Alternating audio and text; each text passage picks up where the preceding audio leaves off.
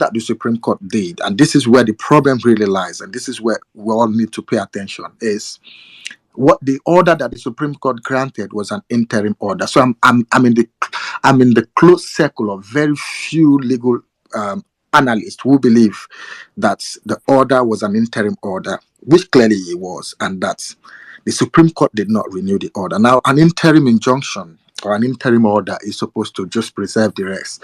Where there's urgency, you make an interim order, and then the court has two options: either to make that injunction perpetual or continuous. If I would use a more simpler word, either to make it perpetual or either to bring the order to an end. And now, so it preserves the status quo, or it makes an order pending when the case will come up, and then when the parties will be brought, when the motion on notice will be heard. And in this case, the motion on notice was supposed to be heard on the next date. And on that next date, the Supreme Court did not come out openly to say that the interim order or the interim injunction that they made was still existing, or that they are extending the life of that order. So that order elapsed on the next hearing date. The Supreme Court did not expressly, this is the word and this is the very key, they didn't expressly state that they are extending the life of the interim injunction or interim order that they made. They didn't do that. The words that is flying all about is maintain the status quo. What do you mean by maintain the status quo? Is it the status quo antebellum? Is it the status quo that you created? What is the status quo? So are you faulting the ruling itself now, Saman? The ruling itself. I don't agree with the ruling, the substance of the ruling, but let's assume that everything is correct. Now, my problem is the second on the hearing date, the Supreme Court ought to clearly state, while they are adjourning to the 22nd, as they've said, they ought to have clearly stated that we are going to renew the life of the interim order that we gave on the last court date, which was the order that the new Naira note and the old Naira note should exist side by side. Now, there is no clear, and nobody has been able to show me any clear order extending the life of the interim injunction. Kotoye versus Central Bank is a very good case, and that case was there before I even went to law school, and it's still good luck till today.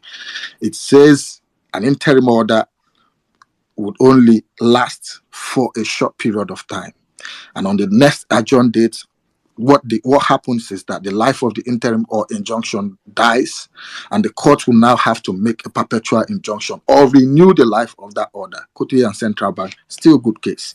Now, still good law. Now, the court did not clearly state that they are extending the life of the interim injunction. When judges use the word maintain the status quo, in many cases, especially in this kind of, amidst many contradictions, they are trying to be clever by half. What the Supreme Court has done basically is they've now seen that the executive, the governors have dragged them into a problem that they were not supposed to be there in the first place, or a policy problem between state governors and maybe parties in the government. They've now seen that the governors has dragged them into a problem, and what they are trying to do is to wash their hands off and let these guys sort out the problems within the politics. But the mistake that they've made is that they've already involved themselves in the problem by granting the initial interim order. So they would have come out openly and expressly to state that they are extending the life of the order. So it's very difficult to say, and this is where the conclusion lies. It's very difficult to say that President Buhari, in my opinion, has flouted the court order. I wouldn't expressly say that the president has flouted the court order, because I'll ask again, what do you mean by maintain the status quo? Which status quo are we maintaining? Is it the status quo before the interim injunction was granted? Is it the status quo after the interim injunction was granted? In the event that the life of the interim injunction was not extended, what is the status quo? What do we mean by the status quo? The court could have come out more clearer, and that would have buried every idea about, or every debate about, whether Buhari is flaunting the court order. Okay, Samax, please, if you can see our guest, Dr. Remy Adekoya, is on the space, but I think it's the first time he's actually trying to walk his way through something like this, so I think he's struggling.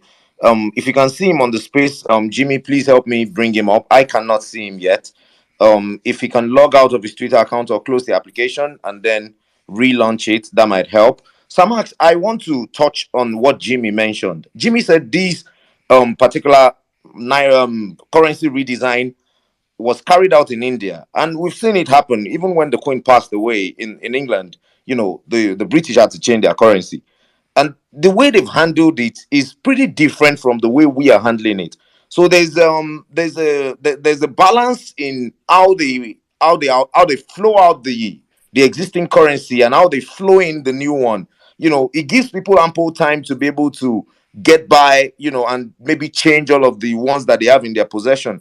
But this one obviously is targeted at the elections. We understand that. But would you say, because a lot of people believe that the presidency seems to hold the moral high ground. So my first question is, do you agree that the presidency holds the moral high ground in this? And secondly, in terms of the handling of the process itself, do you think it's been fair to the people of Nigeria?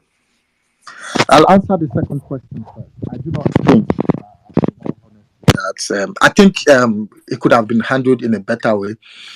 Perhaps the Supreme Court, perhaps the central bank could have anticipated that Nigerian bankers will do what Nigerian bankers do, give this new notes to politicians and or people who are top high there, and the ordinary people wouldn't be able to have gotten the new notes. So that way, they could have put in certain policies that would make or force or put in checks to ensure that the bankers do the right thing. I think up till 2 days ago, we're still getting reports that some banks still have this note stuck in somewhere. So that you do not want to blame the CBN for things that we are doing to ourselves. For instance, the people who are charging extra money, the POS guys, they still have this money, the new notes, they still have it, and they're charging very high to get it because they will tell you that they paid a lot to get it. So that's something that is not the fault of the central bank. It's a problem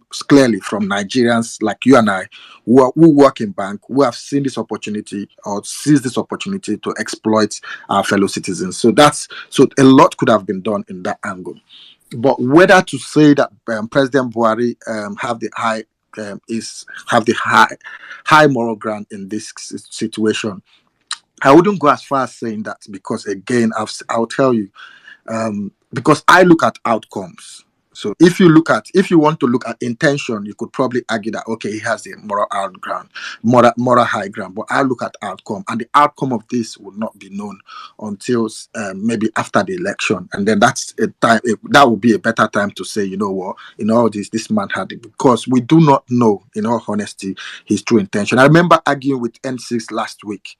2 weeks ago on this program, when he told me that this was done because of Boko Haram, and I was maintaining the argument, but he reinforced his argument that it was because of Boko Haram, and he cited certain instances. But I told him, and this is what we have now clearly understood, that it's about the election, it's about vote buying, it's about all this. So in all honesty, I think that it's premature to make that conclusion that President Buhari has the moral high ground until we see the outcome. Because in all, we could go to the election and you find out that maybe Atiku Abubakar has the new notes. So would the question, or the PDP has the new note, the question that we would want to ask at that point in time is that what happened? How did this? I mean, you could find out that the president is working for someone. So in that sense, you may not be able to make that conclusion at that point that he has the moral high ground. So I think time is the leveler here, and time is our only weapon is time. So with time, we'll be able to know who is on the moral plane for high ground. But clearly, the governors are on the wrong. We know why they are jittery. We know why they're shouting. They've stolen a lot, and they're not just shouting because they don't have the new notes, and that's what a lot of people fail to understand. I don't think a lot of them are shouting because they have the new note, because they don't really have the new note. They have it, but they don't have it in abundance. They're really shouting because people have 10, 15, 20 billion of this money, stocked them somewhere, and it's going to go down the drain. That's why they are shouting. They have accumulated mass wealth of ordinary Nigerians are suffering as sweats. Tax. Sorry, These are sorry, taxpayers' money that they've sorry, paid. Samad. Oh, Sorry to interject. I was Jimmy, going to I was say, going to come straight to you right after Sir Max. Now, okay, all right. I want to ask you the same question I put across to Sir Max. In your opinion, do you think the presidency holds the moral high ground in all this? Because if it's targeted at vote buying, many people would say that it seems justifiable if we have to suffer in the meantime. It's just few days away. Anyways, Did you guys see there was a news that came out, was it last week or 2 weeks ago, when the CBN governor said after the election people can start changing the money back. I'm not sure if you guys saw it. I saw it. I'll check it out again. I'll put it on a jumbotron. He said after but the election. is it from a verifiable outlet, like a trustworthy outlet? Oh yeah. I think it was from the Ando, actually the CBN Ando itself, or Emiefile's Ando. Jimmy, I please, saw before it. you go on your end, can you see Dr. Remy? I've been looking for him since you Yeah, mentioned it. I I can't can't see him see on the him either. space either. I can't But he see him. said he's And even if he's listening. on the space, he should request, and we can probably see him on the request Yeah, he said he's section. listening, and I think he's been around for a while, but I can't seem to see him either in the speaker section or just the listeners. Anyways, please go ahead, Jimmy. Yeah, so I mean, with just this fact, I truly and honestly believe the CBN governor and Buhari, they're working together just to make sure they reduce the amount of vote buying. And another thing I was going to mention is the fact that the Attorney General stepped in after the Supreme Court made a judgment. The Attorney General stepped in and told the Supreme Court to disregard the lawsuit or disregard the judgment. I'm not sure how powerful that is going to be, even though I know it doesn't have as much power as the Supreme Court or the Chief Justice. But one thing we need to understand is rule of law doesn't exist in Nigeria. Now, the problem is, where exactly is Buhari focusing on? As Samad said earlier on, I don't believe he's clamoring for Peter Obi. I believe he's just doing what he's doing, even though, regardless the fact that it's favoring us to some extent. But where exactly is he pointing at? He made a very compelling point now that got me worried. What if they are channeling all the new currency, the new notes? What if they're channeling it towards Atiku? Because it's been extremely quiet. I mentioned it in my monologue. It's been quiet. We're not hearing anything about it. He doesn't have this worry about. Uh, uh, uh, uh, he barely does his rally. The enthusiasm is not there. The effort, he's not making effort. And you need to see the confidence of these people on spaces. The way they talk about it's going to win, it's going to win, and it's not hard enough. Honestly speaking, guys, it is absolutely not hard enough. So something is definitely going on that is way beyond what we know, right? But I am certain Buhari is not working for the APC people. I am certain of that. There was a statement that came out yesterday as well. The presidency is saying vote for APC or any party of your choice. I've never seen that before. Why put all? Why advertising for other political party?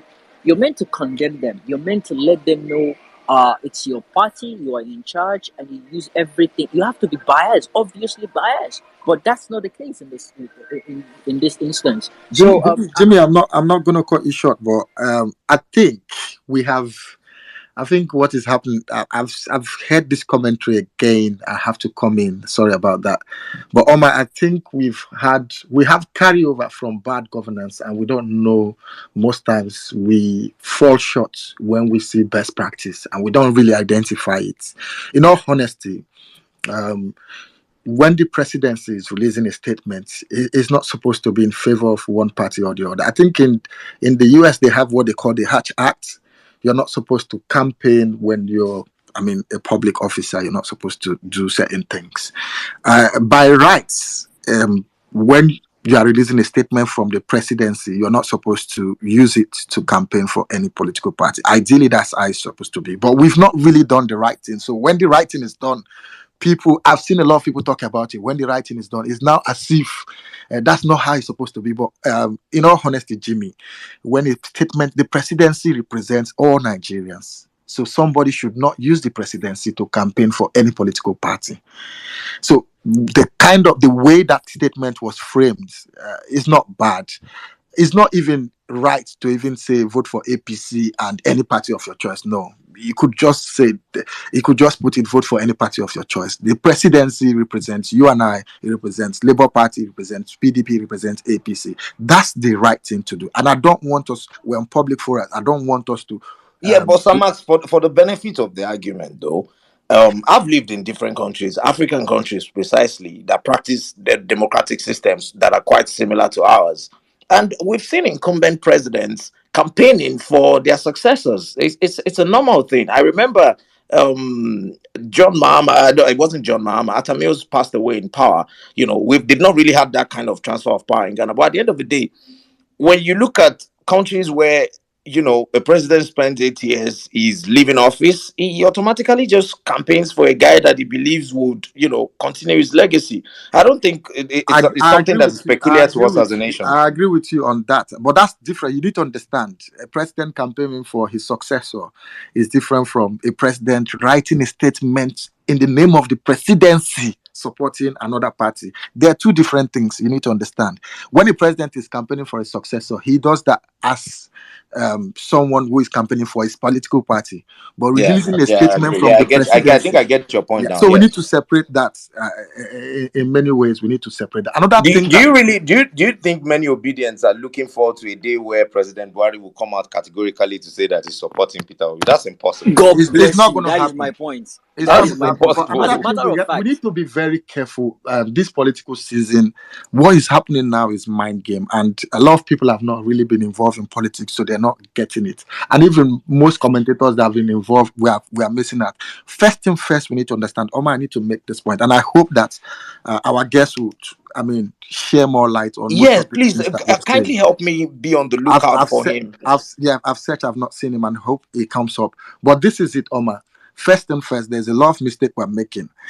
The assumption, there's a false assumption that we make, and it's an underlying assumption in most of our statements, that the people in the media are some guardian angels or some people that are there for the ordinary Nigerian. That assumption is false.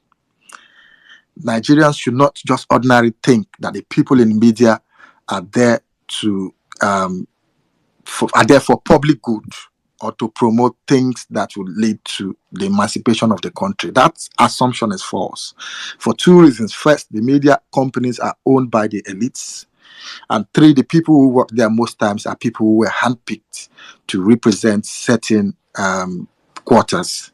Another thing that we need to do, and this is going in line with my earlier submission, is that the way that the media frames the question or the problems of the day, we need to be very, very circumspect when we interrogate the way they frame the questions of the day. For instance, the Naira policy, the media is framing it as though Buhari is disobeying court order and all that and all that. But that's not really the problem. The problem is we have governors who have stolen the country's commonwealth. They've stacked these things in their closets, and they are ready to bribe their way to power. Now we have a system where people come into governance, rather than work for the people, they steal from the people, keep the money, keep the people poor, and then when it's election, then they bring they bring about less than 5% of what they've stolen from the people and give the people as a bait, and because the people are hungry and impoverished, the people run to get it. So that is the system that has come. So the problem that we have here are governors who have stolen from us, who are now seeing this world that they are stolen, they're seeing that they're losing it. And that is why they are attacking the government. They are trying to create a general atmosphere of chaos. They are trying to create an atmosphere where the military can look at it and begin to salivate. They are trying to create an atmosphere where Nigerians would say, we are fed up with our government. Do you know what they tried to do with the pockets of violence across countries and cities in the country was they were trying to test the waters whether Nigerians will buy into it. What they've seen is that Nigerians did not actually support it. Nigerians did not actually come out to support a situation where there will be lawlessness. So that is why you see that we have come. But we have to be very careful. The people in the media are trying to frame issues in a way that Nigerians will not see the real problem. The real problem are our governors. And these guys are scared that if they go to the polling booths without money to give to their ordinary, to the politicians, especially politicians in the north, they are very scared. If they go, the government have not done anything for 8 years. If they go You to see, the polling booths, I'm coming, I'll just round up. If they go to the okay. polling booths without money to bribe this electorate, without money to douse down the tension, there will be bloodbaths. The people will deal with them. That is what they are scared of, and that is why they are fighting for their life. Every other thing that you see is orchestrated. The politicians are just trying to create a climate of chaos, a climate of anarchy, a climate just to make us feel that everything is not working. But really, they are the problem, because even the new Naira notes that were released, they are the ones that have collected the new Naira notes. Now, they've collected the new Naira notes, and then they allow the people to suffer, and then they are now fighting the president, saying the president is the one making us suffer.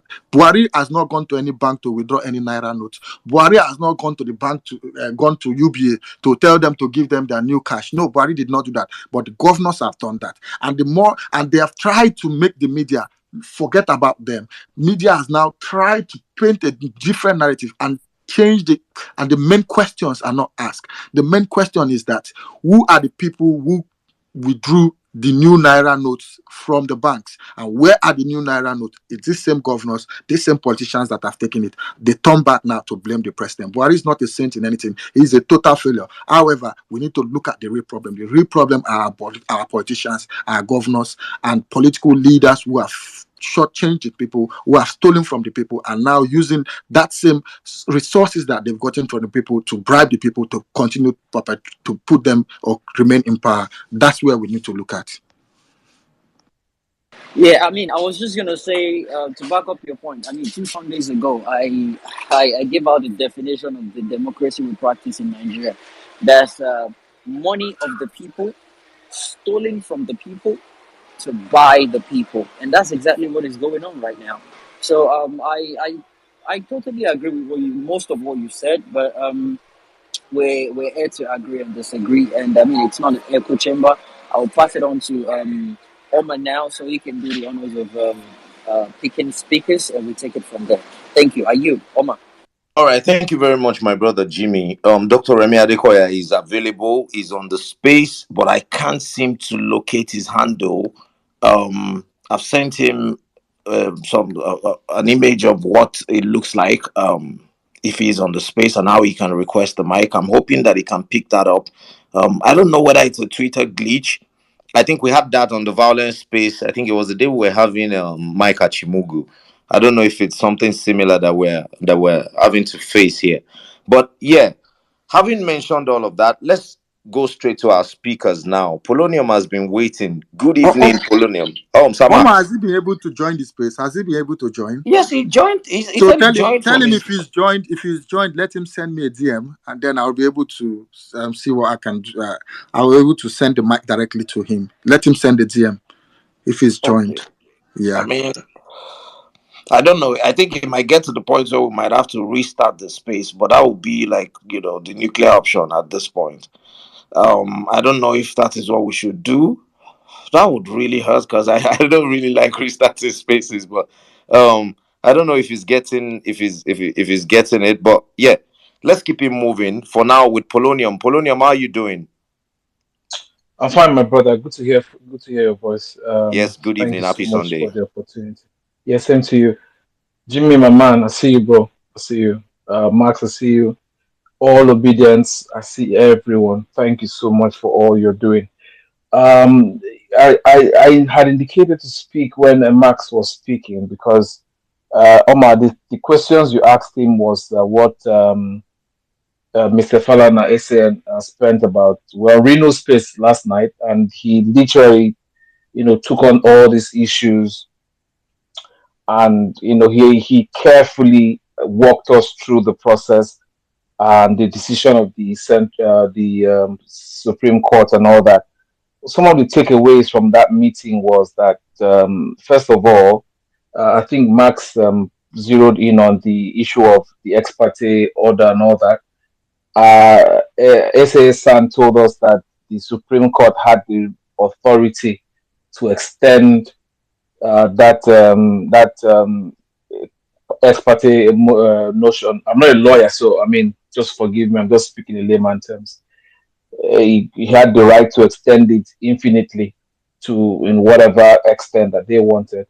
And he also talked about the fact that the Supreme Court, we shouldn't expect that the Supreme Court would be an institution without political influence. I mean, he talked extensively on that and even cited cases in the US where politicians overtly influence Supreme Court decisions to favor them.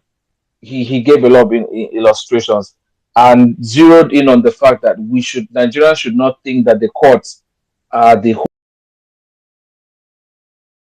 last hope of the wealthy, because in Nigeria, take for example, the how many poor people can actually afford to get lawyers to handle their cases. He gave an instance of himself. He said you can't even come to his chambers before you can't even afford, an ordinary Nigerian can't even afford to pay the consultation fee, for somebody like him, a son, so that the courts were not the hope of the common man, and that Nigerians should continue because somebody asked the question, is it right for Nigerians to question the Supreme Court?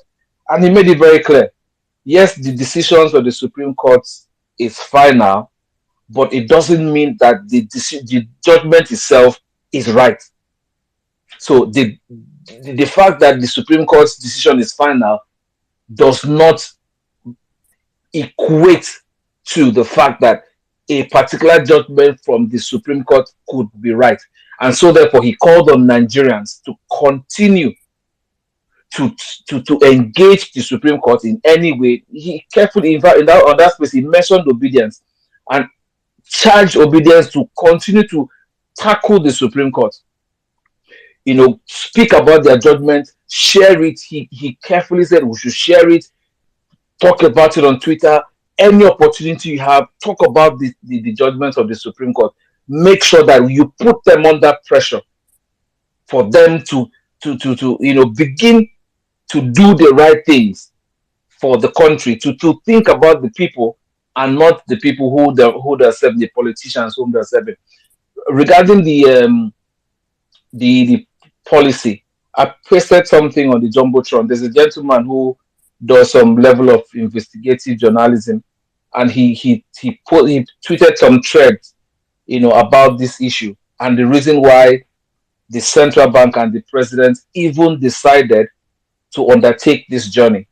He said, according to what the gentleman tweeted, he's been very consistent in the things that he's posted over time. So one could also, it's just like David Hyundai. So someone could actually look at what he's posting. He in his summation in his tweet, he said the candidates of one of the political parties had given the governors over 1 trillion naira. So they had shared this money amongst themselves, and they were holding it in order to prepare for elections. So when the central bank got wind of it, the CBN governor went to the president with proof that this thing had been done. And so they came up with this decision in order to counter what these guys had already done. And that's why you could clearly see the reason why the uprising is coming from the governors, straight out from the governors. You could clearly see the gentleman's tweet is on the Jumbotron there. So these, like everyone else has seen and has said, this is not for the common man. I mean, the governor of Akeredolu something posted something about this same issue, and people responded. People listed the issues. So where were you when there was 8 months of ASU strike? Even the or killings in your place, nobody has said what's going on. Several incidents that has occurred in Nigeria that nobody, no governor talked about. And then all the same governors who hid palliatives all of a sudden are now crying for Nigerians. So you could see the governor who is now sharing money probably has taken a part of that money that he was giving for himself, and now disguisedly is trying to put out the other ones just to hit up the policy. I think it's purely political. It is not about the people. The president, in my opinion, is he's just doing what he can, because Omar asked the question, can we absolve the president? The man is doing what he can to give that fair opportunity to everyone. I think that's what he's doing. Will I hold him responsible? No. If it was the policy carefully thought out, maybe not. But at the end of the day, I think the only person here who's actually thinking about the common man on the street is the president. Thank you. I yield the mic. Thank you so much, my brother Polonium. Very interesting take there. I mean, okay, let's move on with the conversation. I have questions, but I'm not going to draw back the conversation. Let's keep moving. We might Omar, have any luck? Any luck? I think we might have to restart the space at some point. I want to exhaust all possible alternatives before I. Omar, tell him to send you a DM. Tell him to send you a DM. Then you click on. Yeah, he's in my DM. We've been talking in the DM. So Omar, what you can do now is, I think if he's able to send you a DM, then you can, and then you identify that he's on the space. Then you can send him the mic. You can send either you or myself. The three of us. You should send us a DM. You can send him the mic. You can send him the microphone if he's in your DM. Really? How do I do that? Okay. Omar, let's try this. Tell him to send a message to our DMCs, because it has happened many times. I've been a co-host whereby the host and the other co-host can't even bring anybody up except me. So you should send a message to the three of us. So either one of us should be able to bring him up. Let's give it a try. Can you send a message to my co-host, please? Okay. All right. We'll keep the conversation going. I'll just be checking the list, and then I'll check the speakers and the audience, and then see if I can find him myself. No. Okay, all right. Thank you very much, Sir Max. Interesting conversation we're having so far. I mean, the statement by the Kaduna State government, that automatically, I don't know, we're still going to come to the angle of maybe that's a treasonous, statement to make. I don't really think it gets to the point of treason, though. Samax, do you really think, maybe I should bring Doze in on this before I come back to Samax. Doze, do you think there's anything treasonous in, in Malam Nasir El-Rufai and other governors who've gone against the directive of the presidency? Thank you, Omar. Thank you, everybody. Thank you, Max. Thank you, Jimmy. Well, every been in Nigeria, we bandit things around. We have a way of just shouting up and down. The truth is that whether you like it or not, whether you like El-Rufai or not, he has a legal standing, a one-leg legal standing, right? So there is the school of thought that says, somebody just repeated that now, how that the Supreme Court, the order has already by reason of time elapsed, which was on the 15th, right? And did not explicitly say that, the order should be extended to 22nd, right? So, and I also know that Great Oracle, the Great Obedient Oracle, also postulated about that during the week, and how that's his own train of thought, that's his own school of thought, right? Yes, they're also listening to SAN Falana, right? And he has a different argument, which is that the order stays, until they explicitly vacate it, right? So, and that's the reason why you have law, right? That's why two people argue, right? And the superior argument always wins. So for me, I don't think it is treasonous. I mean, it could be, the thing is that it's a two-edged sword. It could be treasonous for El-Rufai if on the 22nd, the Supreme Court says that explicitly the order was that the status quo was to be maintained till the 22nd. That means that the president of Nigeria has committed treason too, because he has not also, obeyed the Supreme Court order, right? So I don't really think it's treasonous. What is happening with APC is what, like I told Obedience last week, and I got a lot of people came to my DM and all that. So listen, I even think that there's a lot of distraction from this APC infighting, right? The truth is that, and this is my own thinking, APC is fighting because Buhari, all this, the entire cash wrap thing, it's not because Buhari loves Nigeria, Nigeria the most. If he didn't love us for 8 years, it's not today that you wake up and you love us. It's a case of, it's an arm wrestling in APC. What happened? Buhari will go down as the first president in a democratic setting in Nigeria that spent 8 years and could not choose a successor. That's very embarrassing. If you have been around politicians, if you've been, it's actually very embarrassing. Do you know that of every time, apart from Obasanjo is the only president that spent 8 years, if am I right, Omar, right? Jonathan did not spend 8 years. No, neither did. Yeah. So Buhari is the only person who has spent 8 years. Even Obasanjo, I remember very well, 2007, there were some states, especially down south, that Obasanjo had picked the successors of the different states, right? By using EFCC to chase around their governors until the governors, caved in and, went under there. An example is even the River State. Another example is Cross River, I think, and and all that. It's quite, you guys, you need to put yourself in the shoe of this.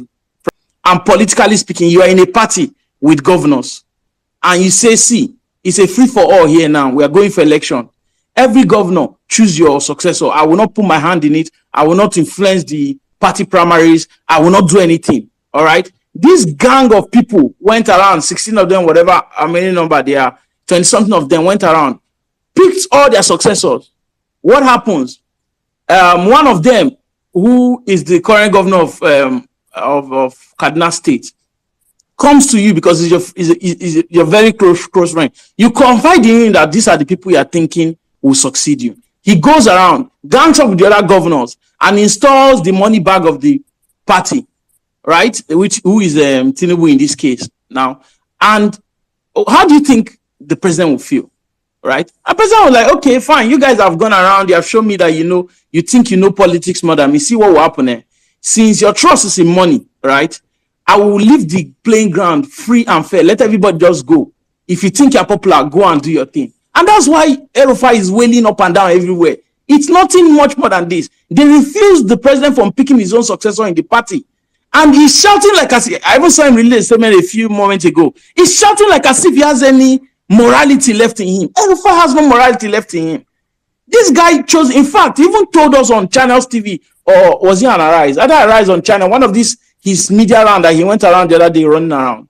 He told us that his current successor, that's the current person that is a candidate of his party in Kaduna State currently, attends the state executive council meeting. It's against the law. He says he's been attending for the last 3 months.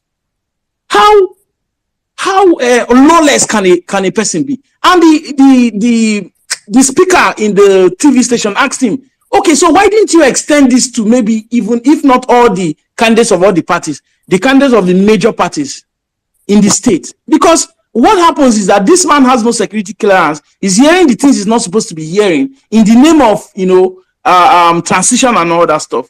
So what is happening is just people are shouting. The people who are not supposed to be shouting are shouting. Now, I went out yesterday, right? I went to the market yesterday. People are suffering because of this cash crunch. By 7 p.m. in Lagos of all places, by 7:30, shops have closed down. Secondly, I went around to buy fruit. I looked around to buy a couple of things. I just took a walk just to even get the feel of what's on the street. Yes, a lot of people are angry, and they are, in fact, most people are not shouting Labour Party before, they're already shouting Labour Party. But there's also the part where you can see suffering. People are suffering because they can't get money, and because they can't get money to buy fruits, the fruits are, you could see that, I mean, the guy who sells fruit to me, rarely will I find any of his fruit spoiling. I can see a lot of it. The bananas, the fruits are going bad because that particular guy doesn't take transfer, right? And I can see the sadness in his face and everything. So on one hand, people are suffering in this policy.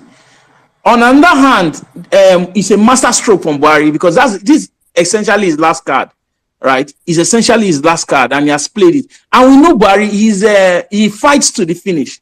He does not back away from any fight. He fights down to the finish. And sadly, these governors empowered him to be this lawless, and he has turned around, and the Frankenstein is eating up all of them. Sadly, none of them are in any position to lecture Buhari on anything. All of them are the same thing, every single one of them. As for the case of whether how it will impact Labour Party as a whole, thank God it's 1 week to the elections, right? Because if it was slightly more extended, it may cause a lot of voter apathy because people don't really have money to move around. I would say that Emefiele should ramp up this 200 naira thing to people. He should ramp it up as fast as possible this week, so people will even have money to transport themselves and go to the whatever. This has hit where it favors Labour parties. This has hit rural Nigeria most, and rural Nigeria is where APC's entire hope and strategy is. Most vote buying happens in the big cities, but it's not as much as it happens in the rural area, because small money, 5,000, means a lot to the people in the villages, right? And what you have done now is that, one, they're already disgruntled, they're tired, the thing is hitting them hard the most, and then the governors don't even have all the money they need to give them, right? And okay. Everything. All right, Dozie, I'll come back to you in a bit. I want to pose this question to Otumba DK. Dozie, please kindly mute your mic. We're talking Dr. Remi Adekoya through the process of being able to get himself on the space. I think it's still very possible. We're not taking the nuclear option of restarting the space yet, but we might have to do that if all options fail. But for now, let's keep the conversation going. Otumba DK, my question to you is that, as an average citizen, how do you think this would affect the election itself? I mean, Dozie mentioned that the average Nigerian out there might struggle to be able to move around on election day because of lack of cash. How do you think you would affect the election in the grand scheme of things? And then you can make your submission from there. Good evening. How are you? I'm fine, thank you. Good evening, Omar. Good evening, Dr. Marks, and good evening, Jimmy. Before I go to your question, try to see if you can send him a DM, a speaker invite through DM. Then if that doesn't work, he might have to look for someone's account. Because my other account, this is not really my first account. My other account, I was using to come to spaces at a point.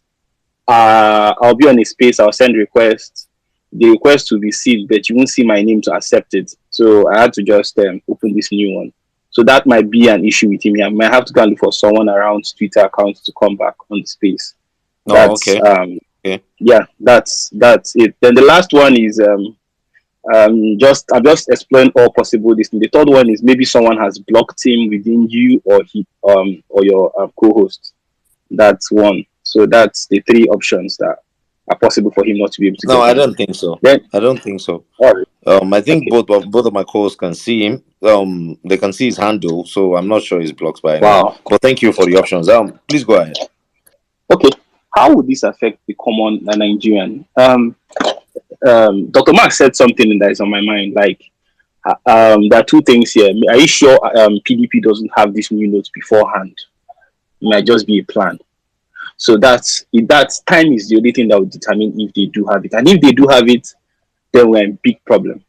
We're in big problem. Because let's tell ourselves the truth. The only thing that can make this field, a level playing field, is if there is no currency to throw around. But in a case of where there is currencies to throw around, then you know that the poor masses, those in the rural area, they will even be able to sell their votes for as low as 2,000 this time around because of the scarcity already. So that's how it might affect the common Nigeria. But if by virtue of giving Buhari benefit of the doubt, and this was not a planned work of giving one party the money and making it scarce for others who were caught sleeping, then you would find out that the election is going to go LP's way. Because then most of Nigerians supporting Jagaban and even Atiku are probably supporting them because of the patronage they have been receiving from them over the years. That's every election, they are sure that their sugar daddies will give them money, etc. So I feel that this determinant on those two factors is it that this guy already has the money already beforehand, or he doesn't. Now I have my own conspiracy theory on my own submission. There was an election I was part of, a state election.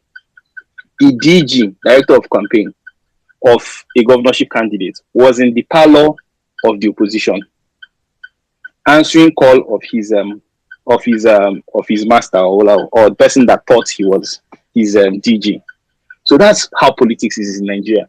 Politics in Nigeria is like when Macbeth said, "Beware of the Ides of March." You understand? when, when they betrayed Julius Caesar. So I still keep looking at El-Rufai as a character that is very unpredictable. He's like I won't call him the Joker, but he's the wild card, because you might be surprised that on the election day, this El-Rufai going to court, and you're looking at this battle as APC versus APC. It might actually be PD APC versus CPC. That El-Rufai, in his own wisdom, is representing Atiku's interest. El-Rufai and some northern governors, because the polls that are coming from those northwest regions Otumba, are also there's pitching. a tingling noise from your background. I don't know what it is, but yeah, Is it gone? yeah, I think it is. Go ahead, please. All right. So I'm just looking at this as a PDAPC thing versus CPC, which is El-Rufai and some of his northern brothers are representing Atiku's interest in the Supreme Court. But if that doesn't work, then it means that probably beforehand, Buhari, knowing that Buhari will always support a northerner. Of course, he supported in the AU, he supported a Niger State Fulani man versus a Nigerian Igbo man. So we already know from his antecedent that this is someone who likes his brothers. Let me put it in that way, going forward, because it's not a Nigerian thing anymore.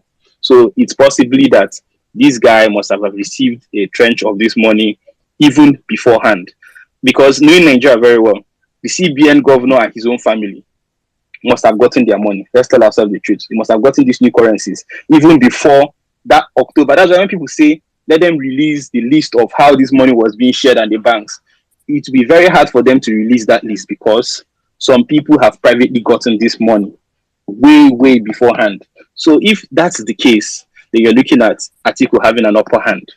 But if that's not the case, then you know that El-Rufai are just going to the Supreme Court, making it look like APC versus APC, but in actual sense, they're also trying to fight PDP's battle for them using the name of APC. So I think that's the little submission that I want to give. Yeah, thanks for letting me speak. All right, Thanks a lot. thank you so much, Otumba DK. We're still talking, Dr. Remy, through that. Jimmy. Yes. Jimmy, can you hear me? So what did he say? Oh yeah, so I'm putting him through now to sign out and turn back in, and I sent him a link of the space, so I want him to do that and figure it out. And I wanted to finish with that before I let him know you sent him an invite for the mic as well. So if Yes, all that I didn't sent work, him a direct request to speak. So I think that might help. Can you see him on the space? That's just the thing. I can see him on the space, and it's not even Yes, I showing checked his the handle. purple sign. Samak, are you there? Samak. Yes, I'm here. Please, can you check Dr. Remy's handle to see whether there's that blue circle that indicates he's on the No, space? I've checked. It's not there. So obviously he's not on the space, and he claims to be able to hear everything that we're saying, which is strange. But then I don't know. I'm hoping we don't have to restart the space. As I said, that would be the nuclear option. Omar, sorry for interjecting. That happened to me on my account. Anytime I come on spaces, you understand, I'll be hearing everybody. I'll be there. But when you go to my account, you won't see that ring light, that ring thing that shows that someone is on a space. So that account has been stopped from coming to spaces. He just needs to go and look for another account. Even if you restart this, it's not going to work. If you check it, my account is Otumba DK 2.0. The other Otumba DK can't go on spaces. So I'll be on that spaces. I'll be hearing you guys. I will request for the mic, but you won't be seeing my name on the request, actually. So I passed through that issue for about months now. So I just have to just open another account and become on spaces with the account, which is serving me the purpose I want. Yeah, so that's what's wrong with you. Even if you restart the space, you won't see his request. Okay. I'm hoping that we can find a way around it. Dr. Remy, if you have anyone around you as a Twitter account, probably you can come on the space using that account, and maybe we might be able to have you on. Moving on with the conversation, Beehive, you've been waiting for a while. Bi, my question to you is this infighting between the APC and the PDP, within the APC rather. I remember, I think it was Otumba that said, I think it was Dozier that mentioned that it might be some form of distraction. At this point, do you really think we're still at that junction where any form of distraction can get to us? We're just about a week away from elections, and we seem to have covered all of our bases. So why would there be any distraction at this point? I believe that yeah, I don't know if you see it from the perspective I'm seeing it from. Yeah, good afternoon, everyone. Good afternoon. Omar, Hi. Dima, Jimmy, Max, everyone. So, I think as Nigerians, we love our conspiracy theories. I think that we really do love our conspiracy theories. I think that we give these guys so much credit. That's just it. With these octogenarians and septuagenarians or whatever they are, basically, and usually what you see is what you get. I think they're not exactly smart enough to play out a script. They're not smart enough to, I mean, just if we're in the same country where somebody told us that a monkey swallowed millions of naira, termites are swallowing money. People are putting out propaganda that's not even well thought out. People rented bishops. They could not even iron the cassocks. These people they just think and do. They don't. There's no strategy. I don't know what happens in their strategy meetings, but I don't think that the depth of tact and wit that we expect. If for example someone was to contact say a Max for strategy. Oh, Mr. Max, we want to see how we can put up a smoke screen for these guys and have some sort of joker card waiting at the end.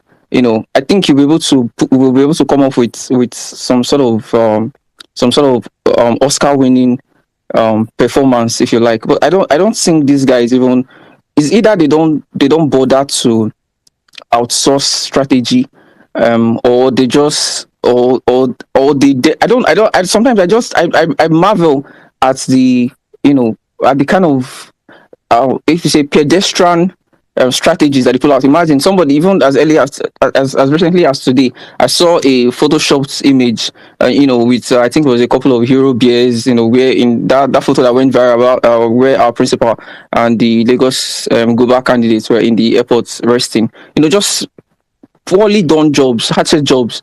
So I think that we give these guys so much credit. Somebody Yeah, mentioned but that are you PDP. my brother? Sorry to Yeah, interject you. Are you yeah, go on. aggregating? Because when you talk about that particular image, I saw it as well. It's something that was obviously cooked up by one of their, Hallelujah boys who operate on Twitter. Are you aggregating that with the level of political wit that veterans in this, Nigerian politics that they have at their disposal? I don't think that's something that we can No, I'm juxtapose just in any. yeah, yeah. I'm just saying generally, it's they are still the same people. The same people from the political wit and might that rented bishops and did not care to clean up the actors, did not care to even as much as make the dresses even properly dry cleaned. So it's the same thing. I'm just saying it's always about brutes. It's always about the financial resources with them. Like what you see, what you get. You don't really need to overthink their strategies. Really, they already figured that. Even when the campaign started, you could see their midgets or their whatever you call them all over Twitter saying they'll teach us a lesson. Vote buying is a thing. Once the vote buying thing, was somewhat scuffled, since they've been clueless and they're running up and down. There's no even, you can see that they had no plan B. This is all that they were going to do. The point I was going to raise, why I even requested the mic in the first place, is because some persons think that maybe an article might have PDP might have this monies and an article might have the monies. Well, first of all, when the naira redesign thing happened, I don't know the exact figure, but a couple billion of naira was printed initially, and that money never really got to any Nigerian. It got mopped up really quickly. Right, in the first couple of weeks, it was not even in the banks at all. Like the politicians mopped everything up, and then they just expected that the CBN will keep on printing. And when it didn't happen, and uproar was rising, and people were complaining that they were not getting these monies, the CBN went to check these banks, and really the monies were not there. So now they figured out the monies were not there, and they stopped printing. I don't know. Emefiele is not going to. I think as somebody have said, immediately after the elections go, because this is just a vendetta thing, like this is just about personal vendetta for Buhari, and not a he wants a free and fair election, or he wants Nigerians, or he likes Nigerians, or he likes an Obi, or even cares for an article. So I think that Buhari is too selfish to care for an article, or be supporting the PDP, right? So it might look like we because we like our conspiracy theories, like it's easy. We want to believe that, oh, maybe Buhari wants the power to remain in the north. I think beyond him wanting the power to remain in the north, this is just about a personal vendetta for him. So this is just a Personal Tinubu vendetta will not be towards who?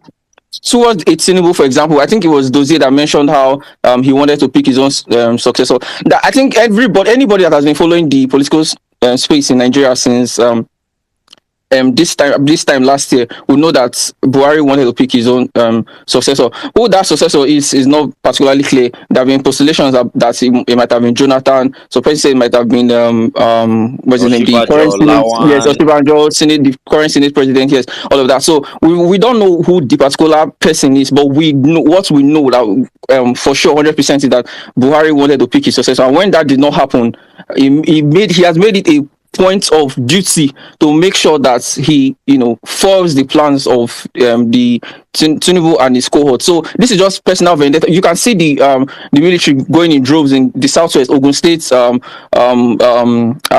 Lagos State, and all the rhetorics that are coming from the army generals and all of that. So this is not then generally because he loves us so much, or because he supports Atiku. This is just, and this has always been Buhari. People that know him from, he doesn't care about anyone else.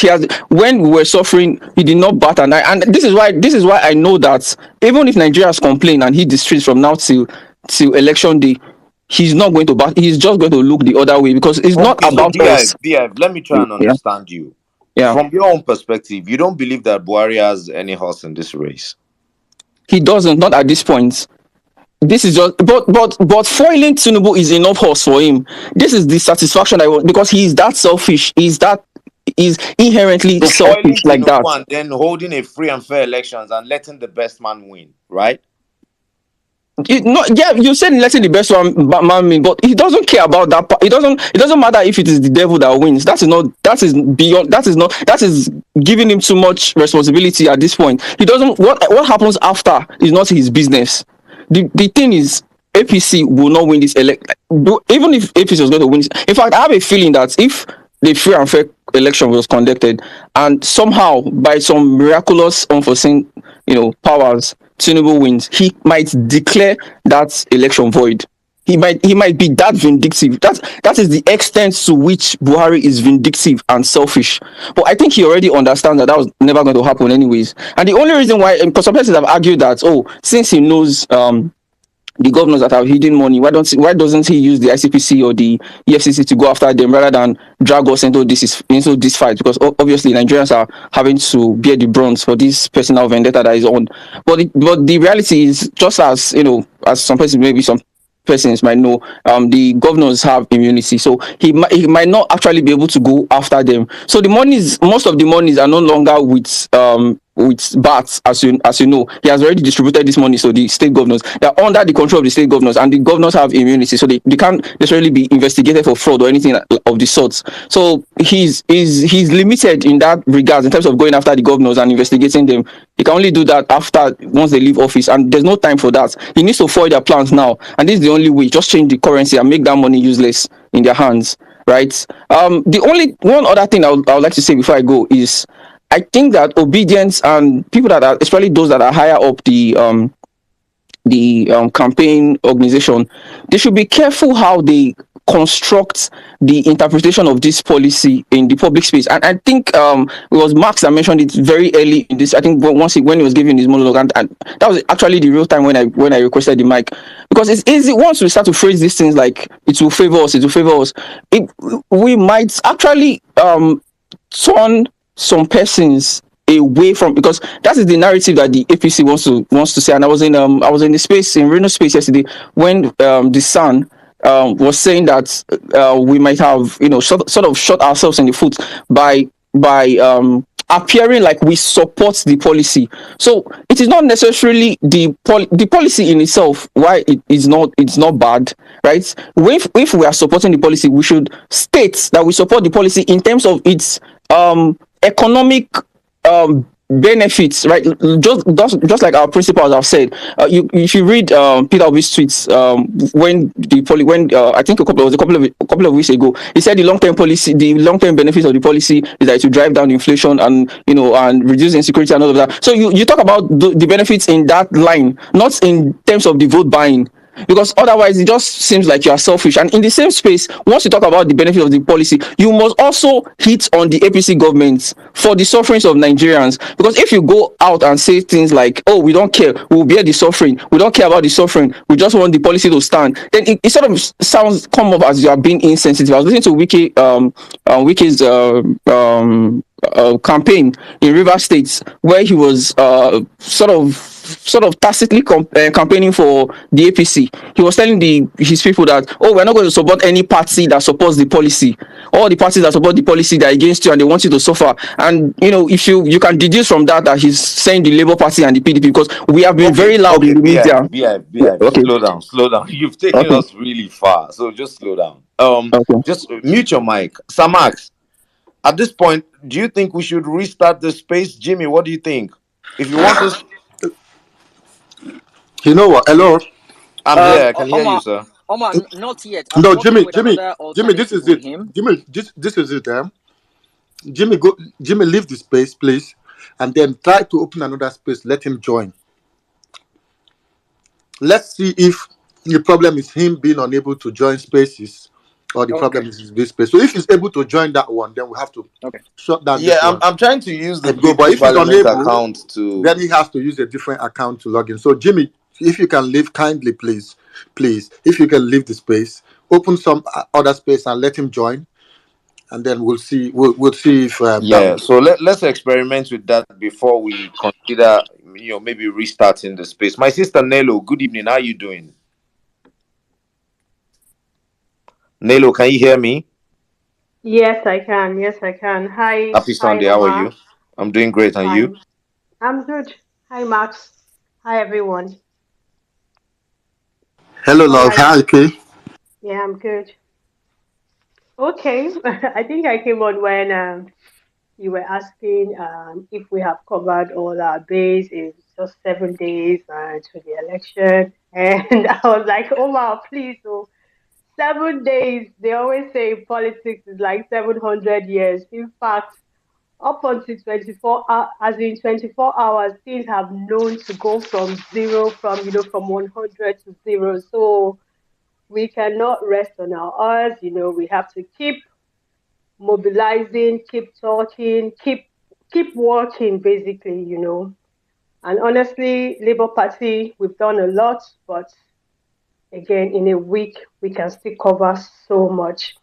And when Beehive was saying things like, we overrate these guys and all of that, my brother, you cannot be so naive. Look at these people that are about to turn the country upside down. Do you think all these things are not orchestrated?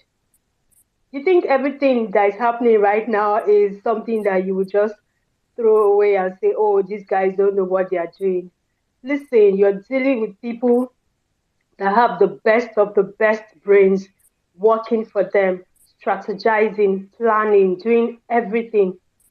The only reason I think, why we are even able to go this far is because, one, a movement like this has never come up before. So they kind of don't know how to deal with it. It's not a movement where they can hold on to one person and say, okay, we flatten this person, we kill this movement. And I think, again, the thing is that they've been used to structures, when it comes to election. It's always, you go talk to one person and this person can mobilize this number of votes in this place. This is the kind of politics that they're kind of used to. But with the obedience movement, there's no, you can't go to like one place and say, okay, if I get this person over, they can't like hold anybody to say, okay, this is the structure. But even at that, a lot of people will still tell you that this whole obedience movement is what's it called now? Is what's the word? Is they don't they still they are looking at it, but they don't know because it's not something that has been tested and trusted. You still have some politicians that they like what we're doing, but they don't know if if it's something that can hold waters. So this election is our time to prove to the world, to prove to the country, to prove to everyone that we are actually ready. The whole thing, it will all boil down to one thing. If we are going to come out, are you going to mobilize yourselves to come out on that day?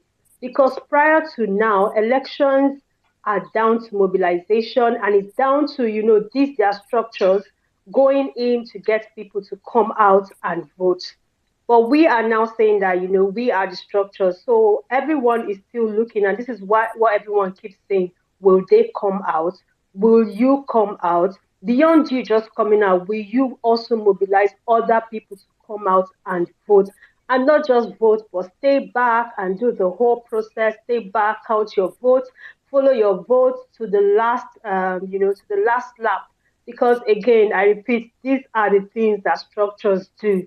So if we claim that we are the structures, then we have to go all out. But please, 7 days is 700 years in the life of an electoral season. So please, this is when all the work that you have done, this is when you need laser focus concentration. This is when everything that's in you, you have to bring it out and double down on all the work that you have done all through the month, because I'm telling you, it can literally go from 100 to 0 with a snap of a finger, especially in Nigerian politics, not even just Nigerian politics, in politics generally. Okay, again, great conversations. I've been, just been nodding, and, especially Max, you've been pressing all my right buttons, and I've just been giving you like high five here. And of course, Omar, great way to steady conversations. Yeah, I would use my mic here and keep listening. Thank you. Thank you very much. Jimmy is actually doing a lot of background work to get Dr. Remy Adekoya on the platform. I think he's created a new account for him to be able to get on the space. Hopefully we can have that sorted in a bit. Moving on now, Honorable Emeka, good evening. How you doing? Omar, good evening. Now, everybody, please mute your mic. Quite a number of people have their theories concerning this. In your opinion, who do you think is the biggest beneficiary of this policy? Of course, the Nigerian people are the victims, but I know that a lot of people have different, angles to who stands to benefit from it the most. So, in your opinion, who do you think it's swinging towards? Okay. Omar, good evening. Samas, good evening. Good evening, everyone. Like the way I normally say, these political parties, these big parties, PD, APC, they have a structure of criminality. That's why they are fighting this policy. Okay, let me take you back. 4 political parties have taken Godwin Emefiele to court, asking him to not to stop him not to extend the deadline of 10th of February of money policy. Do you remember that? 4 political parties have taken him to court. And Godwin Emefiele is already obeying that court of Bint Anyako, if I should remember. Are they really understand what El-Rufai is doing now? Because I didn't know. For instance, even the Supreme Court, El-Rufai and Kogi State Governor, and what is the name again? The one that put money inside his pocket, dollars inside his pocket. Ganduje, the Kano State Governor. Thank you so much. God bless you. Took President Mohamed to court. This is no matter of a state and a federal government. It's a matter of a separate institution like CBN. They did it so carefully that they do not attach CBN governor into that suit. So let me tell you the truth. Supreme Court lack jurisdiction over that court. If they do not lack jurisdiction over that case, they will not be prosecuting it like this. But we know that our Supreme Court, our judiciary now is very, very compromised. I'm telling you the truth. I'm saying it on recorded space so that you can hear it. Somebody asked me a question when yesterday night when I was answering a question on the radio program. Please narrow down Yesterday. your thoughts to 2 minutes, please, so that we can take Okay, other speakers. okay, thank you so much. I will do that now. Let me tell you the truth. This power tussle, this infighting between APC and PDP, because they know that this policy will never favor them. It will favor only small party that is coming up now, like Labour and others, YPP, LDC and others. It will favor them because they do not have money, this big money that are packed in their warehouse with air condition under it to buy votes. So this policy, say, we are trying to do something now. Some group are trying to do something to write to CBN governor. Please and please, please and please, do not allow this 500 and 1,000 naira to come into to become a legal tender after this election. Let it be minimum. 200 naira is our highest money. It's going to limit every crime that is happening in this country. Can you tell me now, this country, can you say now, the Boko Haram of issue kidnapping is almost minimized now. I can tell you for sure. Can you carry 200 million naira into 200? Going to lose. We are going to look for a trailer for you to go and carry it. You can't carry it. You want Ghana must go. So that is it. These people are fighting because they know that they have lost this election. That's why they are fighting. Look at now, they are printing a fake old naira, fake old new naira note Honorable now. Emeka, just hold your thoughts. Dozie has a question for you. Dozie.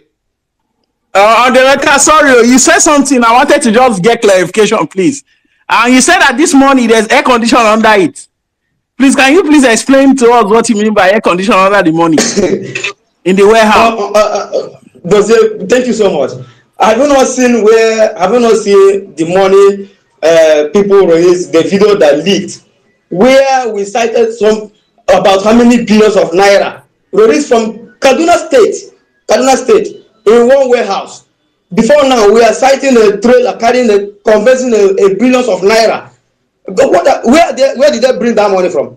Is it not within air condition? In one room like this, the room like my room like this, they will go and pack it and put air condition on it so that it will not rot. Look, let me tell you, this politician has a lot of money to throw around this election, so we are not going to allow it. Look, it's our fight to fight now. Okay, I'm not saying that President Muhammadu Buhari is sent, but I'm telling you that once people did something that is good, we have to appreciate them. President Muhammadu Buhari have done something that is going to favor the Nigerians, and Nigerians must accept it.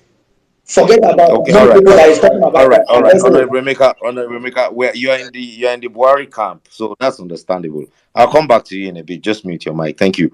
My brother Tanko Kazan. I think Nelo wants to come in before I bring in Tanko Kazan.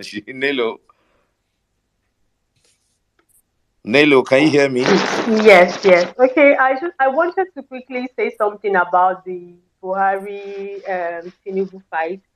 Honestly, I think that beyond Buhari, even there's a general fear that Tinubu is already so powerful in Lagos. I mean, this is someone that's held down Lagos, and you're thinking if you allow this person, I don't even. I think this is beyond the whole. Let me choose my successor and all those things. I think generally they Do you don't think there are really. bigger forces I beyond the think so. presidency?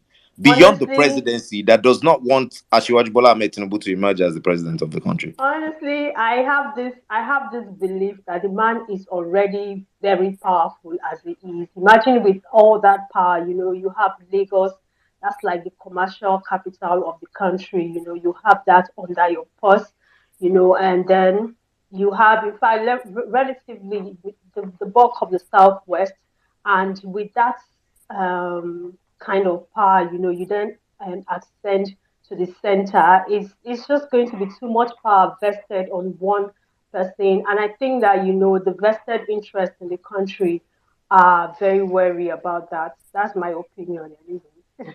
Okay, thank you very much, my sister Nello. Now, I'm going to take the conversation to a different angle from Tanko Kazanshi now.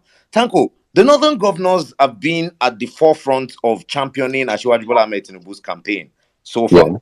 Now, the Nigerian people, youths like you and I, we've obviously chosen a side. We love Peter Obi and we want him to emerge as the president of the country. Now, these guys don't have the majority of the people on their side. It's understandable that they want to retain power. But for the northern governors, considering the fact that in the interest of the North, it might be better for them to align with somebody like Atiku. I mean, right? If they want to be completely ethnocentric in the general idea of things, they're not doing that. They continue to back Asiwaju Bola Ahmed Tinubu from before the campaign, before the presidential primaries, and before the start of it, and during the campaign. They've been side by side. You see Ganduje traveling around with him. Okay, Jimmy says we're almost successful with Dr. Remi Adekoya. We're looking forward to that conversation. So you ask yourself one question. You, as a person from Kaduna State, what do you think is the interest of the northern governors in all of this? Why are they championing this man's candidacy, despite the fact that even in public gatherings, they've seen his frailty when it comes to his health? So why are they supporting him? Basically, good afternoon, everybody. Good afternoon, Omar, and good afternoon, Mr. Max. Good afternoon, everybody. All right. We all know the views of the northern governors in question, how greedy they are as people. We all know they don't govern the people with being just objective with what they do. Basically, we can all see that a whole lot of them. We see as before now. We've seen the governor of Kano State, who we saw videos of him hiding money inside his pocket. We also know the history of governor of Kaduna State, which is my stupid governor, who is a very short man. We saw what he did in when he was FCT minister by persecuting a lot, by grabbing people's land and all of that. So we all see how greedy this set of human beings are. And what can we find out how the primaries of the APC election went. It went out. Why? Because of money. So a whole lot of them, they all go through. What they do is they go where the money bag is, and who do we see that has that money bag, and considering the fact that the person is the same in their party, and who they feel they can control at the end of the day. So who is that person? Bola Ahmed Tinubu, who is weak, who is not competent, who we see a whole lot of us, even they, the people from APC, who the supporters of APC, have always seen how this man is. The fact that he forgets what he says, or he says all sorts of things that are actually not holding water in the mouth when saying it. So we will find out that all of this. So we all know for sure that the northern governors are people who have this kind of character, this kind of attitude. We could go back to 2015. What happened when a whole lot of them brought out Buhari? You could see it's the same northern governors. I don't know if we could flash our minds back. It's the same northern governors that supported Buhari. Because they felt they needed power to go, and then they needed somebody whom they can also control at the same time too. So the northern governors are always this set of greedy people who feels power should always be if power goes to the other side, but they should be in control of that person who is going to be holding power, or the power has to come to them. So if you find out that if at the end of the day they wouldn't want to support the northern governors can never, I will never support Peter Obi. You guys can take it from me. No governor from the north. Wait, Tanko, let me pull you back on that. That's a very bold statement to make. If you say that the northern governors would never support him, why?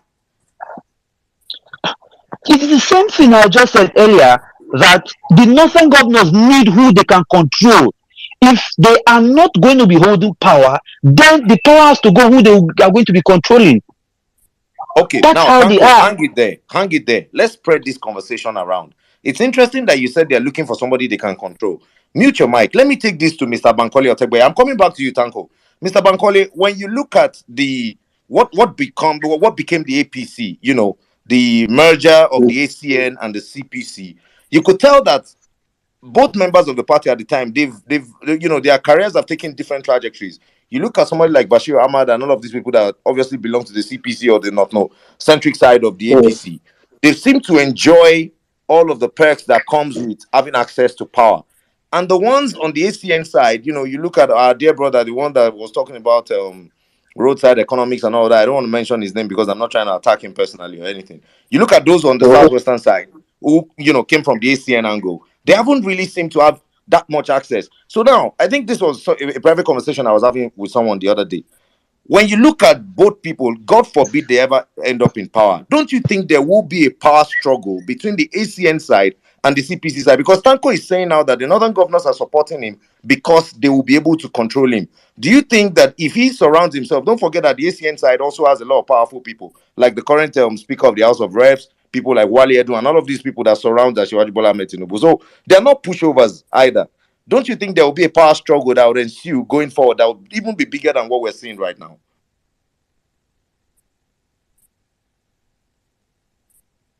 Mr. Bankole, can you hear me? Okay, I think he's lost his audio. Mr. Bankole, please drop off the space and come back. Sir Max, can you hear me? Sir Max, can you hear me? Tanko, can you hear me, please?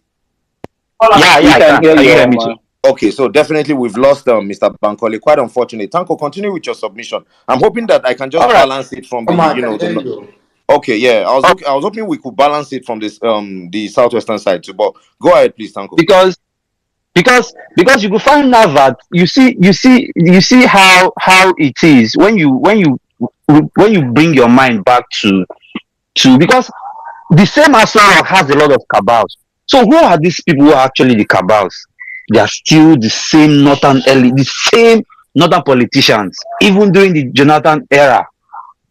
You've never seen anybody from that Asura whom they have, the cabals who are actually in charge of Asura. You can never pinpoint somebody from the southern part of Nigeria who are actually heading those cabals.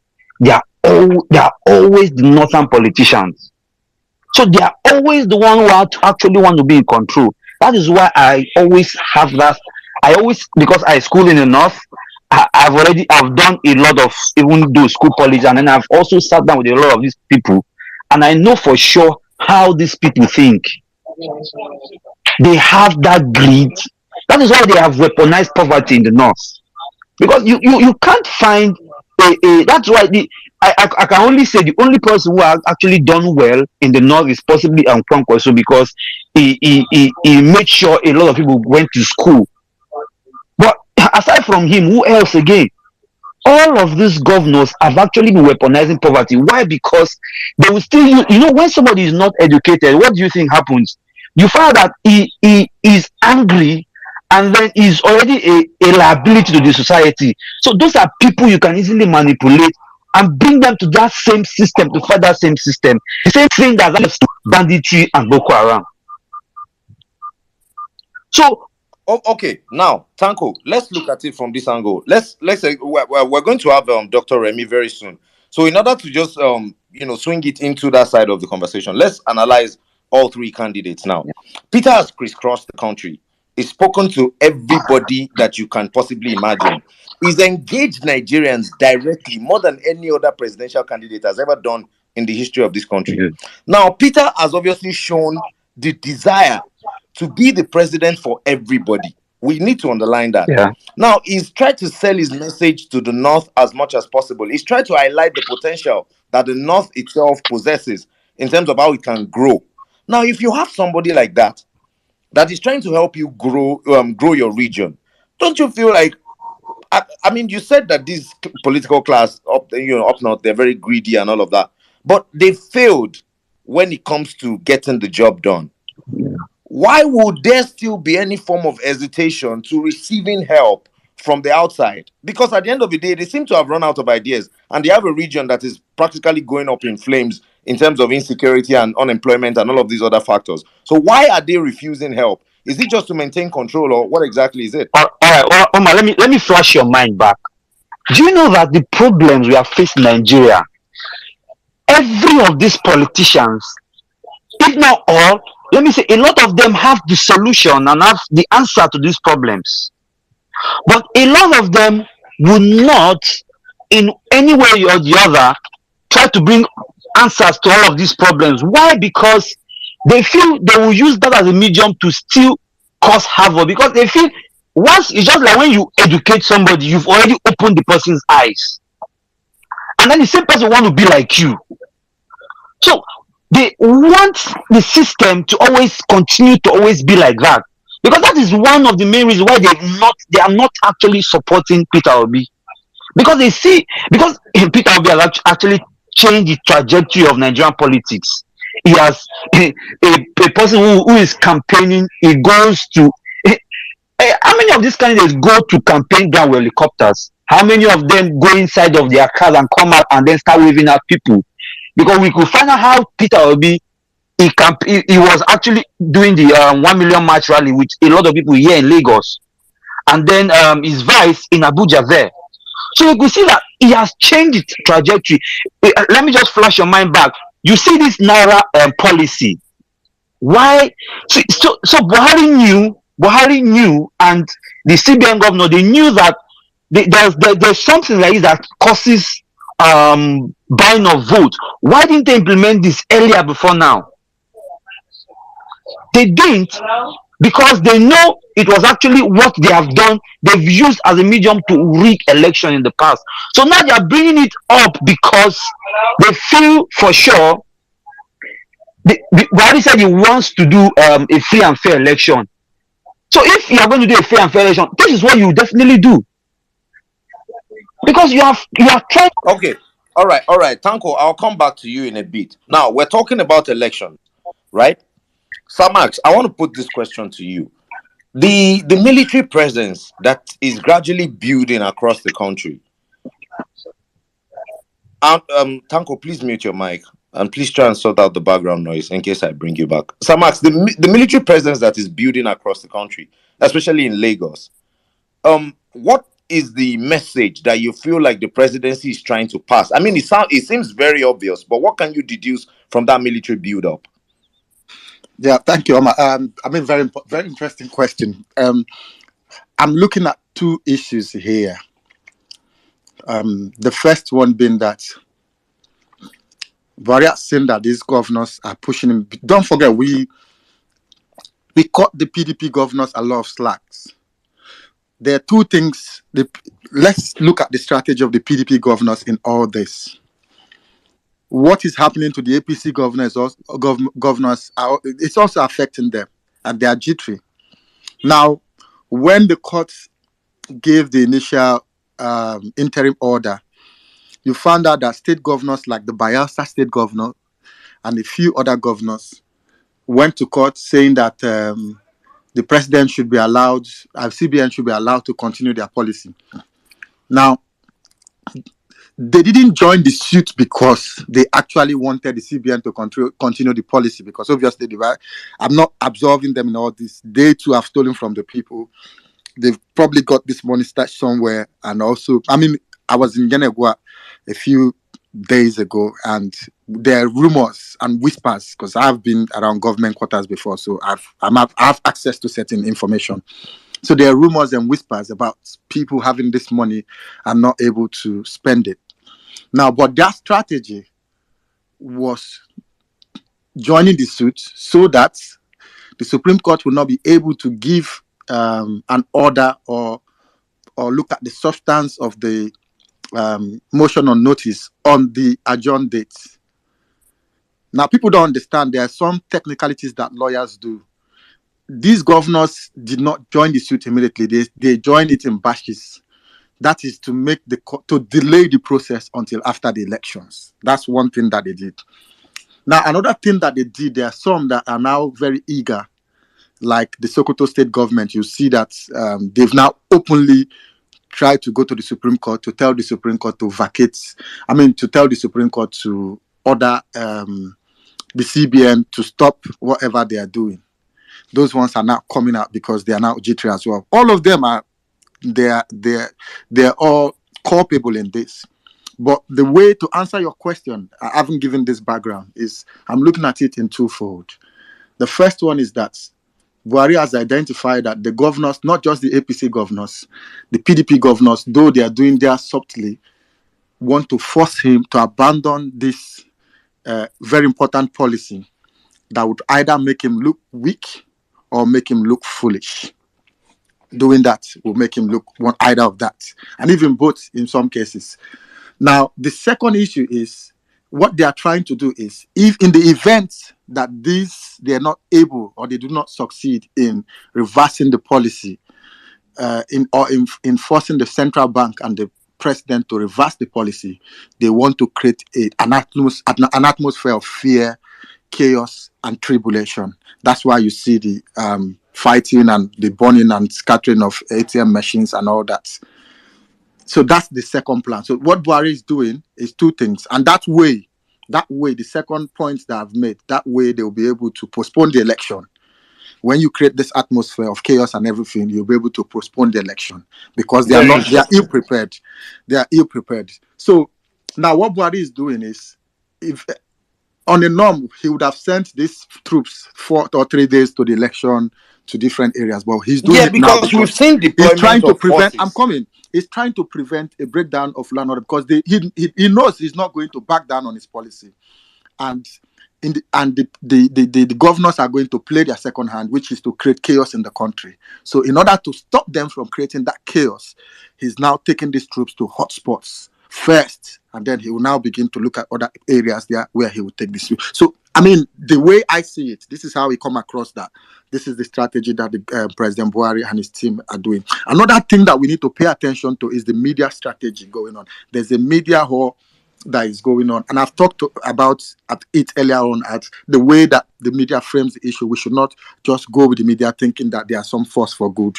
Now, if you look at the interview that came up 2 days ago when Lai Mohammed was in the studio, the question that the guy asked Lai Mohammed, if you look at the question, a lot of people are focusing on Lai Mohammed's response, but I haven't focused on the response. I've looked at why did the interviewer ask that question. Then if you ask yourself that question, then you go back to the media house itself. Don't forget, that is TVC, Tinubu's baby child.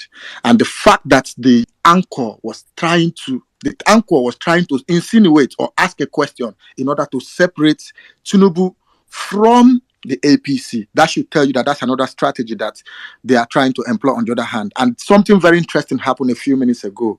Someone tweeted from the president's Twitter handle saying that Tinubu will continue the policies of Buhari and they are one and one together.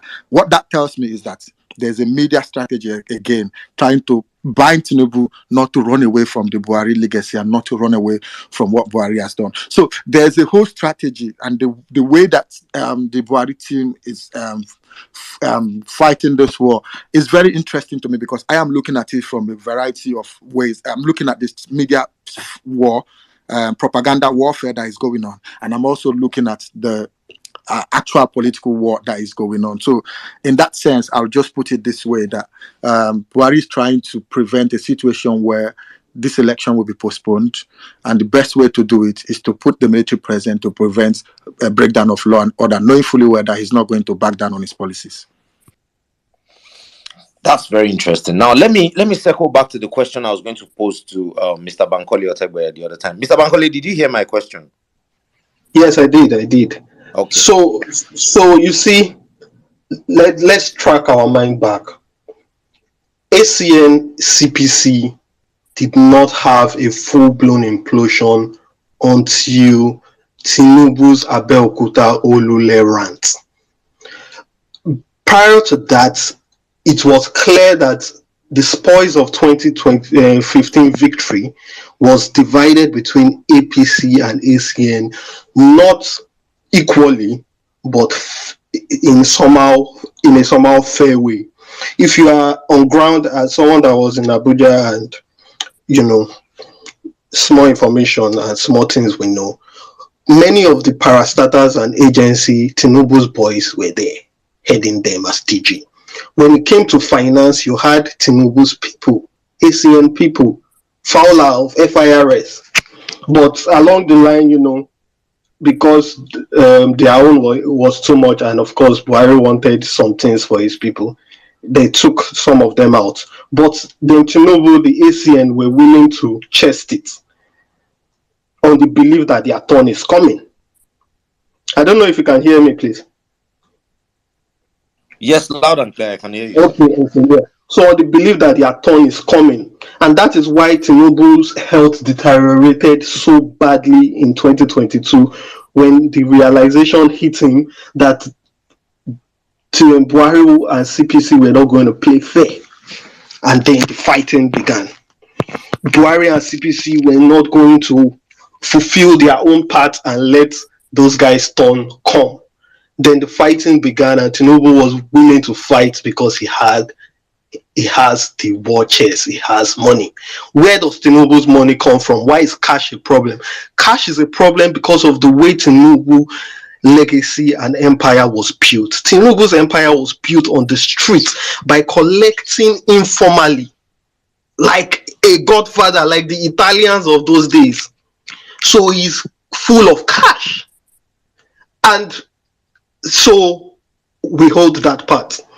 Now, I have my conspiracy theories, but when it comes to this Naira design policy, I would like to give Buhari the benefit of doubt, because if we don't give him the benefit of doubt, there is a big theory.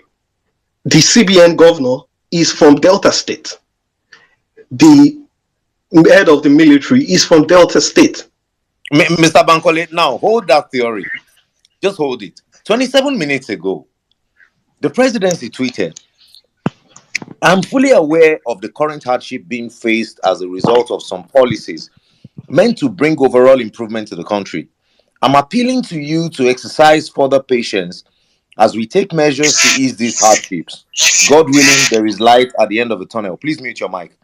He stated further, he said, "I'm not a contestant in the coming election, but my party, the APC, has a candidate in the person of Asiwaju Bola Ahmed Tinubu. I'm calling on all of you to vote for official BAT. He's reliable, a true believer in Nigeria, and he will build on our achievements." Now, the game is the game. This at this point is getting a little bit mixed up. For me, I believe that what the obedient movement has done has automatically, changed the game in so many ways, but also put us as the front runners in this election. So irrespective of what happens in their camp, I don't really think it affects us in any way.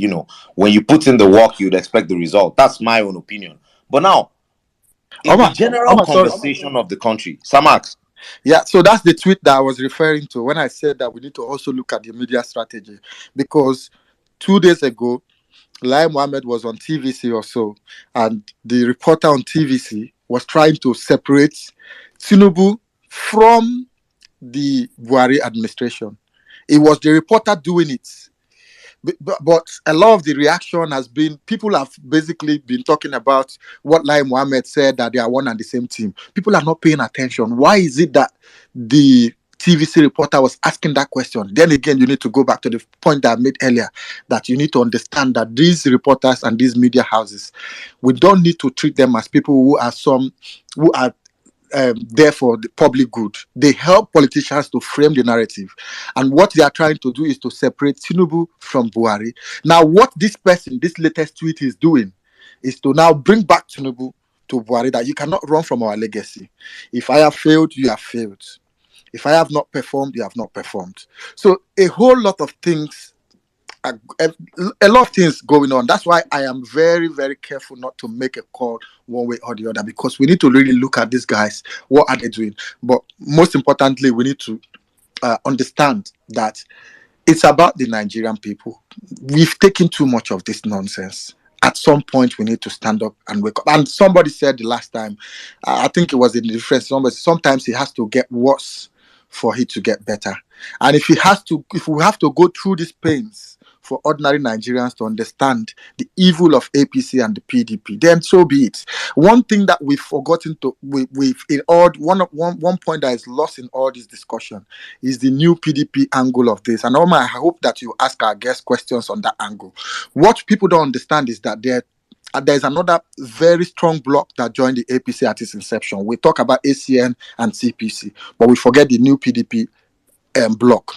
Now, the new PDP bloc that joined the party, you remember Atiku Abubakar, Kwankwaso, and a few others, the former Senate president himself. Now, that bloc has largely left the APC back to the PDP, and then we have some aspects, some fragrance of it in the NPP, but there's a remnant of that bloc in the APC, and that remnant bloc is still strong and powerful. The party chairman and a few other people. So it won't be out of place to begin to think that there's something going on between that the remnant of that bloc, the CPC, and the new PDP people that have gone back to the PDP. So I don't want us to lose sight of the role that the NPDP is playing within the CPC, within the APC, and I hope that when our guest comes up, you'll be able to ask him questions in that direction, and I hope that you put that in mind as well as the conversation progresses. Max, I'll buy you a bottle. Where are you? I'm in Bayelsa. Sorry, Omar, can I mention, please? Yes, please go ahead. I'm actually looking for that. I'm trying to sift through that entire Lai Mohammed clip and the part that Sir Max highlighted, because I'm really interested in this media narrative that you mentioned. The journalists tried to lead Lai Mohammed to separate Tinubu from Asiwaju, clearly. But there is something I need us to understand. The only people that are scared of a free and fair election is APC. The PDP is not, Atiku is not scared of a free and fair election because from his calculation, he believes all he needs is 25% here and there, that his people will fall behind him. He's forgetting that the middle belt is not so happy with them. He's forgetting that the Christians in the north are not so happy with what is going on. But their calculation is their calculation. The Labour Party, we believe we have the numbers. The only people scared of free and fair election is Tinubu. The only people that are popular for not allowing fair election is Tinubu.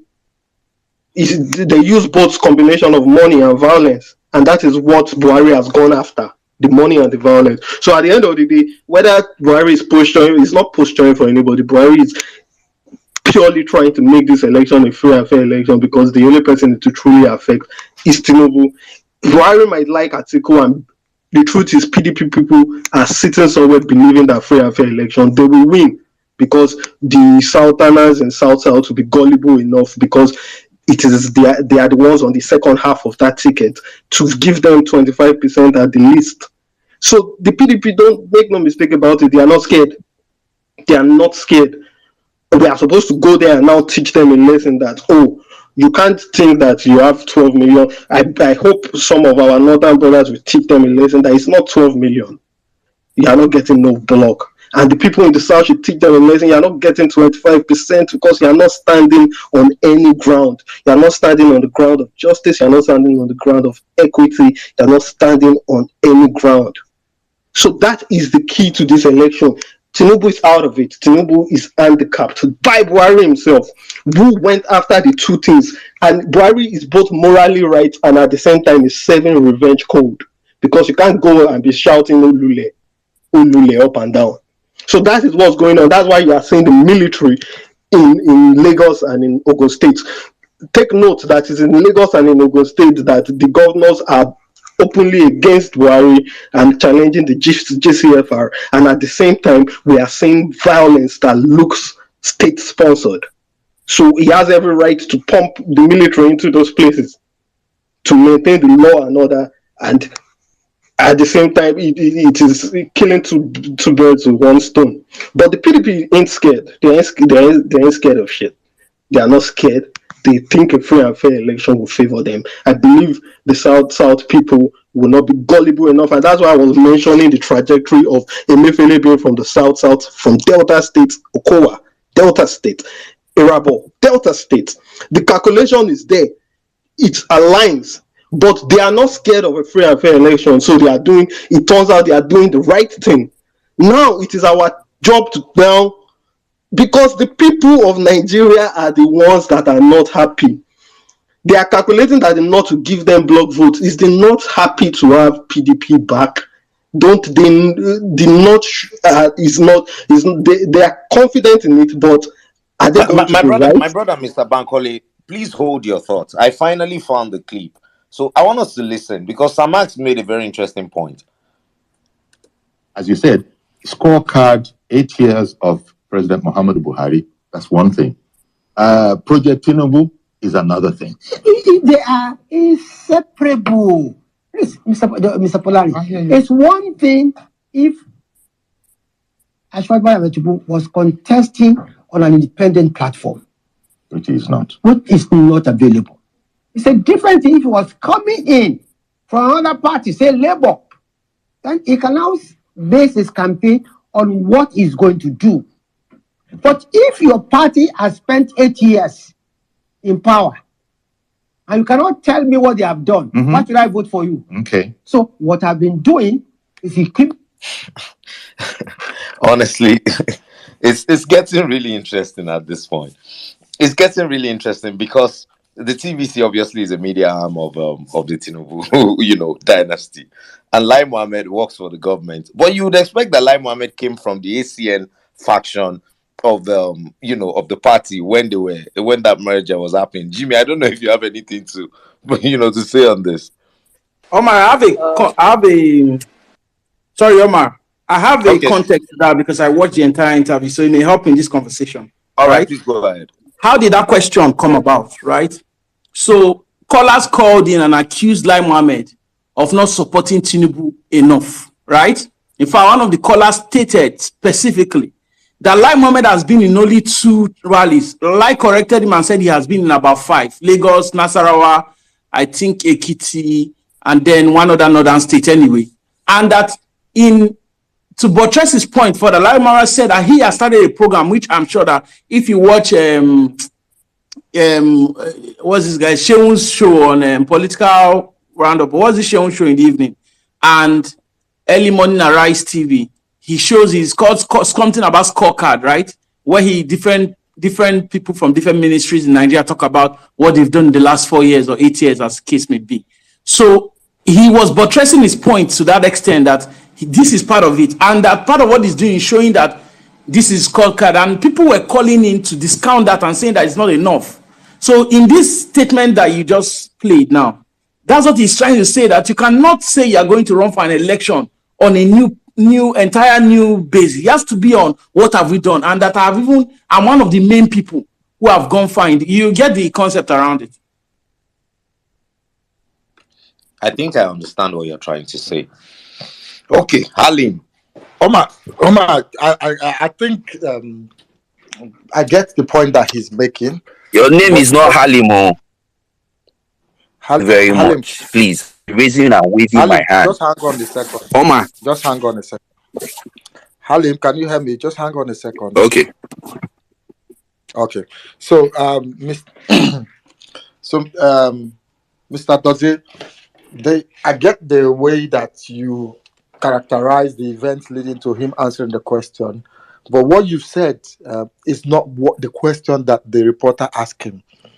The reporter framed the question in a very interesting manner. So pay attention to the way the reporter framed the question, and pay attention to what the Tinubu. Do you want me to go again? I'm sure. Do you want me to go again with the clips, Max? Omar, no, you don't need to go again with the clip. I think it's quite clear.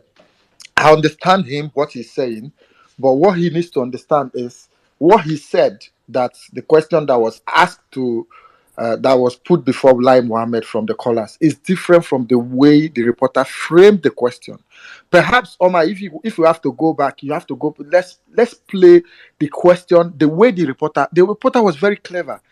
He tried to separate Tinubu from the Buhari government. Okay. As you said, scorecard 8 years of President Muhammadu Buhari. That's one thing. Project Tinubu is is another thing. Samat. So Omar, you could see clearly that the reporter knew what he was doing. And if you've paid attention to what people within the Tinubu orbit has been doing in the past few weeks, you would see, especially when this monetary policy came out, they have been very vociferous. They have been very outspoken about the fact that Buhari has failed. However, they try to separate themselves from Tinubu. And one of the issues that they've been having is that Tinubu is campaigning with Lagos when he goes for his campaigns. He doesn't campaign with what Buhari has done and the fact that he has to continue Buhari's legacy. So we have to be very careful. Tinubu is trying to separate himself from the failures of Buhari, and the media are willing participants in this in whatever Tinubu is trying to do. So we need to pay attention to what the media has done. So if you put that question and the answer that Lai Mohammed gave in the context of the tweet that Omar read today, you could see clearly that the presidency is dragging Tinubu back to their legacy. so in street bars, you know, discharge me. And the whole you say, Omar, we gotta did this thing. That is it. It's very interesting. It is very interesting. And the reason we're trying to dissect this is not because we don't understand that, oh, yeah, elections are so close. But, you know, for me, I believe that this platform offers us, you know, the opportunity to analyze these issues and see, you know, the trajectory of the nation. For me, it's a lot going on right now. It's difficult to really pinpoint, you know, the nitty-gritties of everything. But we can at least try to make sense of it. My Halim, you said that's not your name. I don't know. That's my name. That's my name. No, this is the person that is talking that he said his name is not Halim. I'm telling him that you called Halim to speak. Halim. How are you? Good evening. Happy Sunday. Hey, good evening. Good evening. Good evening, my can people. Can you sort out the background noise so we can hear you clearly? Can you hear me now? Is it clear? Yes, it's better. Okay. Yeah, my problem with my obedience people is that una too no book. The overcalculation 9-1 kill us. So you guys should calm down. The most important thing right now, let us be focused. Anybody who thinks that Buhari wants a free and fair election, the person is just, we're living on a long thing. This guy is trying to present to the international bodies. There's a pressure on him. He needs to present to them that he's pushing for free and fair election. Buhari and Tinubu cannot be separated. The failure of APC, right, is the failure of Tinubu. They are trying to, is a strategist trying to separate themselves from the failure of the 8 years. So there is a need to make it. Slow down. Halim, slow down. I know you are coming with a lot of fire and I'm loving the energy. But let's just try and guide each other a little bit. The question now is, are you saying there's no animosity between the president and Tinubu? My brother, there is no animosity. Buhari is helping Tinubu gain grounds. He's raising his hands in the north. He's giving him endorsements in the north. All these things are just publicly. He's endorsing anybody who thinks that a man who took 2 billion vans and moved 2 billion vans to his house does not have access to the new naira. He's living on a long thing, and that thing is long.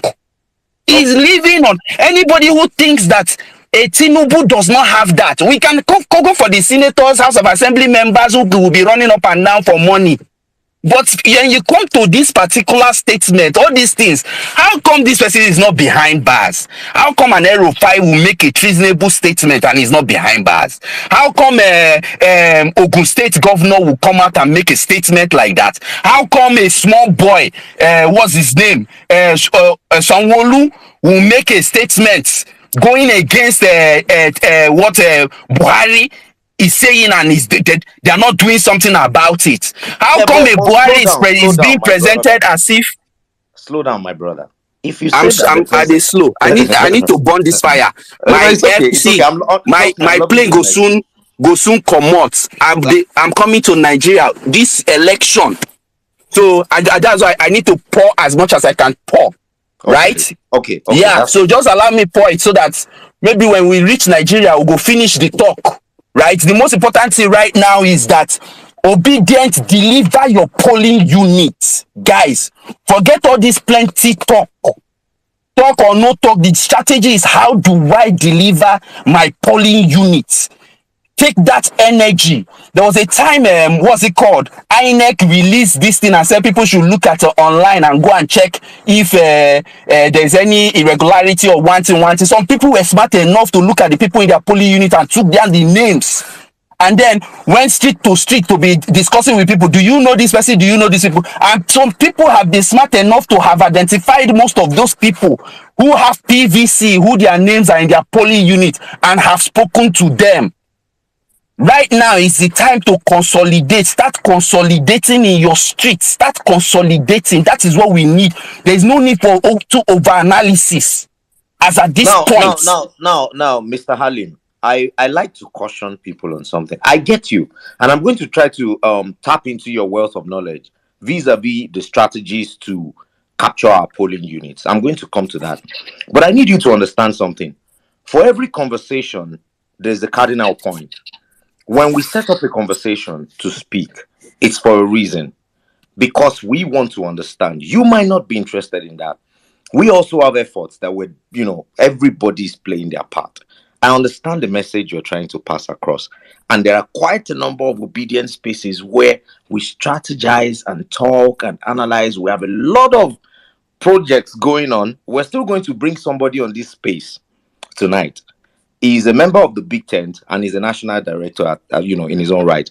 He's going to give us detailed insights on a project that he's been working on to help mobility of obedience on election day. So now you understand what I'm saying. I don't know if you're getting me. I get where you're coming from. Yeah, it goes in stages. So to discredit all of the analysis that's been made, I don't think it's fair to the benefit of the conversation. Oh, I get where you're coming from. I totally get you. So now let me help you round up briefly. Can you give us one strategy that you feel that we can implement that would help us capture our polling units quickly? Strategy that we can implement at this moment is the fact that it is just less than 1 week or 1 week to election. All we need to do as obedient, come out, go to street by street, door by door.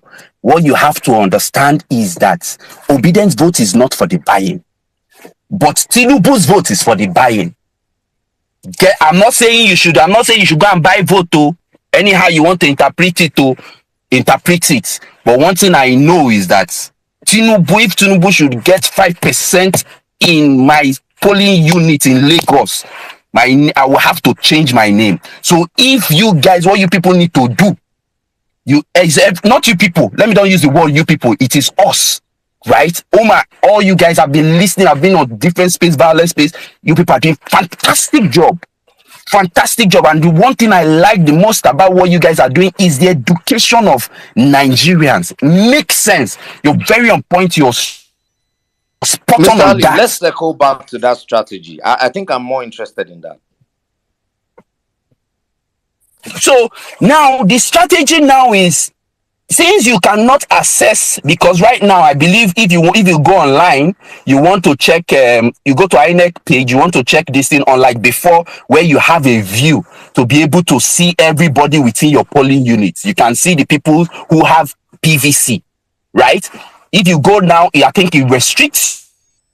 So now you cannot get those pictures in order to start having conversation in those beer parlors, to start knowing who is this person, where is this person, do you know this person? If you know this person, let me go and speak to this person. Let me know this person's position. Since you do not have that, go carry your streets, conquer your streets. Have a conversation, Jehovah Witness conversation. Get their view on that day. On that day, some people are open for whatever they want to open for. If you now decide as an obedient person, I want to ensure that my polling unit is delivered, you know how you are going to go about whatever you need to do. No violence. Okay. No violence. All right. One is no violence. Wait, sorry, let me finish. One is no violence. Salim, kindly mute your mic, please. Kindly mute your mic. Thank you very much. I appreciate your contribution to the conversation. Honestly, I do. But we have to move on. As I said, when you join election strategy spaces, please feel free to bring up all of these brilliant ideas, and they're very welcome. They're welcome on this space as well. But of course, it's important to stick to the topic. There's a topic up there, and I hope that we can follow the trajectory of that topic so we can have a nice conversation amongst each other. Elections are approaching, and of course, the right questions are being asked. Let's go to our speakers. Dr. Francis, thank you for your patience. I'm bringing up a new round of speakers. So yeah, let's keep it going. Dr. Francis, are you there? Yeah, I'm here, Omar. All right, Good good evening. evening. How are you? I'm fine. How are you? I'm doing great. Please go ahead. Okay, I actually have just been on space, listening to the conversation. Very insightful and emotional, submissions I've been listening to. But I think to the topic, I would say at this point, it's much dependent on what they seem to benefit. Let's not forget that Buhari is someone who has been noted by so many people to have a trust issue. And coming in 2022, he actually did show interest in appointing his own successor, but he was denied that privilege. And what we can see right now is him taking actions that is not more like a party, will I say, a party supporting actions. It's not actually supported by a majority of his party members or even majority of the opposition. But of course, some people do feel that these actions are going to benefit them in one way or the other. But Buhari himself do have, just like I think the second last speaker actually says, that he does have an international pressure. There's so much pressure from the international community, from the African Union, from the European Union, from the US, to make sure that Nigeria has a peaceful election, because it's only when our elections are justified, only when there's justice, there's honesty in the electoral process, that is only when we're going to be able to have a peaceful election. And the international community needs that from Buhari at least. Thank you very much, Dr. Francis. Now, great submission. Just hold on. Let me ask you this. So, if the pressure is coming from the international community, right? He does not, according to what that speaker you referenced said, he does not have any horse in the race. It's just hoping to have an election that is presentable to the international community. How does the scarcity of funds then affect that electoral process itself? Because at the end of the day, election day logistics, they're a real thing, and that affects people in certain ways. So I don't know if you have any take on that. Okay, I just have two things to say about that. One is, to let's not forget that Buhari is someone that doesn't really have so much to benefit or so much to gain from this election. He is going to be an ex-president, and his security, his payments, and all that, his monthly allowance is going to be completely given to him without any. Whoever becomes president is going to make sure that he's properly taken care of.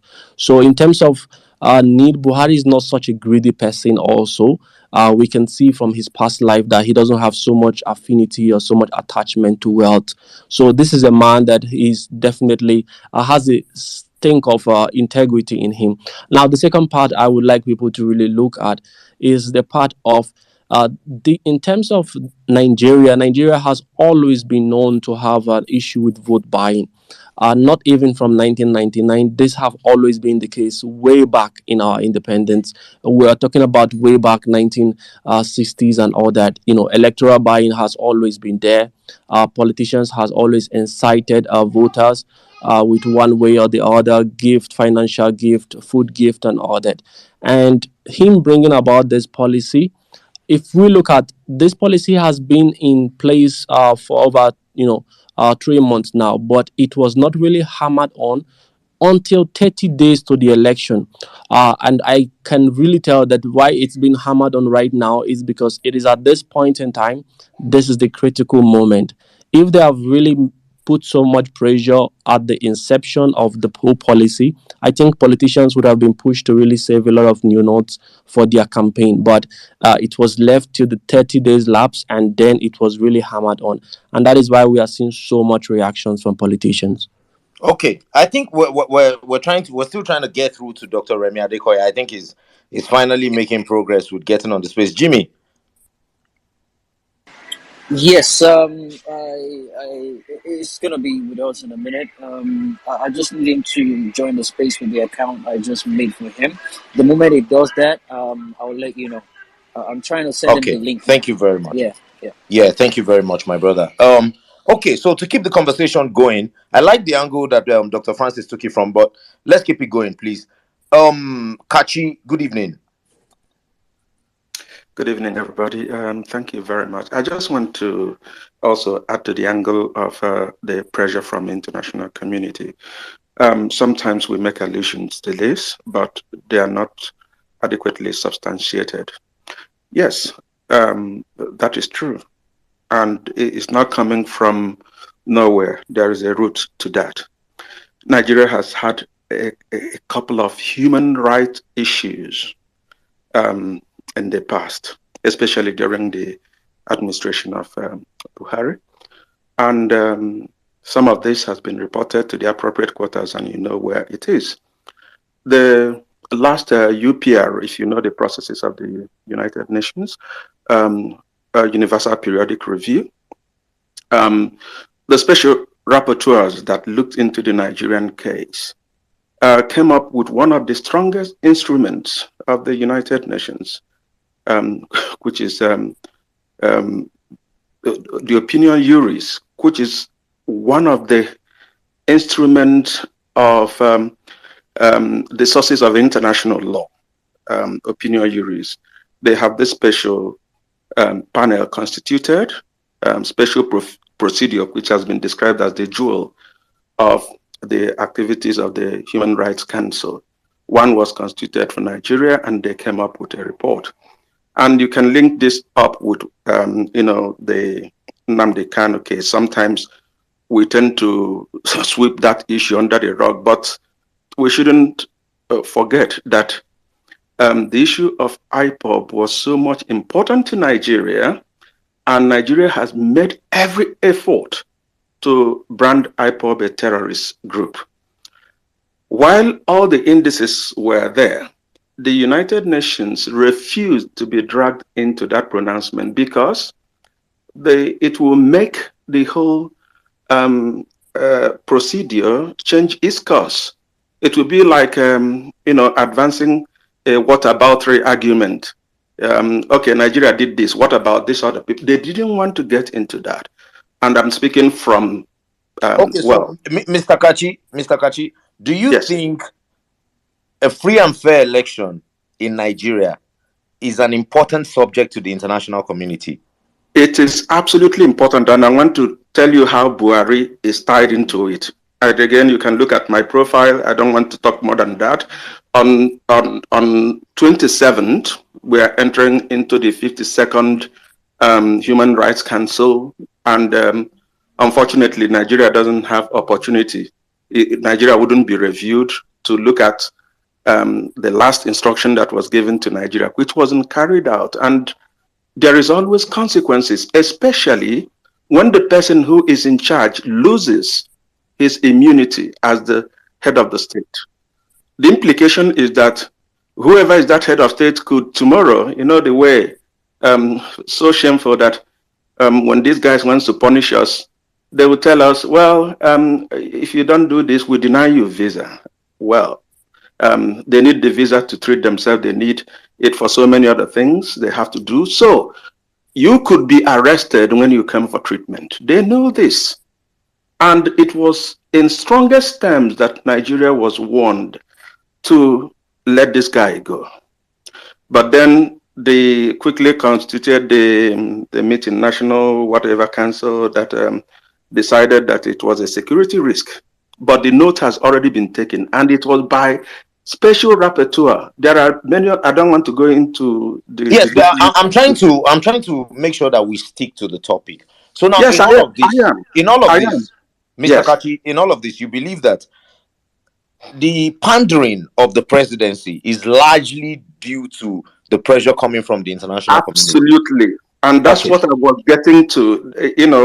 Last time when he made a commitment before the General Assembly that Nigeria is going to have a free and fair election, it wasn't just like one of those statements. There was some serious pressures that went into, this is like the last chance. If you don't do that, and when you get down there, there are other consequences. Look at what that has led into. What is happening in the area of INEC? The kind of support Yakubu has received, even when he was literally being moved by the opposition, the government was with him. I know the rec at the local level, like state levels, they could be compromised, but at the national level, because of what is going on, because of the instruction already given to the big man, he had to support that. He minuted the army. He told them, look, this is important to me, and I am not going to allow any nonsense. So you have to do your business. And you heard the army chief the other time complaining that there's so much pressure on them. Pressure from who? Who were mounting these pressures? These pressures were from the big wigs, those who will their money about. But then Buhari has a commitment. He has a personal interest to make sure this election is delivered free and fair by the observers, not by observers of Nigeria, by the international community who are worried about the safety of their missions in Nigeria, about security, which is important for their own investment. That's why P2B always talks about security. And he has also, this monetary policy, he understands is one of those areas through which these people helm into doing things which are towards Okay, having a free and fair Mr. election. Kachi, before you go, one last question for you. From the perspective of someone who obviously seems to see things from an international community angle, do you think that the international community views INEC as an unbiased umpire in this electoral process? Do you think they're a body that has the trust of the international community? They understand that whether INEC works or not depends on the man on the seat, and that's why they hold him accountable if anything goes wrong. Yes. So, and that's why he's doing everything. Sometimes the tendency will be to feel like maybe Buhari is not playing a game. I would say, and this straight from my heart, he is doing everything for his own good, to make sure Nigeria has a free and fair election. He wants to walk out there like a true Democrat tomorrow, visit countries and be free and move about. And some of his sins, which are already reported within the international community and even before the court, people just brush it aside or pretend they didn't see it. This is hinged on this election.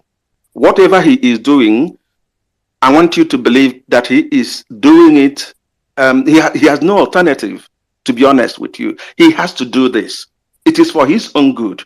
So whether Tinubu is to win or APC is to fall, is to be honest, is the least of his calculation. Forget about every other thing. This is a man who wants to get out of the office and be able to walk out on the international scene without anybody harassing him.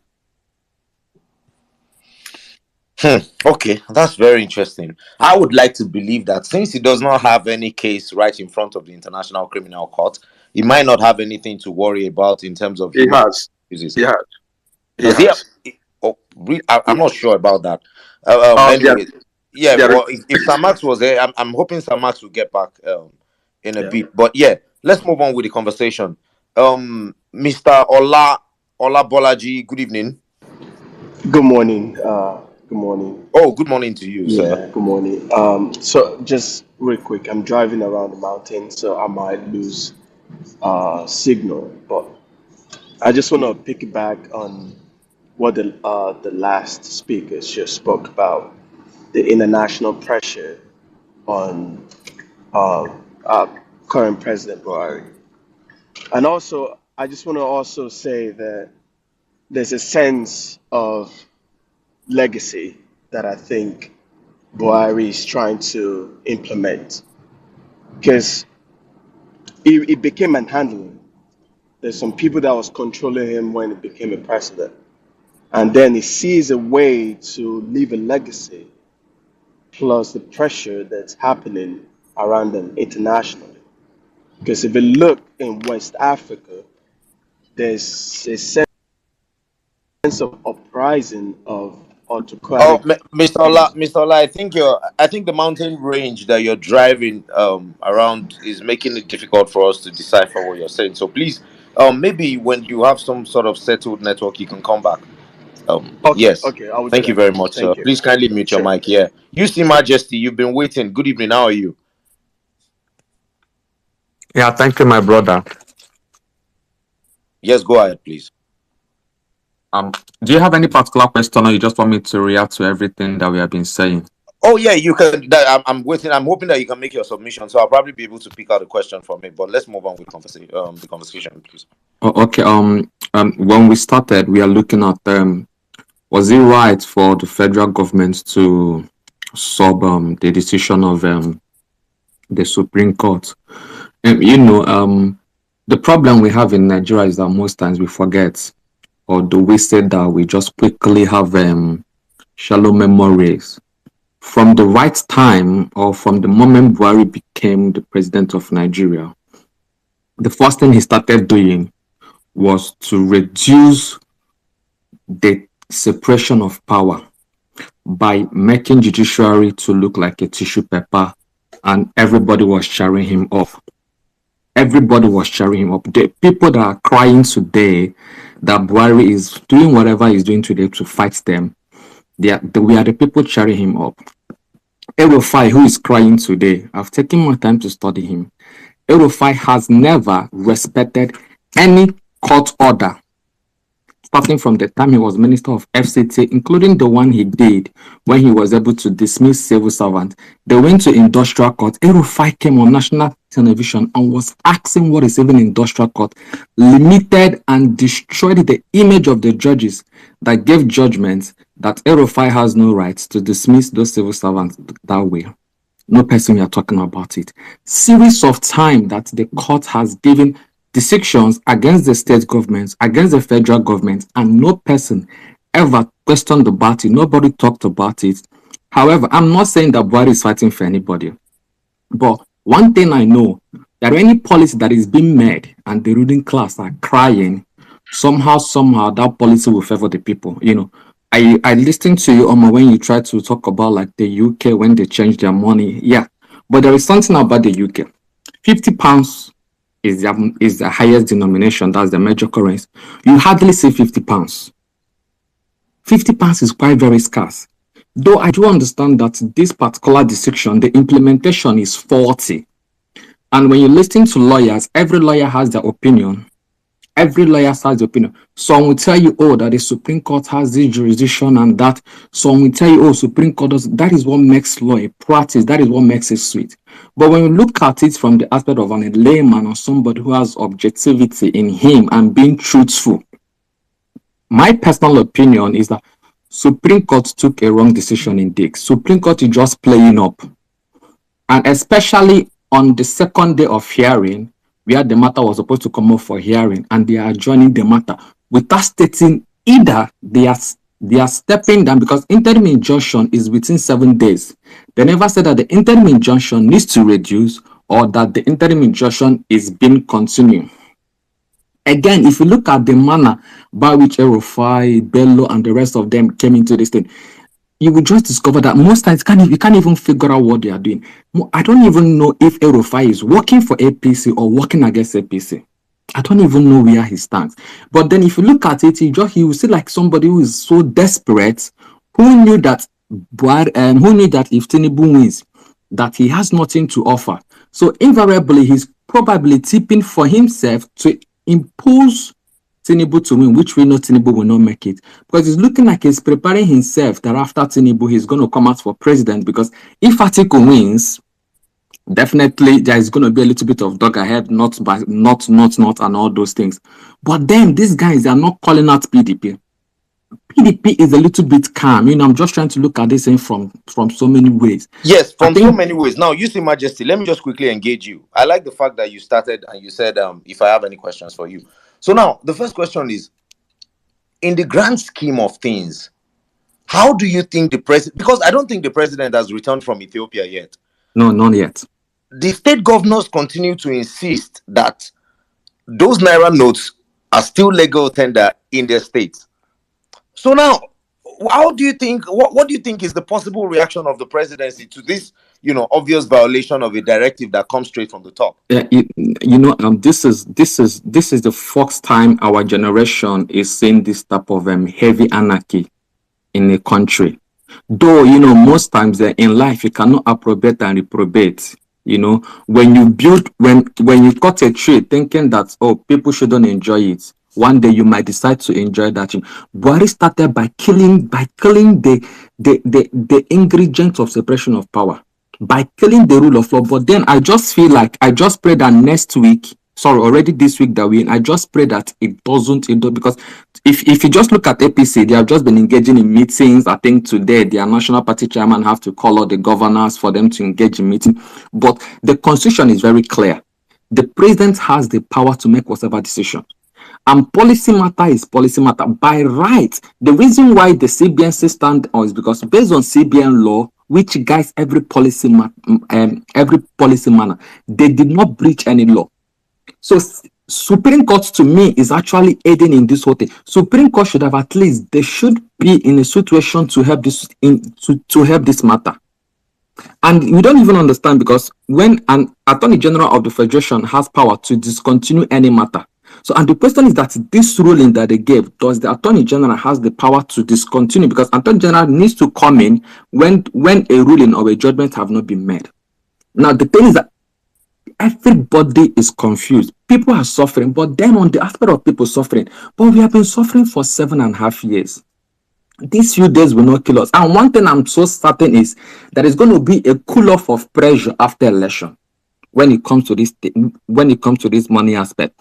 Even if PDP has that money, let's even assume that even if PDP has that money, but the way it is going, it is quite very difficult for somebody to say that a particular political party has bulk of this huge new notes in their possession.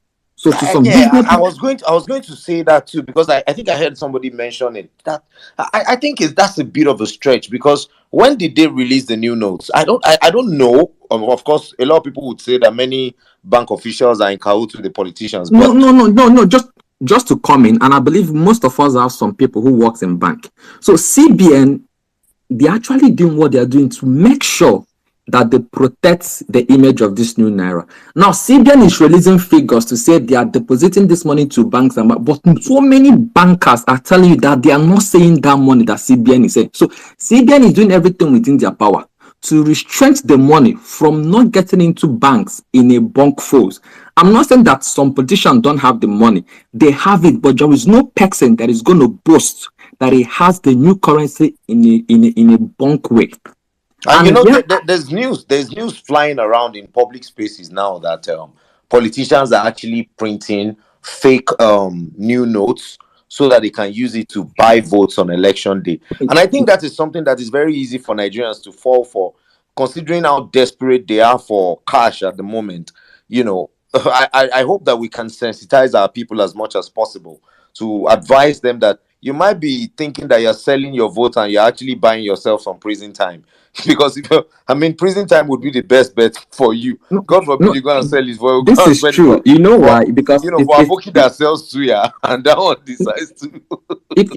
even outside politicians printing money, people who are actually into counterfeiting, they are doing a whole lot now. Because I just saw a Portable video a few minutes ago when he was lamenting that he went to a show and people were spraying him fake notes. He came back with the money and it was all fake notes. So wow. I think like on the aspect of us sensitizing the obedience and people that there is going to be a whole lot of fake news, because the thing is that APC, they are so desperate, to be very honest.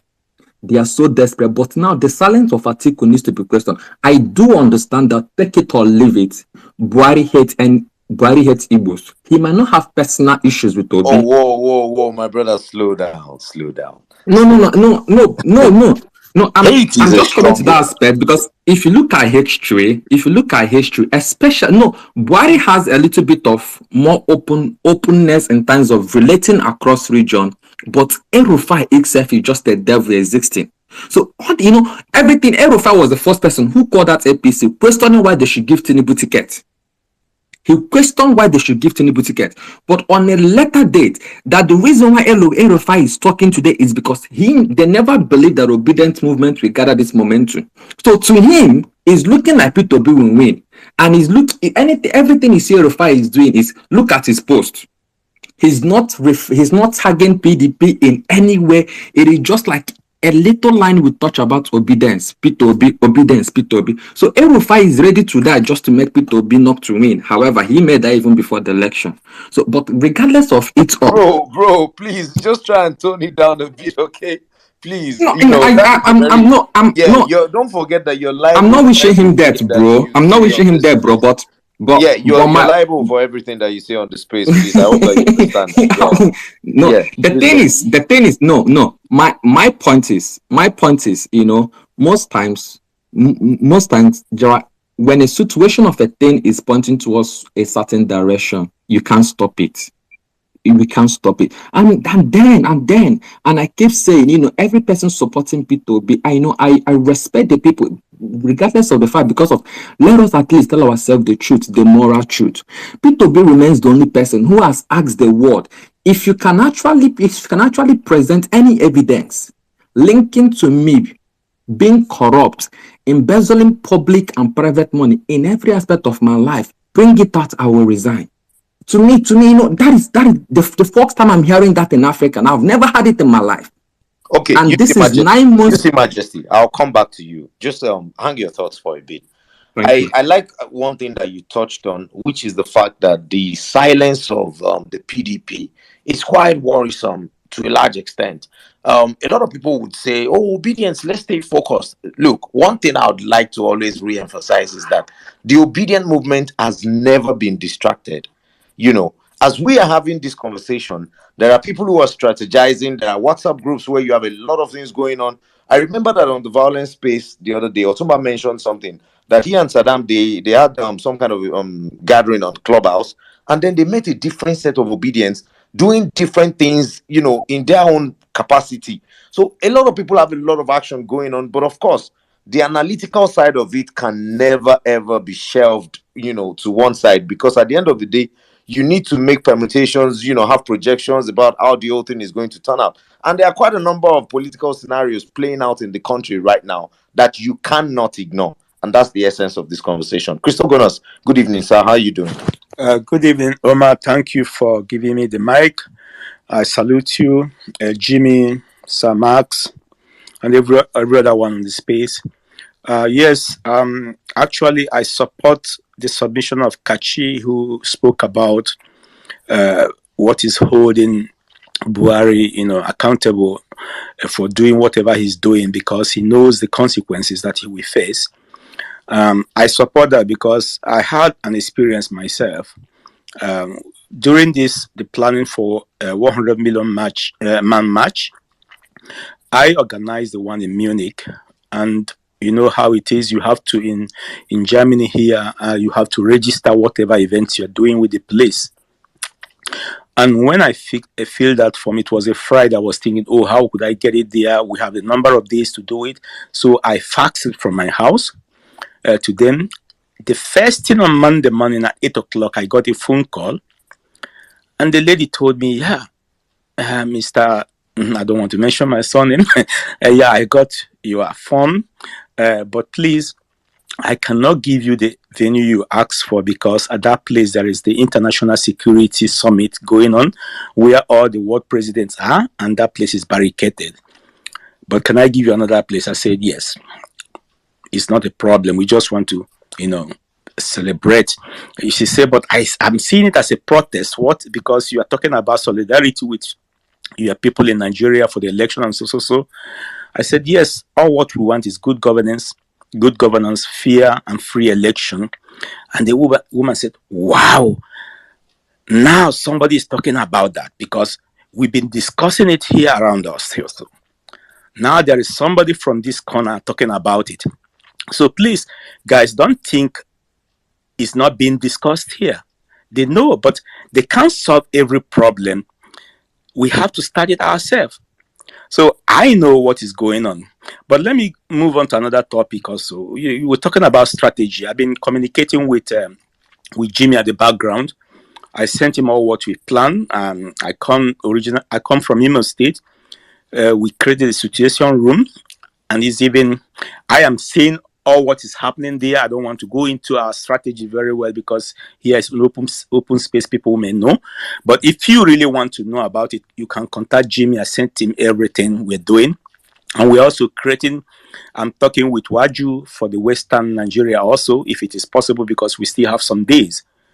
And these are things all of us should do. We have a situation room that will be reporting from every polling unit in Imo State, because I know how Imo State is. We don't leave things to chances.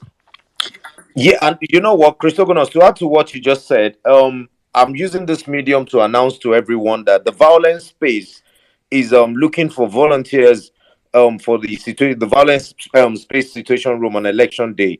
So please, if you're interested in that, you can reach out to the violence space handle. You can reach out to Emir Saddam. I think he's available on the space right now. So please, let's work together to make sure that we have real-time information flowing in from every part of the country. Please go ahead, I've sir. given Jimmy every details, and you can also contact me if anybody needs more insight in what we are doing in Imo State. What actually, we know that Peter will win Imo State, but is the percentage that worries me, first of all. And I want it 90%. And this is why I swore every polling unit must be defended no matter how. And that is a strategy on the ground. Talking about the currency, I don't even know how to put it. For me, I think it is actually not a good thing for the population or the populace that there is no money on the street. For me, it is not good. The hardship is too much. I am in a sign of dilemma in this matter. I don't even know how to go about this. This is why I don't want to talk into what I don't want to, cook up my emotions here. But if you have other questions, you can ask me. Thank you. Okay, Christogonos, before you go, last question, please. Realistically, do you think that this policy has the capacity to stop vote buying or to curb it to a large extent? Because many people are saying that at the end of the day, the president might just be making the citizens suffer in vain. Eventually, the politicians are going to find a way around the Naira redesign policy and they will still buy votes. So what's the point? Exactly. I just sent one inquiries to Jimmy to verify. I will say it out now. Jimmy may also confirm it. Somebody sent me a question to verify if it was true that Tinubu house was raided by EFCC yesterday, where they seized about 4 billion new Naira notes. I think that's fake news. This because I don't want to talk about it without verifying it, because I don't. Yeah, I don't really think, and I think people should be very careful. Look, propaganda warfare makes a lot of sense in elections. Exactly. Yeah, but at the end of the day, you don't want to project an image of people that peddle lies all the time. I don't know why Obedience retweets some stuff. I don't know why they post some stuff. I'm not one who can control what so many people do. But I think in the grand scheme of things, it's important for us to be able to make sure that any information that comes from our side of the conversation should be verifiable and trustworthy. That would also give credence to whatever we're doing, and I hope we understand that.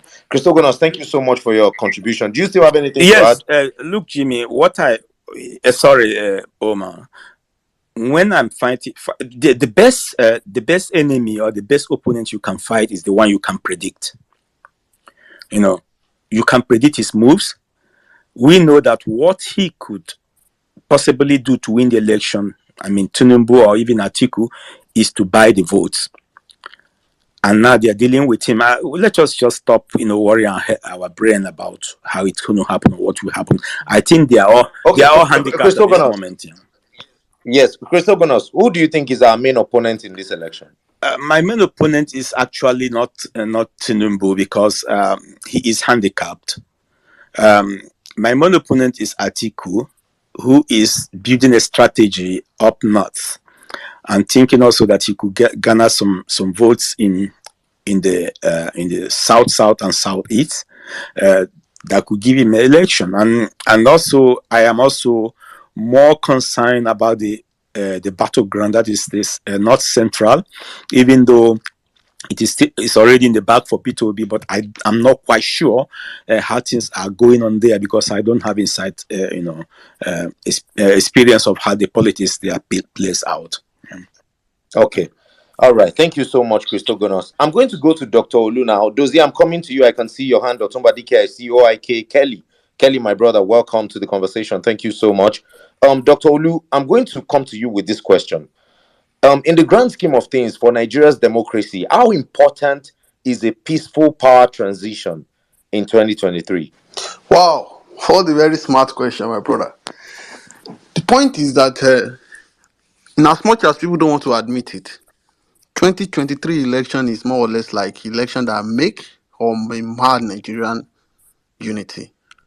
There are a lot of things at play, and whether we like it or not, or whether it is fluke or genuine, Buhari has been technically giving us that kind of vibe of not trying to be on one side. Unfortunate thing is that the two other leading contestants have demonstrated disunity or even giving us a clue that they are not likely to be united, and their candidacy has not really given us reasons to be happy about. A Muslim candidate has already put a lot of discouragement, a lot of issues among the Christian community. And the idea of having a Fulani transition is also one of the things that is very, very worrisome. And these are the major problems on ground currently.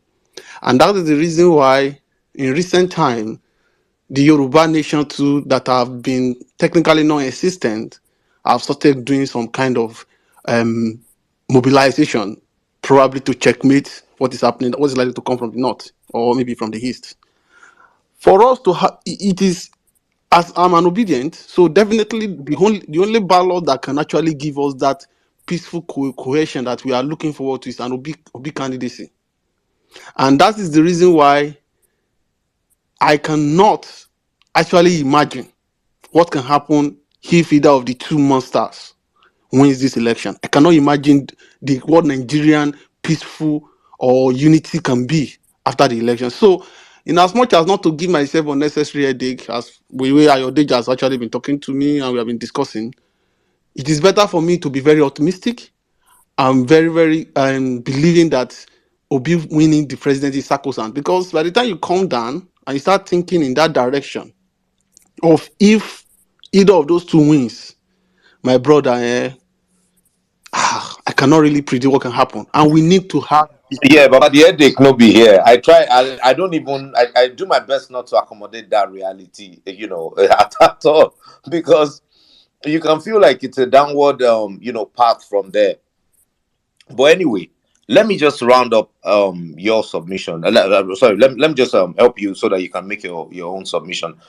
In this case, we're talking about democracy going forward. Now, a lot of people said that the last time we had all three major tribes with front running candidates on the ballot was in 79. I think it was Shagari, Awo, and one other person. I can't remember who it was.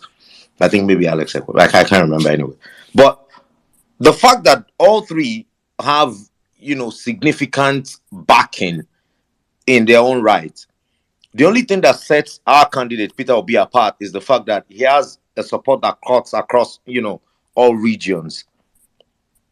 In the event that he wins an election, how do you think he'll be able to bring all of these other people that he's contesting against? Do you think he's going to be able to bring them to the table and maybe reach some sort of understanding so that he can have a peaceful? Because don't forget that these guys belong to big political parties that will probably still control the Senate and the House of Reps.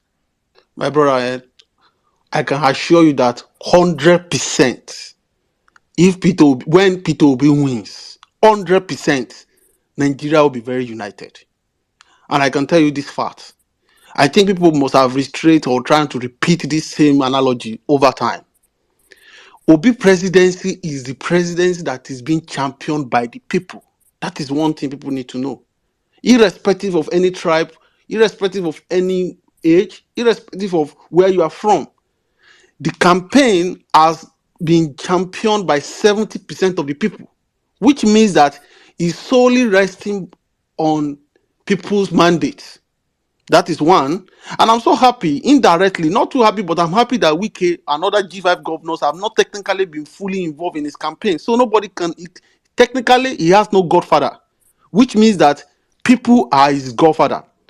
If this other political party want to, as long, he has the record of actually delivering Anambra State in a very, very spectacular manner, despite the fact that he has nobody in House of Assembly. But the question is, of all these three candidates, the question people need to ask themselves: which of them is likely not to have second term if they mismanage resources or mismanage the opportunity they have? We all know that it's Peter Obi, which means that if Peter Obi, the fact that he's being driven by the people, he has no choice not to perform well and follow the rule of law. As long as he's following the rule of law, who does not want a better Nigeria?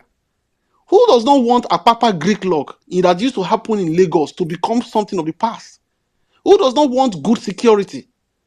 Who does not want a situation whereby ASU does not go on strike for 4 years? So if all these things, who does not want a government that prioritizes health? At least 50% of the budget is for health. Who does not want that? So the question is, if Obi, as he has repeatedly said this thing time with that number, if he's following what is supposed to be as what is expected of a Nigerian president and what people think is normal, and I believe 90% of people would actually follow what he's doing, there is no way, nobody will want to impeach president that is being loved by the people. That is one thing. You can't impeach a president that is following rule of law, a presidency that is doing what it's supposed to do when there is an obvious improvement in our economic indices. If dollars is falling, pounds is falling, your naira is becoming stronger. So why do you want to impede that kind of presidency? Why do you not want to work with that presidency? So the point here is, if I'm 100% sure that my principal will do the right thing, as long as he's doing the right thing and people are happy with him, the Senate and House of Rep, they will fall in line. It will be difficult. Thank you very much, Dr. Olu. I'm coming back to you in a bit. Dr. Dozier, I'm glad that you're on this space. I have, immediately I saw you, a question came to mind, and I think I'll just throw it straight at you. Please, apologies to our speakers who've been waiting. On a scale of 1 to 10, how would you rate Nigeria's democracy in terms of the maturity of Nigeria's democracy from 1999 till date? How would you rate it? The reason I'm asking this is I saw a video today of military trucks, in Lagos, and you can tell that this has been a constant since 1999. Every time we're having elections, we still fall back to the military to be able to protect citizens during elections. So if you want to use that metric, how would you rate the maturity of our democracy so far? And in terms of the kind of transition processes that we've had? Thank you, Omar. Great question, and thanks, everybody. This is very substantive conversation. I think our democracy, it's on a scale of 1 to 10, with 10 being strongest. I'll probably be around 4 or 5. And that 4 or 5 is really because of what the youth are pushing this season. This is the first time that I feel like collectively across Nigerian regions, not in pockets of Lagos or somewhere else, that in my life, and I'm not that young, I've been around for a while, but this is the first time I feel that Nigerians, regardless of their ethnicity, regardless of their religion, regardless of all other persuasions, are coming together to champion a cause that is largely for the people. And that's kind of one measure of democracy. And to the thing of bringing military in, and unfortunately, basically we don't have strong institutions. I'll just digress a little bit to even further answer your question. So I'm part of a group that's giving scholarship to Nigerian students at one of the leading Nigerian universities. And yesterday, we're having an interview for the finalists. And then I had to interview 4 students. And then I asked them, and they were law students too, and like almost penultimate year law students, all of them, the people I interviewed. And I asked, one of the questions was around the leadership recruitment process in Nigeria. What do you think can be better? And if a lot of them gave me an answer that they sort of said, the question is not, we have a leadership problem for sure, but they reiterated that our leaders come from among us, and we also have a followership problem. Which, coming back to your point, it's strong institutions led by the people, which again brings me back to the movement now. The obedient movement is probably the first major step towards from 1999 to now for sure.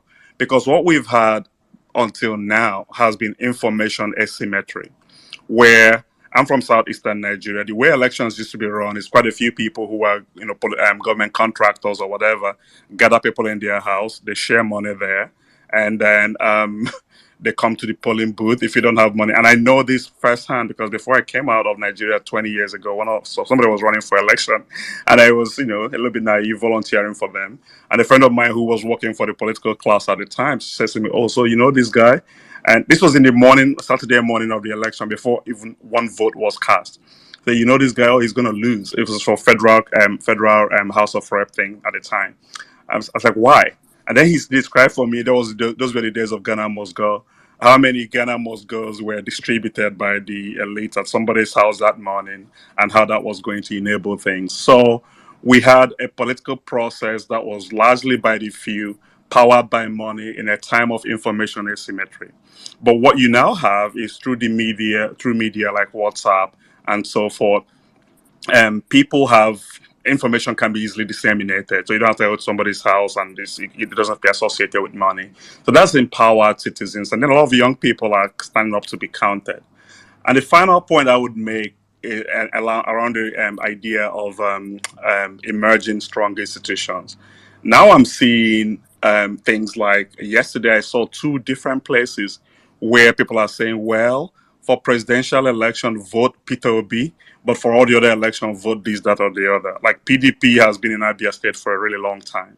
So in my community, which is largely PDP strong, now PDP people were saying yesterday in a big WhatsApp group, oh, Peter Obi is the person, which is fascinating on the one hand, that convinces me that Peter Obi has Abia State locked up. Because indirectly, people in other parties in some regions of Nigeria are now using using LP and Peter Obi to get access to the people with statements like, vote Peter Obi for the presidency, but then they change the narrative immediately. For the subsequent ones, you have to do this and that because our brother is over here, somebody is over there.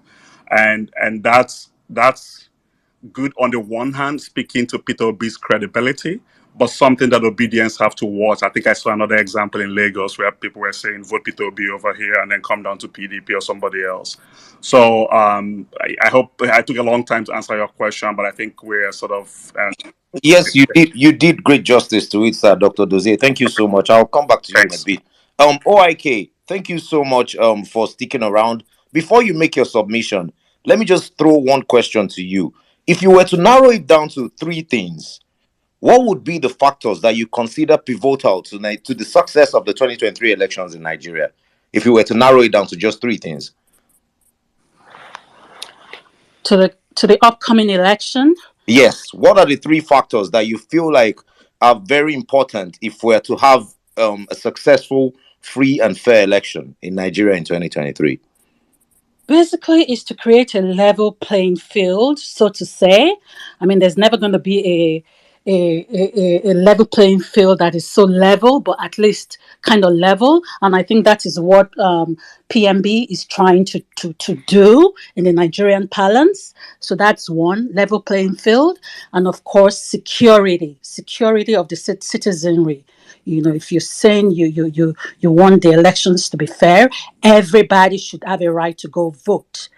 Then number three, we need to keep educating is the unknown factor that came up, and that is educating and just making sure, because Nigeria is, majority of Nigerians are uneducated. And even those that are educated are not literate, or those that are literate are uneducated, right? So we need to still keep educating people, and that's what a space like this is doing. A space like Saddam Space is doing. Many of our members the obedience. That's what they're doing. They're going into the grassroots. They're educating people about what's going on in the society, differentiating this party from this party and what Obi stands for and all that. So with all that, because information is key and information is power. I'm not talking about fake news, because there's a lot of fake information, online, everywhere, WhatsApp, you name it. But again, what we're trying to do here, and what most obedience have done and have done successfully, is trying to debunk, wrong information, and get the majority of the citizens in the path of the right information. I think off the bat, I just thought of those three off the bat. Yes, My yes, and you opinion. you were able to answer my question. So Yes. you can go ahead with your submission now, please. Okay. Okay. My submission, really, I just wanted to reiterate the PMB's interest with regards coming out or proclaiming that, he wants free and fair elections. I'm reiterating it, because a lot of other speakers have touched on this particular topic, and they nailed it. People like Kachi and other people. What I want to say is, PMB has no choice, because he's been pushed against the wall by the international community. He has no choice but to come out to say, or to try to say, we're trying, or I'm trying to make sure the election is free and fair, because all eyes are on him. And Nigeria, we've come a long way. And besides that, he's kind of finished. I think he checked out from governance a while back, right?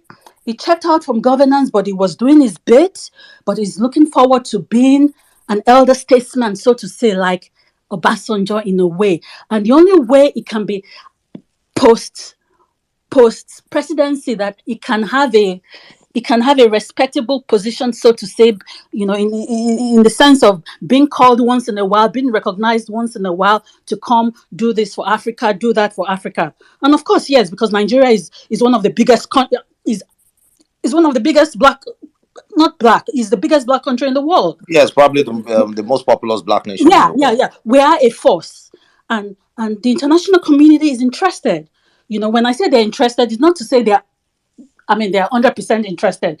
And they're less interested in their country, but they're interested in the African bloc. They want us to do well. We're never going to catch up with the US or the West, so to say, but they want to pull us along. It's the same way we want to pull the North. The South wants to pull the North along too, right? So that the world is a better place. We know most of our institutions, education, politics, health is in disarray. They know about all these things. The West, they know about what is going on in Nigeria, even more than some Nigerians, more than some so-called government officials. Because when we talk about the embassy and all that, when they come in, they bring in their embassy, they have staff. I worked with the military. I was a clinician with the military for a long time in Lagos, right? And I had friends even in the international, in the military, in some of this international community. They come with their staff. You have security of state staff, you have defense staff, and they do their work. It's not the way Nigerians do our work. When they come, they infiltrate. You don't know they're doing their work, but they must do their work. That's how people do their work in the West, right? Likewise, Nigerians too, when we have an embassy in New York, UK, I know it because I've visited some of them. Then when I was a clinician, when you go to their offices, they have defense attaché. They should be doing their work too. And what do? You try to gather information either for or against you. Figure out the kind of country you are in. Know what's going on. Try to figure it out. Oftentimes, the Americans may not figure Nigeria out so well, but they employ Nigerians, especially in this age of internet. Right? Okay, So so there's a lot of Madam information. Oike, sorry to interject you. I would come back to you in a bit. I like the fact that you touched on Western interest. Now I'm going to circle back to Dr. Dozie. Dr. Dozie, what do you think is the primary driving force of Western interest in Nigerian electoral process of 2023? The primary driving force. Well, I think the primary, I'm trying to decide between. Because some people would say, I've seen tweets that says that migration is a major motivation for the West. They don't like the fact that instability on the African continent is causing huge migration into their own region. So maybe they're thinking of creating a stable place for Africans to actually excel in Africa. I'm just trying to give Yeah, a yeah, yeah, context to yeah, my yeah. No, I question. understand. I was just trying to separate between, because there's two things that are related. Overall, is an economic interest, right? And that economic interest, you can see it primarily as trade, a place where you have 200 million people, or migration, as you see, but it's also economic, which is if 200 million people place becomes unstable in war and so forth, then that starts becoming breeding ground for like what's happening in Somalia and the Horn of Africa, that kind of thing, or in Afghanistan. In fact, if you draw a line of all the places where quote terrorism is coming from, and you put it on around GDP level or economic productivity, the lower the economic productivity, the more likelihood that somebody's going to come up there from there with a bomb. So I'm not sure which of those two is stronger than the other in Nigeria, because Nigeria, on the one hand, is a place with 200 million people, and there's U.S. business interests there, Google, Facebook, and different other things, and or global business interests with that. Not only 200 million people, but most of them youth, which means is the economy of the future. So that's a strong interest. And then so those two things are linked in my mind. I can't quite separate them now, if that makes sense. Okay, yeah, it does, sir. So either trade or Right. migration. All right. Good evening, Madam Liberty Champion. How are you doing? Real quick one, Omar, before Okay. Madam Liberty, yeah, before she comes in, let me just say, to our listeners, we're very, very sorry for what's going on, because I personally have been looking forward to speaking to and asking question and tapping out of his immense uh, experience and terrain in the political scene. I mean, I'm talking about a guest speaker, but unfortunately, due to some technical problem, which I've actually never come across before as an IT technician, it's quite strange. I've been inactive for a while, so I went on the ground to do everything I can to pull him up. I actually created a new account for him to come up, but I don't know what it is. It couldn't come up, so I've been looking forward to asking him some questions. So I just wanted to be Yeah, known to that's our understandable. listeners. Let's just move on with the conversation, Yeah. please. Let's move on with the conversation. So, moving on real quick, Madam Liberty Champion, I'm hoping to have you back in a bit. You were going to make a submission, but Dozier, real quick. All right, Omar. Sorry, you asked me something, Omar. No, you raised your hand, so I was hoping that you wanted to chime in. Oh, that was for an earlier conversation, but it is past. Okay, But okay. I will come back and speak. All right, Otumba DK, are you there?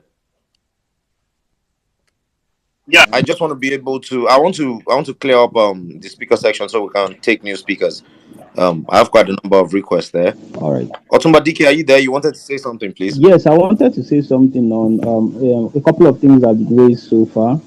One of them being the one for foreign powers interest in Nigeria. Actually, I think they're actually, on my own view, I think they're interested in migration in Nigeria, but they're interested in skilled migration.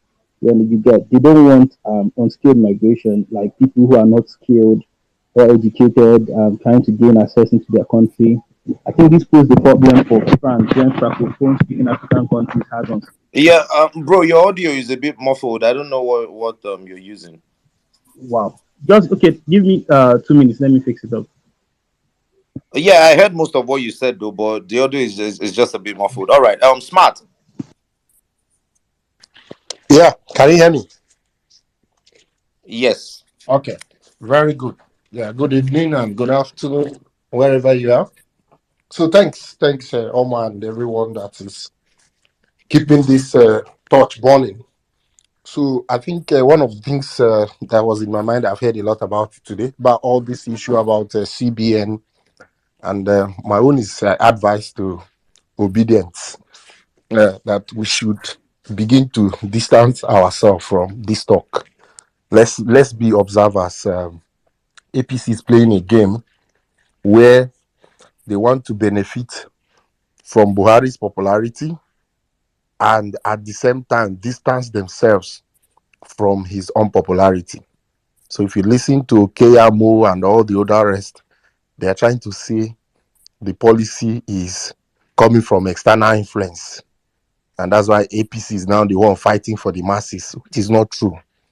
So whether the policy is good or bad, it is APC policy, and they are the one causing hardship for the people. So a lot of obedience have been excited about it and is talking about it. But if you really look at the people in the villages that are suffering, you don't want them to understand that you are part of the people supporting their suffering. And this message, especially in the southwest, APC have gone to town with it to say that it is the Labour Party people and the PDP people that are giving Buhari wrong advice, and they have moves there that is making Buhari to make policies that will make people to suffer. So, as obedience, we should stay clear of that topic. Let them fight themselves.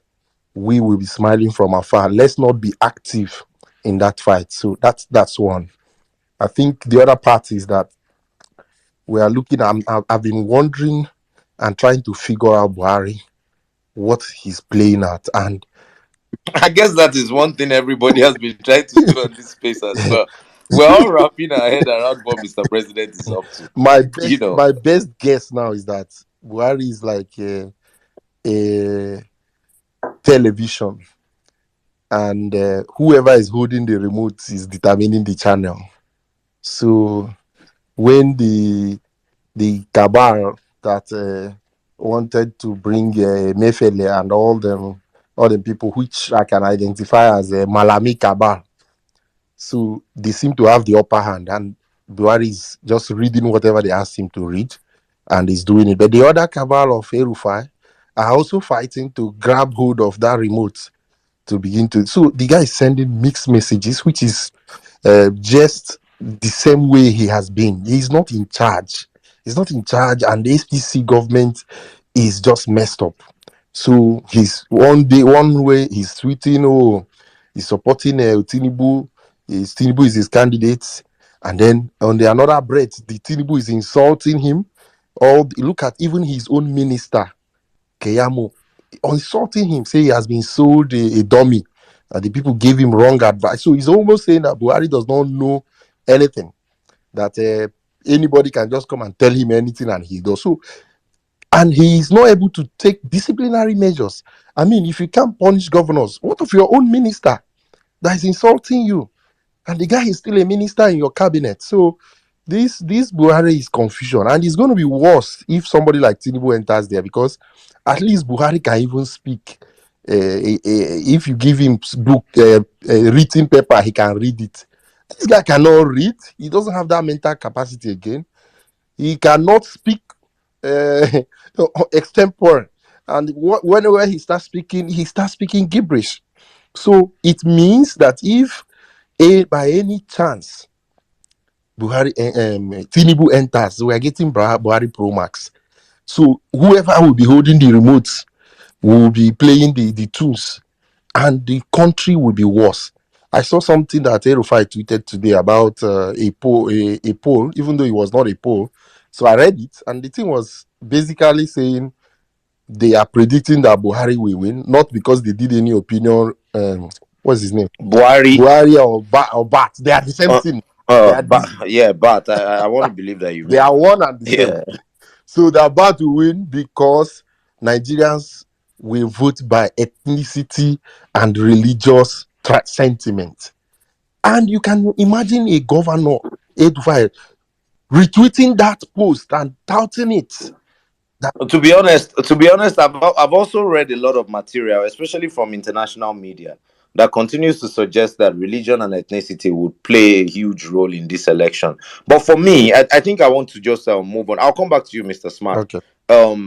Yeah, I'll come back to you in a bit, Mr. Smart. Dr. Dozie, you wanted to chime in something, please. Yeah, thank you, Omar. This is what I actually came out to say in the first place, which is that I like what Kachi was saying, because I've also been puzzled by considering Buhari's antecedents. I remember the first time he was elected, he came to Washington, D.C., the interview, and they were asking him, how can you be government of, leader for everybody in Nigeria? And he said something along the lines of, well, there's a region, a zone, referring to the Southeast, I believe, that didn't vote for me enough, and then my leadership will reflect that. So there's those who have couched this policy of Naira and so forth as is designed to favor Peter Obi. Nothing could be further from the truth. I think that the idea that he's doing it for his own reasons, probably because of international pressure and post-presidency, makes a lot of sense. But then on the other hand, a lot of Buhari stuff has been more in recent times. He's probably the most leader in Nigeria who has demonstrated ethnocentrism, like ethnocentric focus. I'm just reading something when Mr. Kim was president of World Bank. He said, it's on some public record, that Buhari asked the World Bank to focus all their efforts in Nigeria on northern Nigeria. And you could read that as that's the region that needs the most help, but you could also read it as ethnocentrism, because some of the poverty indices in northern Nigeria you could find in other pockets of Nigeria. So that instruction was based on no index other than region and ethnocentrism. So that's the way the man operates, which leads me to believe that it's not out of the realm of imagination to think that this current policy is being engineered on the one hand to because of international pressure to create the appearance of free and fair, but it wouldn't surprise me if he also has a way to make it benefit the North at some level or the other strategically post-election. So categorically said, does that mean you do not trust him to conduct a free and fair election? Not quite actually, Omar, because there is the one leader in Nigeria who's leaving that you could say was pan-Nigerian, or at least inching towards it, is General Olusegun Obasanjo. And you saw that in how pan-Nigerian his leadership team was and how respected he was across Nigeria. So I think we have to learn to look at what people are saying and what they are doing. If you look at Buhari's team across the board, look at the policies, look at everything. So one of the shocking things was when the woman, I forget Hajia, whatever her name is, decamped from Buhari's team and was so-called an insider kitchen cabinet person, they went to Atiku. So the so-called CPC 12 million votes at the political class, where are they going? It's what we have to be watching. So what I'm trying to figure out right now is Buhari supporting Atiku, or is he supporting Tinubu? I don't think anybody thinks Buhari is supporting Peter Obi secretly, except if they're delusional. Okay, Dr. Doze, I want you guys to listen. I mean, for the benefit of everybody on the space, I want you guys to listen to something. The reason I'm going to play this clip again is because, in as much as it seems like very wild accusations, Jimmy, are you there, please? Jimmy, Yes, can you hear I'm me? here. Okay, I can all hear right. you. I'm here. Yeah, please. I would like your response to this, because for me, I want to believe that you do not just come, into public and throw accusations like this without having any form of maybe proper intel to back it up. It is important for the people of Kaduna State, and indeed Nigeria, to know that contrary to the public announcements and apparent good intentions, this policy was conceived and sold to the president by officials who completely lost out in the gubernatorial and presidential primaries of the APC in June 2022. Once Asiwaju Bola Ahmed Tinubu emerged as the candidate in June 2022 and subsequently did not pick one of them as his running mate, this currency redesign policy was conceived to ensure that the APC presidential candidate is deprived of what they allege is a humongous war chest. They also sought to achieve any one or more of the following objectives. Number one, to create a nationwide shortage of cash so that citizens are incited to vote against APC candidates across the board, resulting in massive losses for the party in all the elections.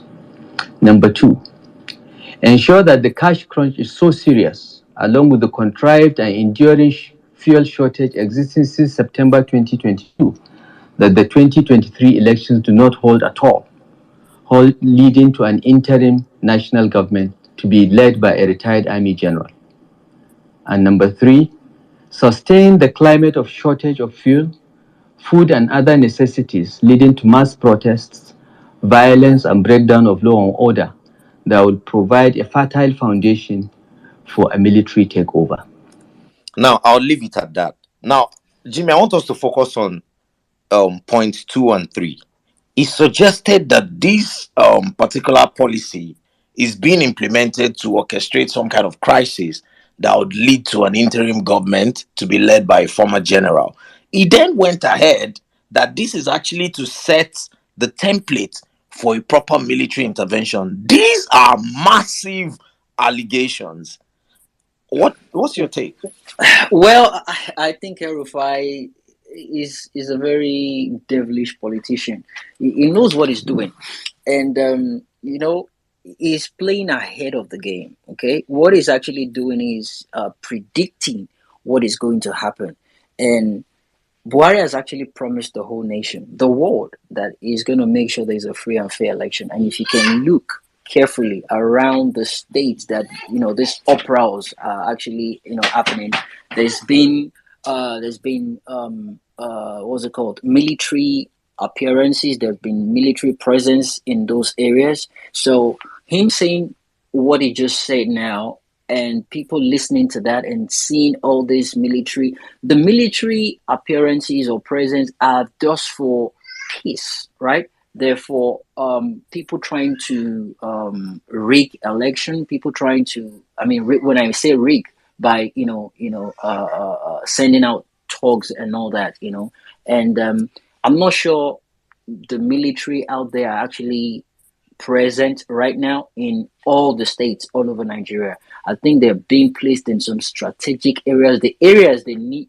They know that the heat is actually high, and that is exactly what is going on. And he knows that Kaduna is going to be one of those places that the military's presence will be high. So he's actually playing on the fact that the government, right, is preparing to have a free and fair election to protect its citizens, right? But he is using it as a game of chess to let people know there is a plan for a coup, And the fact that he mentioned a former military general, and considering the fact that Obasanjo came out openly to, endorse Obi, this guy knows what he's doing. He's actually preparing people's minds psychologically against what is about to happen. That's just my own point of view, though. Anyway, so yeah, but that's it. That's a very interesting angle to it, Jimmy, because let's not forget that El Rufai is not the first person to come out with these allegations. Our dear uncle FFK is having his internship at the DSS office based on wild allegations like this.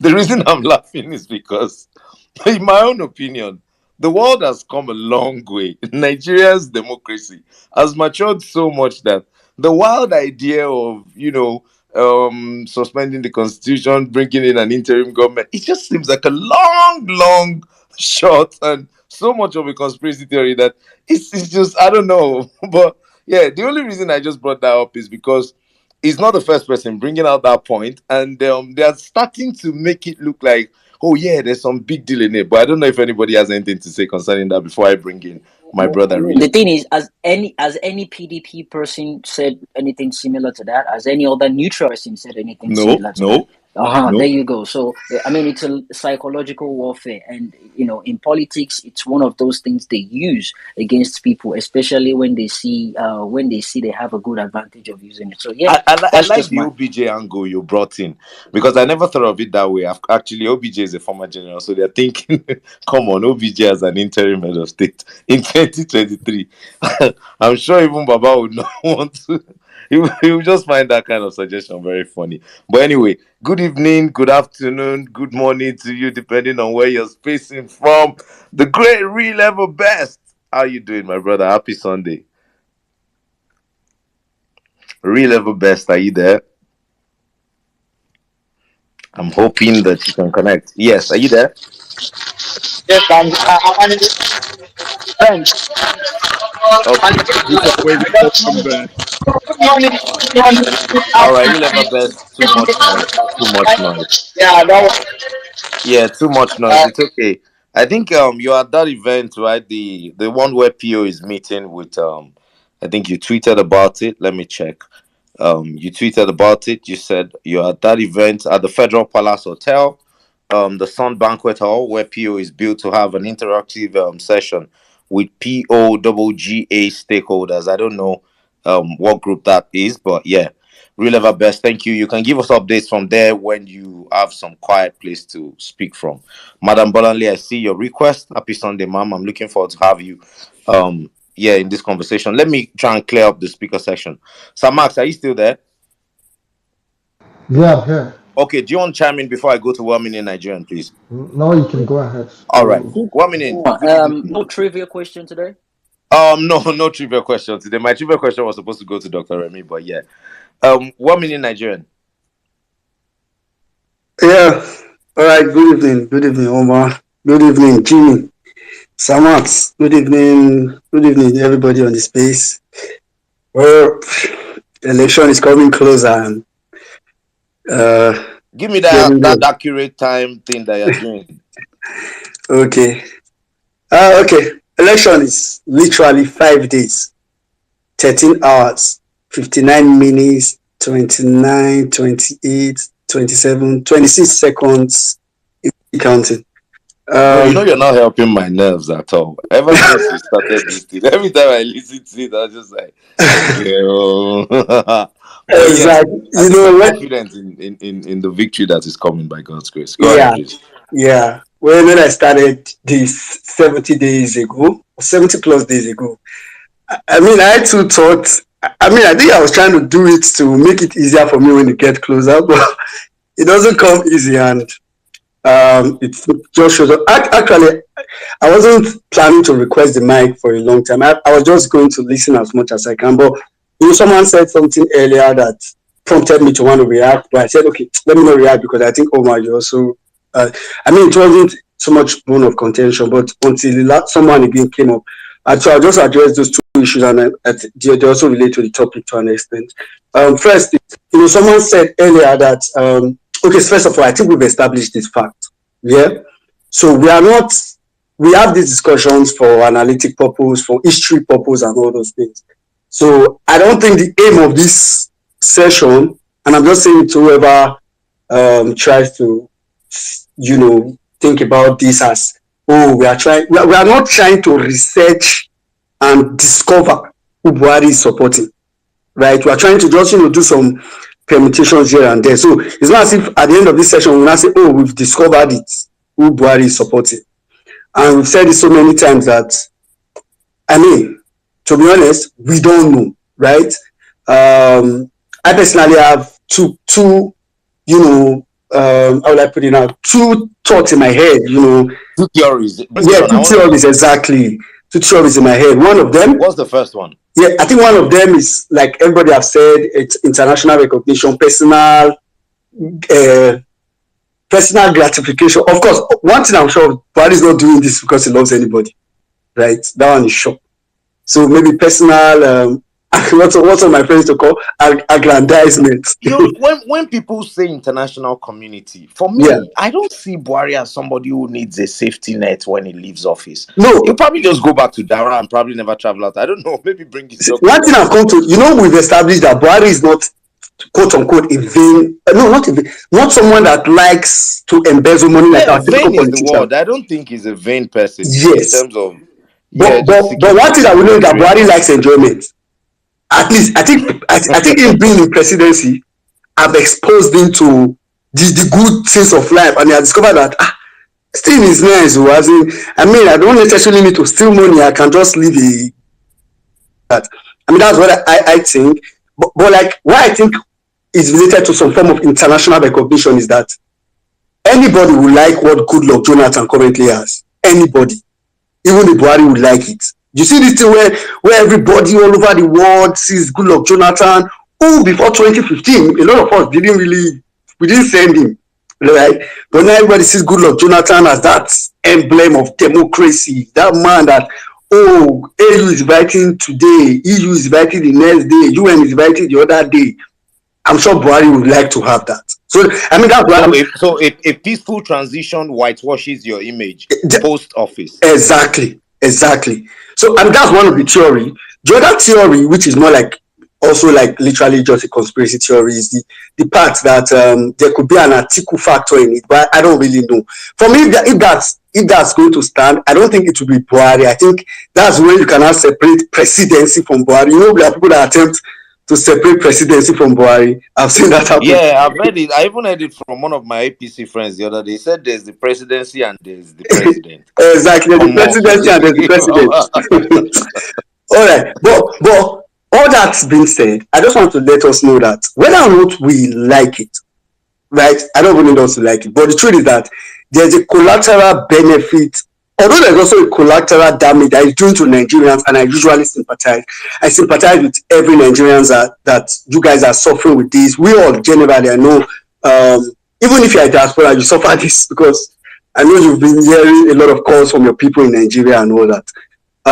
So to an extent, we suffer this, but I mean, I feel like this is the shortest suffering we can ever have to get something good, at least from this democracy that we have. This is the shortest. I mean, this is a suffering that will probably just last for a while because we were always going to suffer. So the point is that is it going to be long suffering or at least short suffering? Now, one minute. Yeah. You're very well versed on election matters, and now that you're here, I have an election-related question for you. Now, as an obedient, let's say I wake up on election day. What are the 3 things that should be on my mind?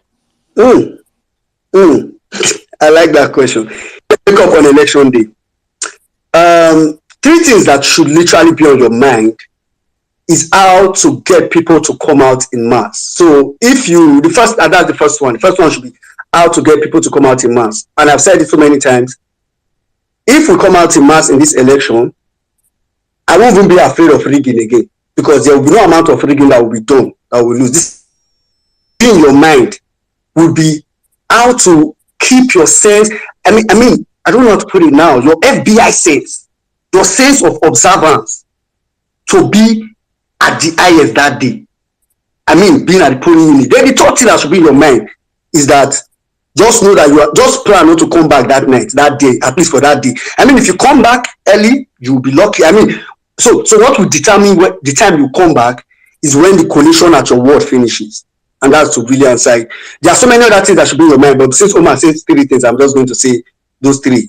How to bring out people in mass, how to be observant, which you have to wait after voting, of course. Then the third one is just know that until the collation at the ward is finished, you are not going home. Just put that at the back of your mind so that if it stays long, you know you already planned for it. And for those of us in that, these are the 3 things that you should monitor anybody that you send to the polling unit or that you advise to go to the polling unit. You should monitor it. Whoever. Okay, sure. So I have another question as a layman, and this is my own personal question, something I don't understand. Does it need internet to function properly, or it doesn't? Can it function without the? So the beavers needs internet at some point. For the beavers to do accreditation, which is what you need to do on the field where everybody's voting, it does not require internet because before that day, the beavers will be preloaded with the data of the people in that particular polling unit. So every beavers is peculiar. So if I take my PVC to a polling unit that is not mine, it will not see my beavers or it will not see my details. So it's already preloaded. So all the accreditation data and all that will be stored in the beavers while the election is ongoing. Then, of course, there is the thing they call automatic synchronization, which I think Mike Ginn has talked about so many times. But even after that, and this is an extra point, guys, normally the core member is supposed to do like a manual synchronization. I've said this so many times, almost like your phone, even on Twitter. Some of us are trying to upload big videos. You discover you start uploading it, then you leave your phone, right? You think it's going.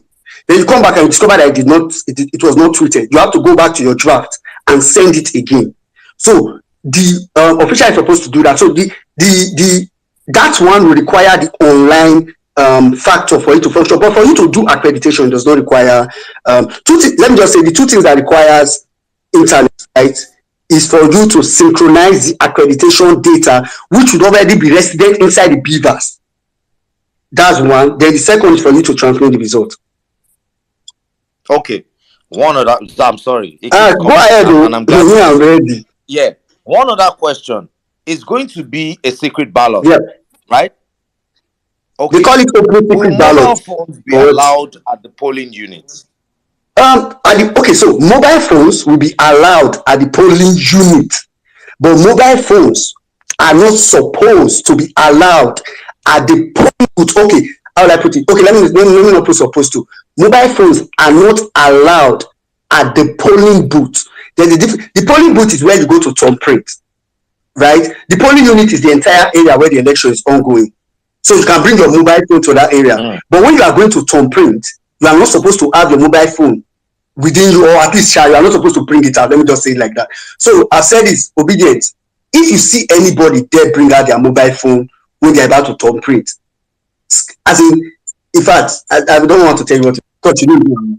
Okay, so well-meaning Nigerian. The reason I'm asking this question now is that I'm trying to look at the issue of vote buying.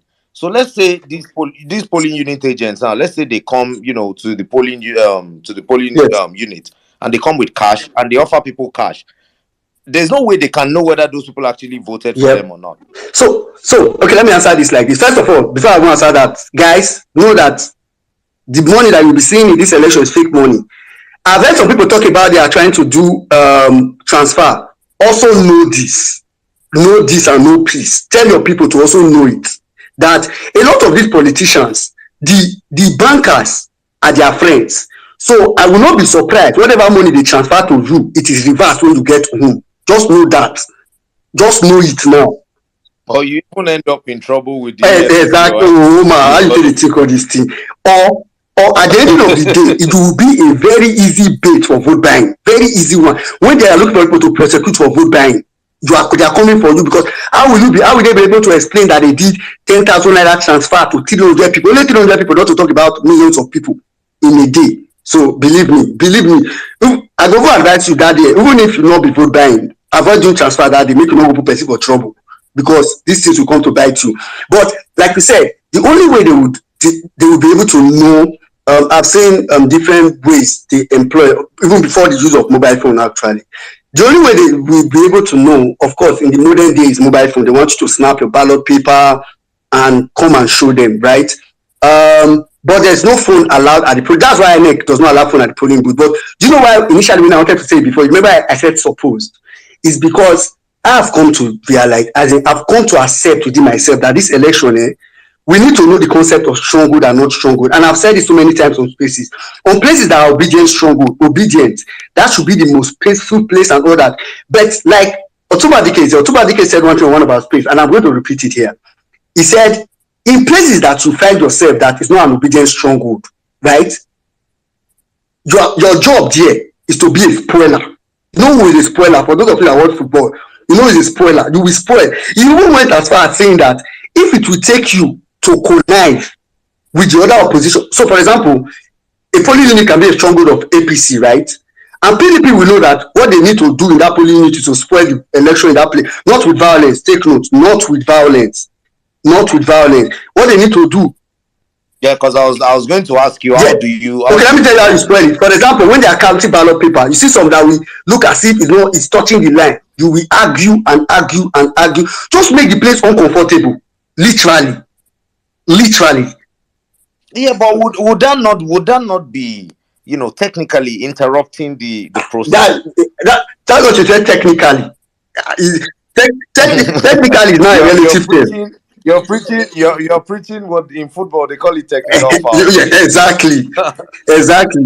Yeah. So just to answer your question, right? So truth be told, there will be polling units, especially because normally, even if you are not supposed to carry phone to the polling booth, say now if somebody shouts, the security officers, if they are brought over, they don't care, right? So if you are there, you can call out to the person. But for example, in polling units where we are not strong and all that, maybe they will be able to get away with it. Another way they do it is you see this thing where the person will now thumbprint and now raise it as if he's stretching his hand before he will fold it to show you. Okay. so well-meaning. We have speakers, but as we've been speaking on all, I've not attended most of the the Tuesday Yeah. violence spaces. There's another thing that. So if I get to a polling unit now and I can't find an LP polling unit agent, what do you think I can do? Okay. What is going to happen most likely on election day is that, of course, INEC is supposed to have official agents, but even the officials need they need representative of as many party as possible there, right? I think somebody have said this before. For example, if in a polling unit there's no LP agent, if LP has votes there, it was those votes were given by human beings, they were there, right? So they are not going to say, oh, no LP agent, okay, now let's transfer these votes to PDP or to APC. You get? So they are going to count it. In fact, I have spoken to a couple of ad hoc staff that said what eventually happened was that if someone have votes, that means it was somebody that casted that vote there. They will ask, who is this? Who is anybody representing this social party here? Please come. Your agent is not here. So automatically you'll be standing as an agent, but even unofficially. But you can do, in fact, as a matter of fact, on the result sheet, every party needs to sign against the scores that they receive.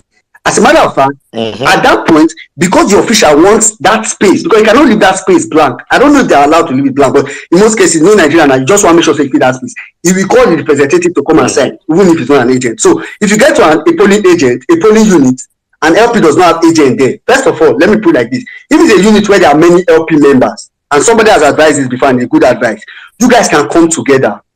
And that's why we set things like town hall app, you guys should meet, so that you guys will know yourself. You come together and appoint one person and say, oh, this is the person that will be representing us in let's say conversation. And you are allowed to do it, because at the end of the day, when they are doing conversation, they will need you to be there. So you can say this person can represent us. But if you leave that vacuum open, if for example they say, oh, who will represent LP? There's no LP agent here. And all of you, the way Nigerians used to do, especially in class, teacher say, who has the answer to the question? Everybody keep quiet. If you do that, you might create a room for a PDP or an APC person to say, hey, me, I'm here now, I'm for LP. And it goes forward, but it's not representing your interest. So please, guys, make sure that whoever you send for to represent you, or in any way, is someone that you know this person is a strong, obedient, or at least an LP supporter. So it's allowed, basically. Yeah. Thank you very much, well-meaning Nigerian. Thank you for educating Omar, please, me on, can I because add those to are those things. that, to what well-meaning? Yes, please, Nelo, go just ahead. quickly. Sorry, guys, but just like someone has suggested, once come early to the polling unit, identify yourselves. That's obedient. Identify yourselves.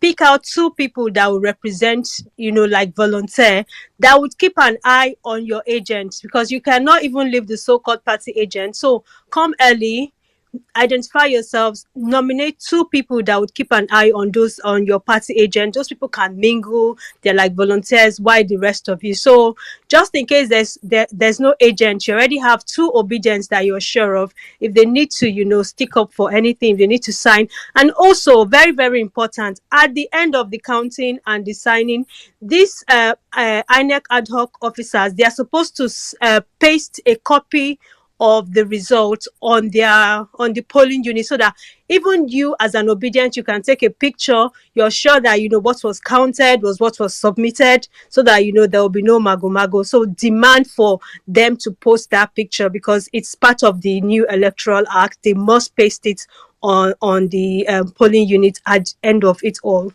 I just wanted to add that there. After you do it, sorry, after you do it, please follow them to the word. I beg. I've been saying this because guys don't know this, but of course there's a loophole there. And if you are in the world, be watching. What would be the loophole? What would be the loophole you're talking about? Okay, Omar, let me explain this. What a lot of people know now, everything what they do for the past 8 months, it depends on this. So yes, at the end of the day, I'm asking questions that I asked you 3 things, like what would be on your mind on election day as a layman that has never voted before. So that's just the angle I want to see things from. Go ahead. Yeah, okay, let me explain this loophole. First of all, let me tell everybody that Peter Obi has the best chance to win this election. The best chance. And I've seen election before. I've seen the way they rig election before. In fact, it was recently, I will remember that, I think I have a PTSD for how election was rigged in my presence when I was even young. Literally, I just remembered when my mom went to vote when I was slightly younger. So I'm saying this because I want you guys to know that from what happened in 2015 or 2019 as well, this current electoral act and this current election process is a huge, and I'm emphasizing huge leap, but it's not yet the perfect system. All right, what a lot of people know about the BVAS transmission of results is that when the election is finished, right, and this is what has been emphasized a lot, just make sure that they snap the result and transmit and send to the IREV. Make sure they snap the result and upload it. And that's what a lot of people know. But that's not where the point ends. Because when now the official, let's say for my polling unit, right, 505 voters came to vote in my polling unit. Out of that 500, Peter Obi, LP had, out of that 505, LP had 500, right? I'm going to be nice to PDP and APC because I just want to be nice. Out of the remaining 5, APC has 2, PDP has 2. The one is invalid. Total is 505. And I want people to follow the maths I'm doing. That's why I'm not using like confusing numbers. 505. LP has 500. APC has 5. APC has 2. PDP has 2. Invalid is 1. And he's going to go carry that result that he has snapped at the polling unit, posted, like Nello said, at the polling unit. You've taken a picture of it just to have as evidence first. He's going to go now to the World Collation Center with everything, the beavers and the result sheet. When he gets to the result, to the World Collation Center, he will sit before the collation officer along with 2 other people usually. And they call them the collation support and the RATEC. I don't want to go into the technicalities of all those people, but he will sit literally before the collation officer. And what he's going to do is going to give a report, not really a report. He's going to submit his result or his report, more like you are now handing over everything. At that point, normally what would happen is the collation officer would, so that result that is sent at the polling unit has not yet gone to the IRF portal. It has not yet gone to the portal where everybody will see it. It will go to a phase where someone has to approve it before it goes to the IRF portal. I think this is the point that a lot of people don't know yet. Before it will get to the IRF portal. At that point of approval, there is the loophole. Normally, some of us maybe work in official settings here. Normally, what the collation officer should do is, he looks at his results that was uploaded online, right? Looks at the beavers and see that, okay, all the numbers follow, 505 votes, 505 accreditation, everything check, click send, click approve. And once he clicks approve at that point, it goes, we cannot see it on the IRF, we that are at home cannot see it on the IRF. You cannot go and check your result and say, okay, it's the same thing that I got when I was there. But if for some reason there is an error on that result, let's say he did a cancellation, right, of a figure and he didn't sign against it for any official reason. This was why I put it there. Normally, the collation officer can tell him to make a correction on the result sheet if it's just to sign against where he cancelled something or some form of correction.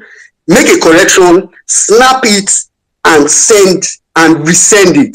Now, here's where I have a problem with INEC, and this is the loophole. I really wish what INEC did was that he's going to, when he resends it, he's not going to replace the one that was there before. It will be sent as a newer version. So that even we that are seeing it at home, we will see both the old version and the new version and say, okay, the only thing changed was just to sign. The only thing changed was just to do this. If that was the case, I would have not been emphasizing go to the world, but that's not the case. Now, the case is that if we send and we upload it, it is going to replace, and I got this from an INEC ICT officer. I don't, except INEC changed it before election day. It's going to replace the one that was there. Now, Omar, just imagine, if nobody else is at the World Collation Center. Normally, there is supposed to be party agent at the World Collation Center representing the party. So Labour Party is supposed to have an agent. But imagine that, and I'm imagining worst case scenario for people. No, go ahead, please. So imagine that. To give me the full picture, that's what I'm. Yeah. So this collation center is just a room of 3 INEC officials, that's the collation officer, 1 RATEC, 1 support staff, then party agents, right? And just imagine for some reason that one party, and we know they have the money, even though with the current scarcity in naira. That's what somebody said earlier. That's why I wanted to come. If you know how much they used to run election, you will not be saying these people have, oh, they have the naira, they have the new naira. They cannot have it enough. Because exactly, it will affect them either ways. They cannot have it enough. I'm telling you, do you know how much they pay polling unit agent? I don't want to even go there. They cannot have it enough. If this old naira was going to be functional, we'll be scared.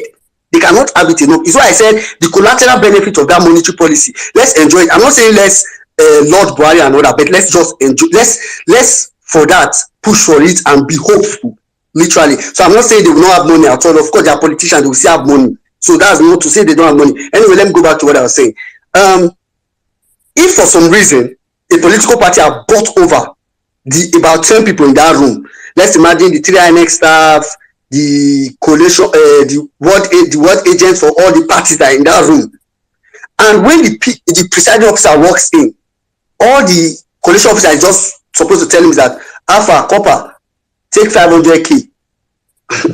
Oh God, these people spend money. I say I've been in a polling unit before when the local government chairman brought out money from his pocket, he did not count it. He did not count the bundles of 1,000. He didn't count it and he gave it to somebody. And that's no joke. So they gave him money and said, okay, this result, what we have to change is this 500 that is for LP, we will take it to, God forbid, PDP. These 2 that is for PDP, we will take it to LP. Right? Do you know, people think that will not be by voting because the numbers still match. Omar, sure you were following me, you get. I'm following you, my brother. It will still be 505. What just happened was a swap of votes. At that point, if that is uploaded, so all they have to do is, of course, he's doing it in the sense of correction, and of course, everybody in the room has been bought, so there's no much problem.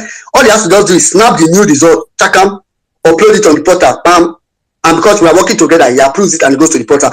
Of course, we at home, me that was in that polling unit, I can go back and check the IREV and I see that what? When I left my polling unit, it was 500 that AP had. How come? I'm not seeing PDP. They've done Oboju.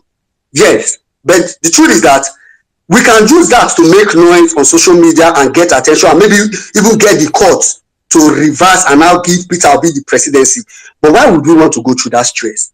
When we could have just checked it at the beginning. When we could have just been there at the sure that at least if they can buy 10 people in a room, they cannot buy all of us. Right? Absolutely. So that's the point, actually. Well-meaning Nigerian. I mean, the name is out. So let's just leave it at that. You really are a well-meaning Nigerian, and you've actually done a lot of justice to, that side of the topic. Madam Bolanle, you've been waiting for a while. Good evening, ma'am. How are you doing? Can you hear me, Madam Bolanle? Hello? Yeah, sorry. It's okay. Sorry, I got lost in watching something on the TV. Hold on, let me pause it. Oh, wow. So what's on TV, ma'am, if I may ask? It's this program called the League of Their Own Roadshow. So it's like ex-sports people that do stupid things, and it was just cracking me up. Okay. All right, go ahead, ma'am. All right, how are you? I'm doing great, ma'am. Happy Sunday. Good. Happy Sunday to you too. Jimmy, see you. Max, how's Nigeria? You enjoying yourself? Getting to work? Yes, I am. Yes, I am. Good. That's like what I like to hear. Good afternoon, good morning, good afternoon, good evening, everyone. On the space. I usually I was a bit distracted, so I don't know what me Nigerian said. I feel guilty now. But no, it's okay, ma'am. It's okay. You can just hang your thoughts there because Teke has a comment for 1 Million Nigerian. It says, Omar, please repeat what 1 Million Nigerian said in a straightforward way so people can understand fully. These additional stories deflates his explanation. It's easy to miss his point. So 1 Million Nigerian, can you just narrow it down in 2 sentences so that Madam Bolanle can catch up and Teke and other people can also catch up, if you get what I mean? Okay, basically, I think the major point is that after you finish voting at the polling unit, when they've done the collation, the sorting, the first thing that happens after voting ends is they will sort the result. After they finish and they post the result, of course, all this process, try to take pictures, try to take videos. The next thing you should do is go to the World Collation Center. They may not allow you enter inside the room because of course they cannot crowd it. But of course, this room is in school, this maybe the hall, windows are open. The point is that if there are people around, of course now they cannot do all these things that I just said. So that's really the point. What you have to do is really to just go to the collation center, ward, at least for ward collation center, which is usually close by, to be honest, and just monitor that collation process. That's all you have to do. The other thing I explained was because Omar just wanted me to explain how it can be done. Right, which even if I want to explain it again, it will be still very long. Yeah, I get it. All right, let's leave it at that. Okay, Madam Bolanle, I don't know if you've been able to catch up, or should I go to one other speaker and then come back to you? Okay, Jerry. Okay. Sorry. Okay. No, it's fine. I mean, I've heard Women in Nigeria speaking on enough occasions to just get the gist. You know, he said it. I mean, I think I got the gist from when he did his space. So my understanding is get there as early as possible because shenanigans happen at the start. When they're starting the process, make sure the BVAS is at 0. Make sure the ballot booklet hasn't had any torn out. He said look at the ballot box to make sure it's empty. He said to be mindful when they're giving people ballots. After they've been he said when people are accredited, they should make sure that there's a tick on the BVAS, that's so that it means that they've been counted on the BVAS. And then what did he say? He said you could ask them if you can ask them at the end of voting how many people were accredited, so it gives you a rough idea. Stay around till it's counted. Make sure they once they've agreed and everyone's signed, make sure that a copy is pasted on at the polling unit before he leaves. Follow them to the collation center, and that's as far as I got. But Omar, permit me to give Madam Bolale a PhD. Madam Bolale, you deserve a PhD. Yes. You deserve a PhD. Yeah, with the way she was able to just narrow it down, I think that must have been helpful to so many listeners. So I think I have quite a number of DMs concerning the topic we were discussing on the Naira redesign. So Madam Bolanle, please just indulge me. Do you want to touch on that, or I can. I mean, it's like I've kind of tried to look at it from all different angles. In terms of interest. There's everyone's kind of a stakeholder in this matter. First, fundamentally, I kind of support it. It makes sense. I mean, I don't know whether we're saying it's to get the money out of the economy, it's to counter vote buying. I don't know what the real intent was, but I don't particularly. Madam Bolan, let me put a question to you, ma'am. Yes. If we were not supporting PO, if there was no election and this kind of policy was introduced, would you have supported it? Yes, because there's, apart from the fact that Emefiele was printing money without permission, so that we knew that amount, but, how can you have an economy where money's in circulation, you don't know where the money is? It's worrying, so it makes you feel like, a monetary policy is not working, and then the executive who can try and intervene is clueless. But the 3 months that they gave is not unreasonable. Why is it that people left it to the last minute? That's like roughly 90 days to do what you need to do. If you were to put it side by side with the same way, the note in England was changed after the passing of the Queen. Do you think the process is, can they be put side by side? Do you think is there fairness to Nigerians?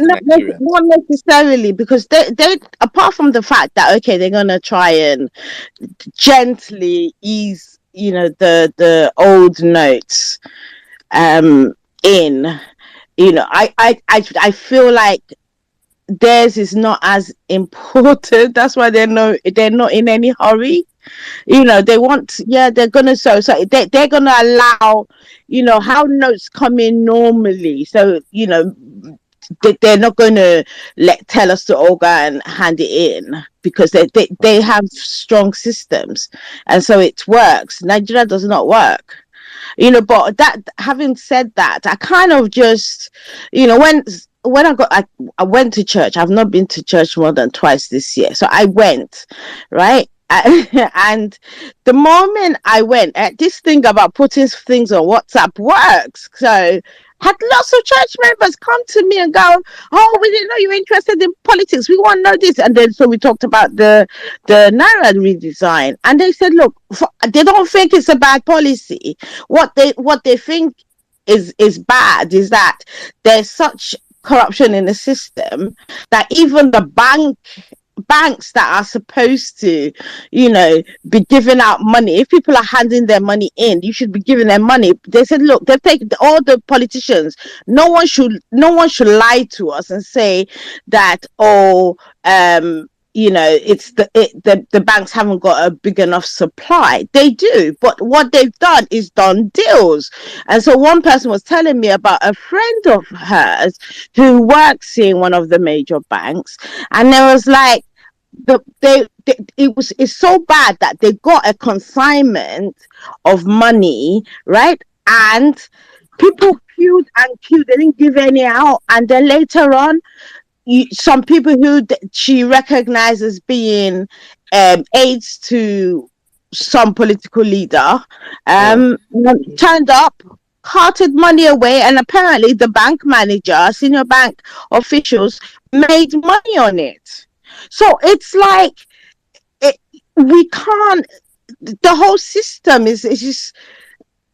Because I think the thing. You get the point I'm trying to make, though.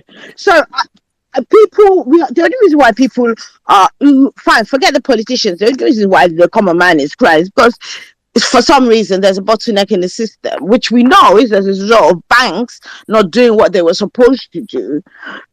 I don't know what the remedy is for that, but I think the politicians are just making it that much more worse, because they then want to use it for political capital, in the sense that if they know that APC was only going to buy votes and they don't have access, oh well, let's do that. And then at the other hand, I'm thinking, so people are hitting up the polity, but that one is not too clear, because I'm thinking to myself, why is it APC governors hitting up the polity? The PDP ones that this might favor, they're not saying anything. Then okay, so so it doesn't follow. I'll come. I want to. The reason I want us to hold it there a little bit is because now you mentioned something very interesting, which is the fact that this policy, I mean, it's not the same as it's not been implemented the way it would have been implemented in other countries, and I believe that Madam Liberty Champion was going to step in around that side of the topic, and I think that's why Just OJ also requested the mic. I don't know, but Just OJ. Yeah. Omar, can you hear me? Yes, I can. Oh man, I see. I've missed you guys so fucking much, man. We miss you too, man. Bro, like I've been undercover. I think I reached out to. It was Jimmy that reached out to me, and he was like, "Dude, are you okay?" And I was like, "No, I'm fine." Yeah, I've also been thinking, just what's going on?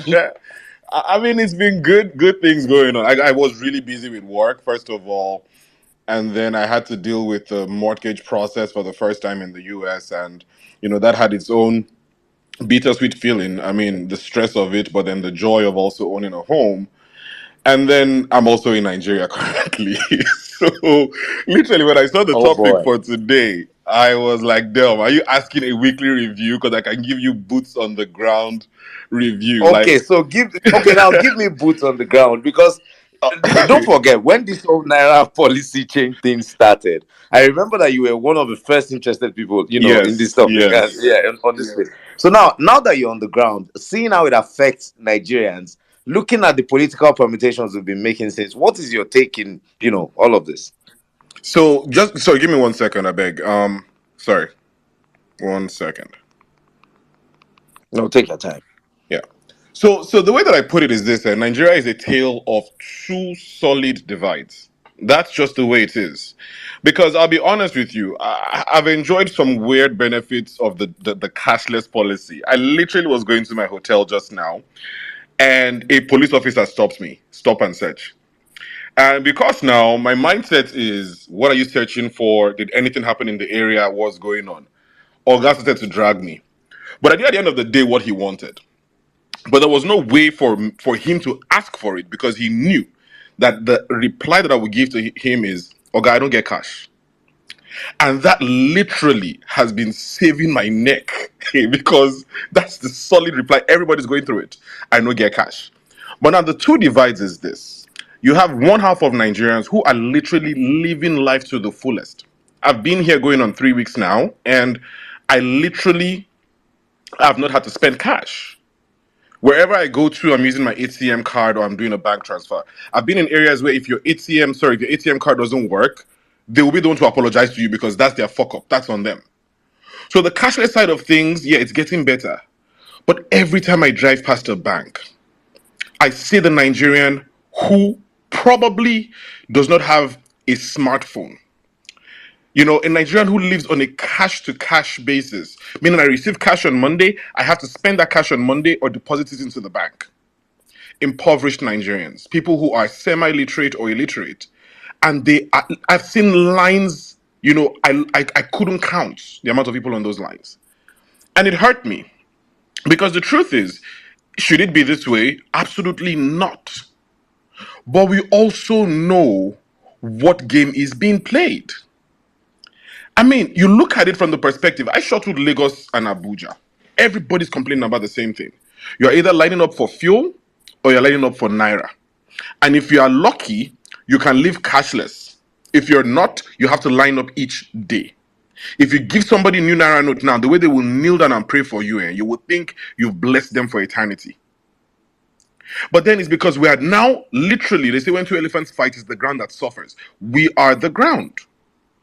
And you see how this Supreme Court, hey God, it is so funny because I was watching an Arise TV interview when Rufai said, well, what would happen now if the Supreme Court has basically overextended themselves? What would happen if the federal government or if the central bank, imposes a certain interest rate? And the state now comes and says, oh, it is working hardship from my state. So your 10% interest rate does not apply to my state. So my state should use a 5% interest rate. And Dr. Ruben Abati, he replied with something.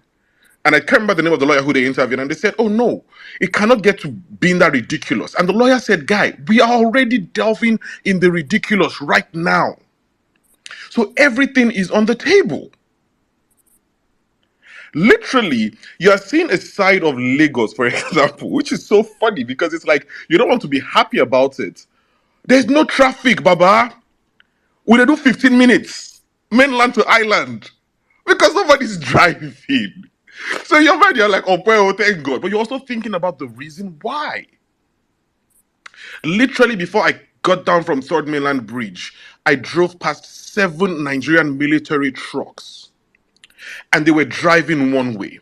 And so you had soldiers, like 10 of them with guns. Not your AK-47, like with solid ass guns, walking on the road. Everybody was so fucking tense. Why? Because they were like, what is the military doing here? Now, those guys were just trying to direct traffic so they could keep driving their one way. But you could see everybody was scared. So what's your own take on the military presence? Like, what do you think is playing out in the political, arrangement of the country? Ideally, we've always had the military involved in the election. Omar, is it wrong? Yes. That's why you have something like the Commie Positatus Act in a country like the US. You do not deploy the military in a civilian on home soil. The most you can do is to deploy the National Guard, a quasi-military institution. You deploy the military on civilian soil in your own country, and literally they're coming to arrest you, it is illegal. You do not. Just me feeling scared alone, I can't begin to describe how I felt. But I also know the Nigerian side of this. Mutiu and his boys. Oh God, they Exactly, will like come on the down, basis of bro. You said, necessity, Baba. On the basis of necessity, if you look at the way things are playing out, we all understand the game senior man in Lagos wants to play, which yeah. is a game of violence and intimidation. So it's no surprise that the federal government is responding that way. I understand the legalities of it. I've also been thinking, I mean, that was why I asked that Ha. question from Omar, Dr. man, Dozie, that Buhari is on the not. scale of maturity, how mature is our democracy if we have to bring in the military all the time just to maintain order Just during to maintain elections? sanity. That's the fear. That's the huge fear, because you have basically opened that door. Have you swung it wide ajar? I don't know, but you've opened that. I'm talking about people literally sitting on tanks. You know all those tanks that you have a gunner sitting on top of it, literally at the foot of Yeah. Third Mainland Bridge. So how would that make you feel as a citizen? Who does not know? Okay, is the military trying something funny, or is Bubu trying to, hold Lagos to make sure nothing goes crazy? Somebody's texting me every other day saying, avoid this area, avoid that area, do this, do that. Because we are running a pseudo democracy, like you said. I mean, I was doing my own small evangelism, small. I go out, the guy that I paid to help me run shirts in Aja went and picked those ones out, distributed, talking to Uber drivers, literally almost got into trouble because one driver was APC. I didn't know, or that one. I checked his Okay, WhatsApp. so just OJ, Yeah. I'd like to believe that the motive behind the military deployment is to project calm and reassure the people that the election would be free and fair and there will be no violence or intimidation. But going by what you just said, it seems like he's doing the opposite to the psyche of Nigerians. I don't know if you get what I mean. I would say it is, because you could literally see people tense up, right? So the first one that I saw was when I went to the barbers. I was in phase one, and these guys are not walking. When person just come up cantonment and say one just go chow real quick. These guys are coming with military trucks, the kinds you see out in a war zone. So in your mind you're thinking, oh shit. Like if you see five military guys walking together, maybe they did the same Twitter space. But you're seeing a full truck, right, with arms and ammunition. You are going to tense Okay, up. now finally before I go, Sorry, Omar. Jimmy, Let please me come in. ask one question. Yeah, quick one. These military forces you've seen around, are they all over the whole country? And that's the number one question. And I'm sure they are only placed in strategic area. And number three question is, since when they appeared, have you seen any riots? Does So it look so so like so let me any start from visible number riots? one, and then I'll go to three, then answer two. So the first one is, I've only been to Lagos and Abuja, right? And to be very honest, they are moving around. So to say that they are being strategically placed, I can't really answer that, because I'll give you an example in Abuja. Okay, we saw military personnel right close to the airport. You think, okay, it's the airport. They probably want to have a presence there. Fine. But you are driving all the way into the depths of Abuja, and you are literally seeing on the other side, they are driving one way. And you know what they are moving? Heavy military equipment, tanks, cars with gun runners. And literally, I remember my cousin was driving and she said, oh, you only saw one vehicle. There were actually about 15 of them just moving. So maybe the idea is to just have them mobile and move around. But in my mind, I'm thinking, why are you? Okay, just OJ. Do you think it feels unusual to you because you don't really live in the country? It's The people on the possible. ground, It's do very they possible. consider it like normal? It's very possible. It's very possible, because I'm also around Nigerians who were like, okay, oh, Yeah, thank God. because the Nigerians there, did they feel any kind of did they A express the good same amount of them were feeling? like, okay, oh, thank God. Nobody can do anyhow. Yes. There's that part of it. Exactly. I You was see going to what come I'm to. saying? There's that part of it that, because I've been so far removed from this, that now seeing it, definitely has a different effect on me. But for whatever it's worth, I can tell you that I understand it perfectly, because anybody will think twice. Anybody right now, especially what I saw in Lagos.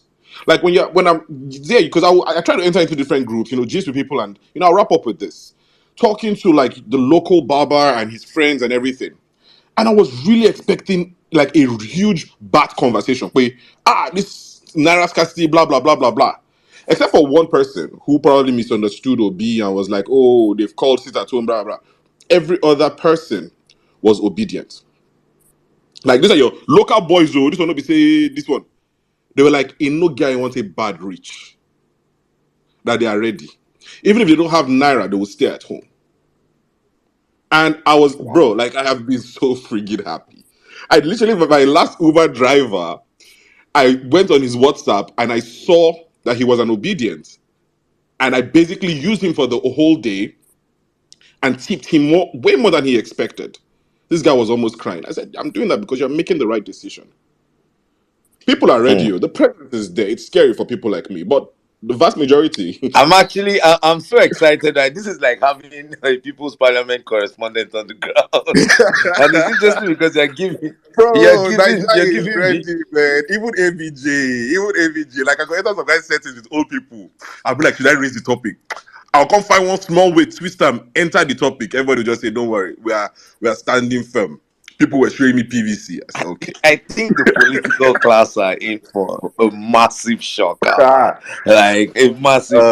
I think for once they pushed Nigerians to the brink. That's what I want to believe. Jimmy, you want to come in, please? Thanks. Yeah, I just want to say, let's observe if there's going to be any burning down of any banks or any riots in the next couple of days, because I believe their presence is actually worthwhile. And but then again, with the kind of explanation just OJ just made now, it's more like a warfare kind of scene, and it's kind of getting me worried, in another point of view. I mean, a couple of months ago, the US sent out all their, people from Nigeria, just sent them back to America, and that just keep you worrying. Are you putting 2 and 3 together? Is there something weird? Yeah, you are thinking the military presence is a let bit me add to that. That has always been standard procedure, right? Especially in countries like this. The typical person that works in an embassy in a country like Nigeria earns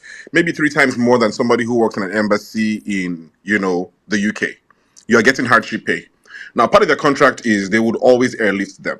I was in Abuja and we went out, and I guess maybe because I live in the US now, I saw certain white guys, and I just tapped my cousin. I said, those are US Marines, right? And I was like, how did you know? I'm like, don't worry about it. Those are US Marines. Like, you just know. Even from the cap they were wearing, the way their wives were so jovial, blah, blah, blah. And I was like, yeah, those are US Marines.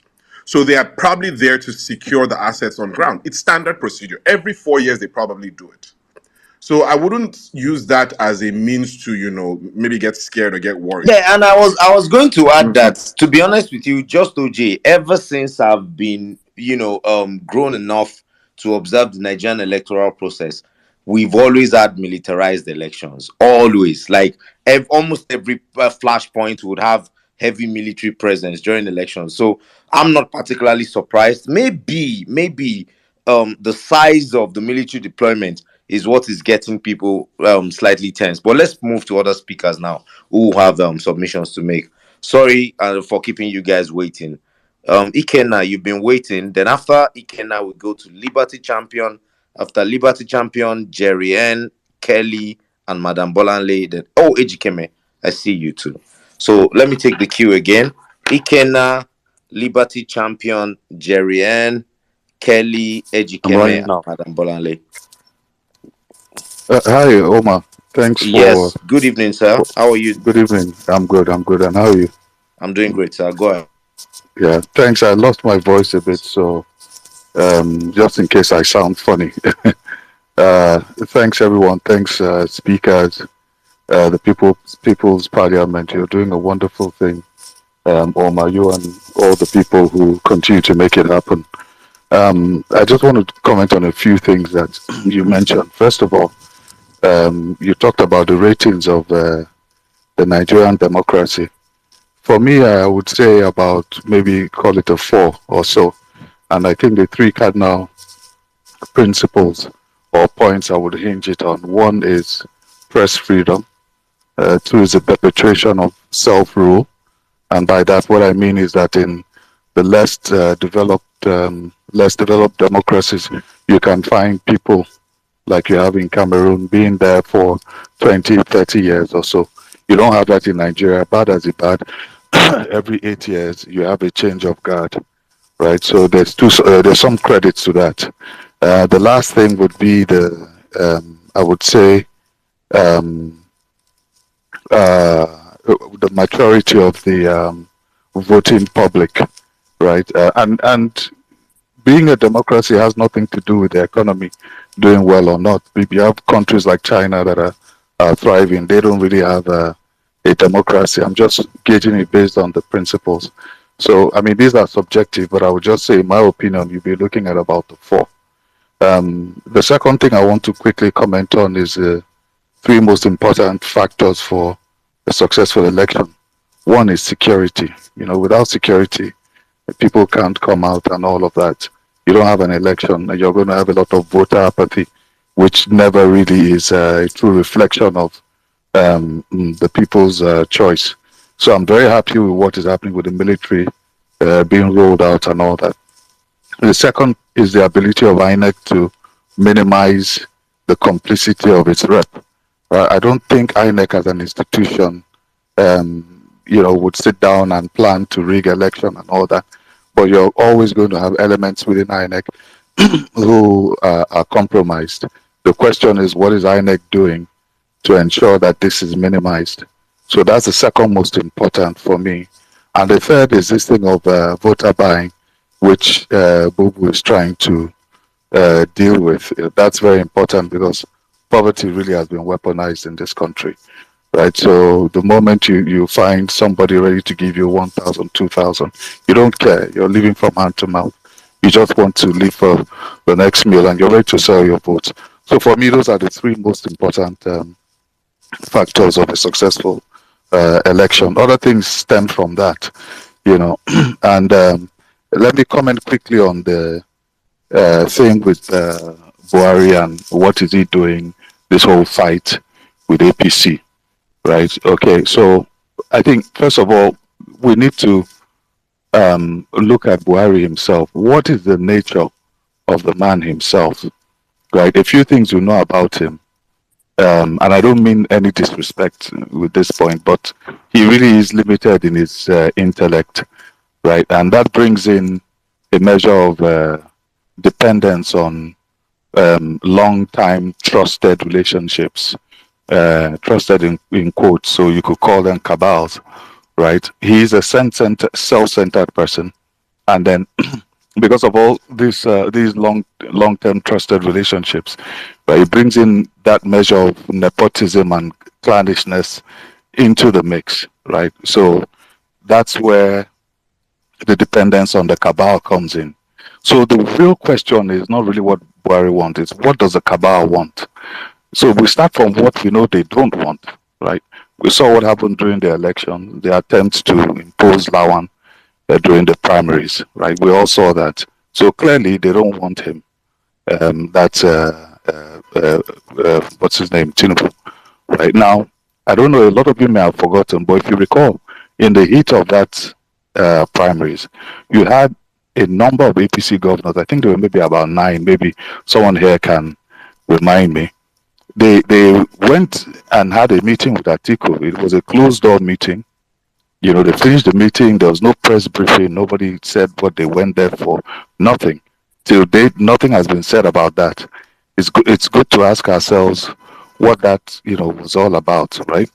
And then thirdly, when you talk about the cabal, and this is a bit controversial, right? For me, I think the plan was, they never saw PO coming really. The plan was always to have to keep the power to the north. And I don't mean this with any disrespect to my northern brothers, especially those that have put their hands to plow in this obedient movement, right? But I'm just making a statement of fact. Because if you saw the people that came out, you had Atiku on one side, you had a Shetima, because we know that Tinubu is a placeholder, and then you had a Kwakwanso. Nobody ever thought that, and a southeastern candidate who would leave the party and go to what in all the intents and purposes was an unknown party, would make any mark in 9 months. So those were the three candidates, right? So what was the intention? What was the plan? Then I round up with asking some questions. We need to ask ourselves some salient questions, right? Why is the PDP not fighting the Naira policy? We need to answer that question, right? Are we to say that the PDP or Atiku are relying on the power of the people? We know that's not true. We know that the two leading parties, APC and PDP, have always relied on structures, right? So APC is fighting and frothing at the mouth now because it's not able to leverage the cash that it needs to activate those structures. Why is the PDP not doing the same, right? So that's a question that we need to answer. Could it be that they've already gotten the cash to activate those structures already? That's a something that we need to look at. And then even indeed the cabal is rooting for, let's say, a front runner who is from northern extraction, right? Is it inconceivable to surmise that the cabal is in with the PDP, right? And I say this because for a long time it seemed like the PDP wasn't in the race. It was always BAT, Labour and APC. All of a sudden, APC is fighting itself, fighting the center, and there seems to be a shift to the PDP. There have been a number of defections in the past few months from APC mainly to the PDP. Why? So These are Mr. Ikena, you're not seeing this from an angle of Buhari acting alone. You're seeing it from the angle of, I think somebody mentioned on the space, I can't remember who mentioned having a TV that is being controlled using, a remote device. Is yes, it that? I heard Yeah. that. Yeah. So So that brings me do to we my have a last situation point. of, yeah. So please go It, ahead. it brings you to my last point. My last point is that, and there was a question I asked, that could it be that there is a conflation of motives here? So on the one side, you have a Buhari who went in front of the world stage, went to the UN and announced and said, listen, I'm going to give you guys free and fair elections. So you pick that against some of his attributes I mentioned earlier, self-centeredness and all of that. Doesn't really care. Buhari has never really cared who, if he doesn't support people, let me put it that way, right? He always makes sure that I'm looking out for self. So he's leaving. He knows he's made a mess of it. What can he leave for the people? A free and fair election, right? He's looked at Goodluck Jonathan, how he stepped down. He's, Goodluck today is viewed by the international community as somebody who is, a very reputable, yes, a good ex-president, ex-democrat. He is looking for a legacy. This is one thing he can give Nigerians. Being selfish as he is, being determined and unforgiving as he is, all those things, Ebiloko said, right? He's going to fight Bubu, and that's why you see immigrations arresting people, picking up touts, rolling out the military, rolling out the Naira policy. He's not doing all of this because he loves Obi and wants Obi to win. He's determined that BAT will not win. The cabal, and why I say it's a conflation, is that he could have been put off to this by the cabal as a way of stopping Bubu, right? But the only thing is that maybe they didn't mention that somehow Atiku may have gotten his money, because somebody needs to tell me why Atiku is not complaining about this policy. And we all know to his that credit, if you do the numbers, to his credit, at some point he read video speaking against not really, just asking for an extension of the time frame that would allow citizens to change the money. I think he made a video concerning that, and he hasn't said anything afterwards. So that's open to interpretation. But thank you very much, Mr. Ikena. It was quite nice listening to you. I'll come back to you in a bit. Fully. Thank you so much for sharing your thoughts, Madam Liberty Champion. And thank you for the opportunity. It's always a pleasure, sir. Madam Liberty Champion, good evening. Happy Sunday. How are you? Good evening. Happy Sunday to you, Omar. Can you hear me? Loud and clear. Hello, everyone on the space. Thank you so much. I've been falling in and out. Very, very engaging topic that's been talked about today.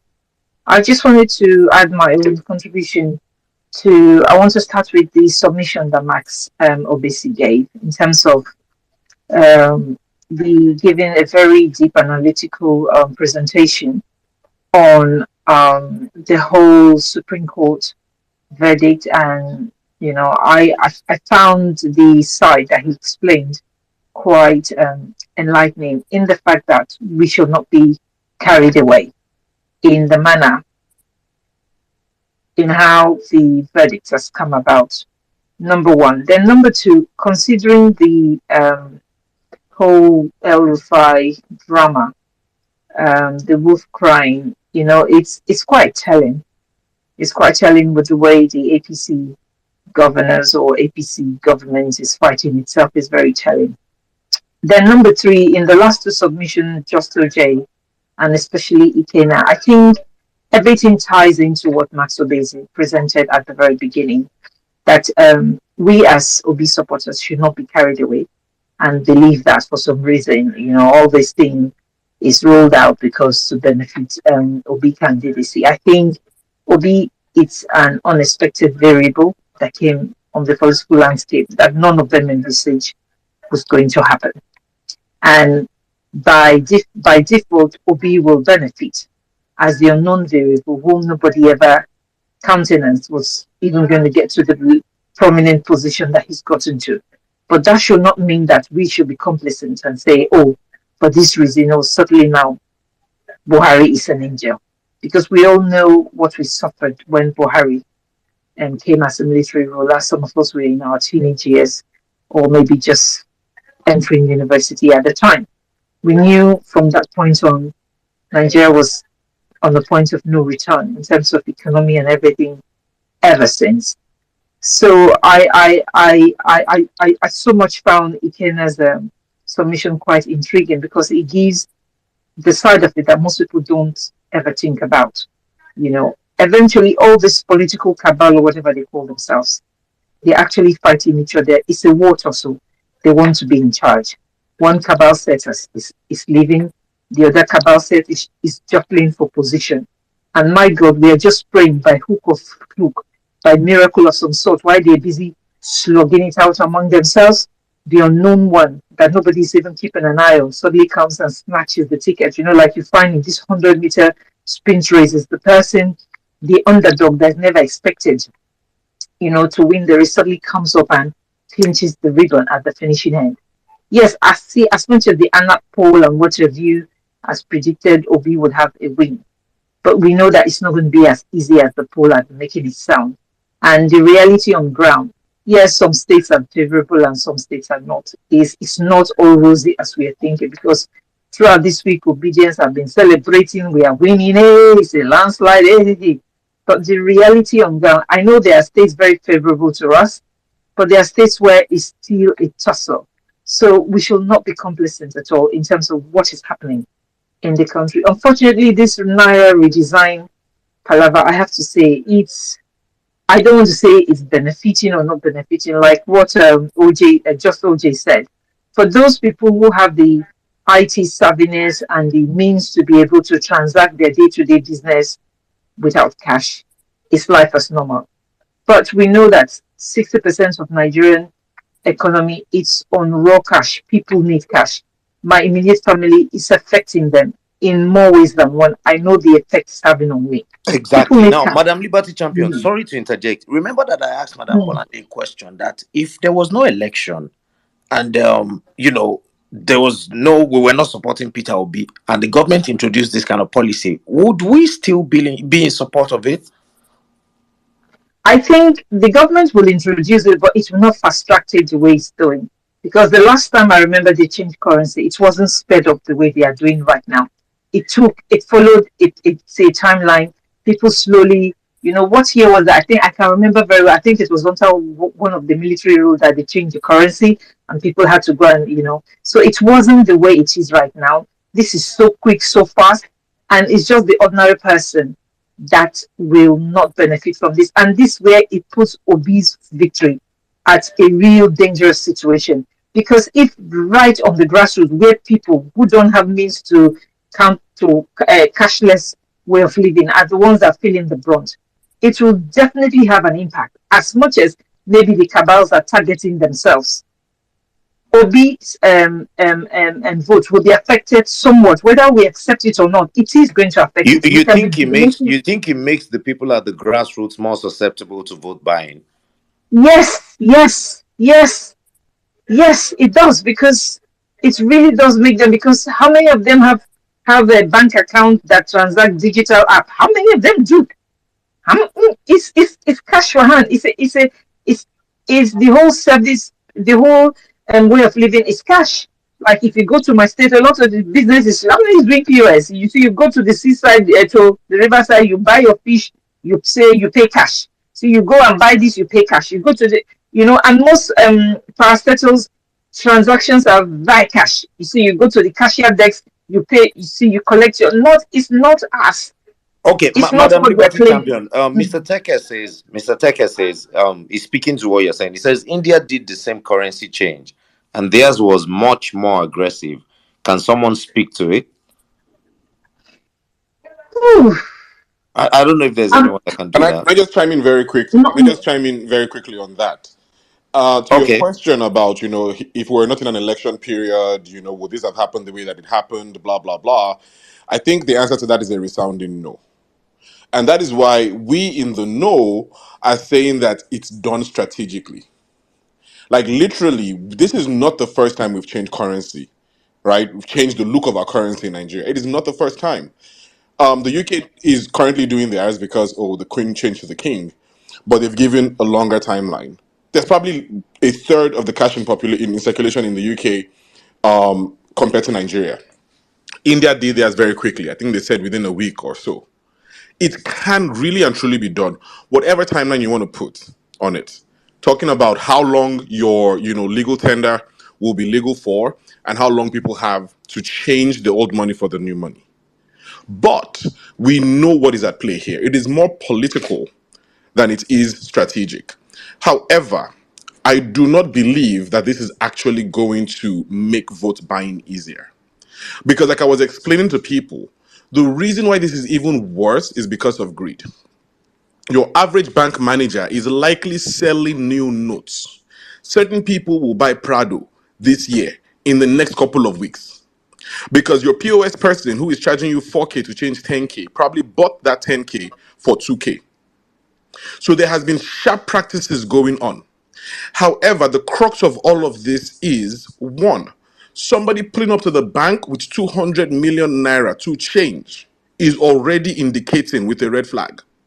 You have turned on the lights. And that is why people are hoarding that cash because they're like, the moment I show up with 200, I'm in trouble. So you do what? You find 20 people and share 200 by 20. So each person takes 10 million in. With the new policy, you cannot pull that 10 million out. You can probably do a max of 1 million. So But just OJ, what Madam Liberty Champion is saying is that the fact that people have been so starved of, those funds, once they have access, if they see someone, just throwing it around in the name of thumbprint for us as a political party, they'll jump at it. Yeah, but I'm not saying it's going to eliminate vote buying. I'm saying it has now reduced it because the person who could have bought votes with 200 million naira now can only buy 20 million naira worth of votes. So you see how the people that he or she intended to buy. Let's bring back Madam Liberty Champion. Okay. Just OJ. Thank you, my brother. Okay. Just so I see, I hear what you're saying, but the reality on the ground is people are suffering.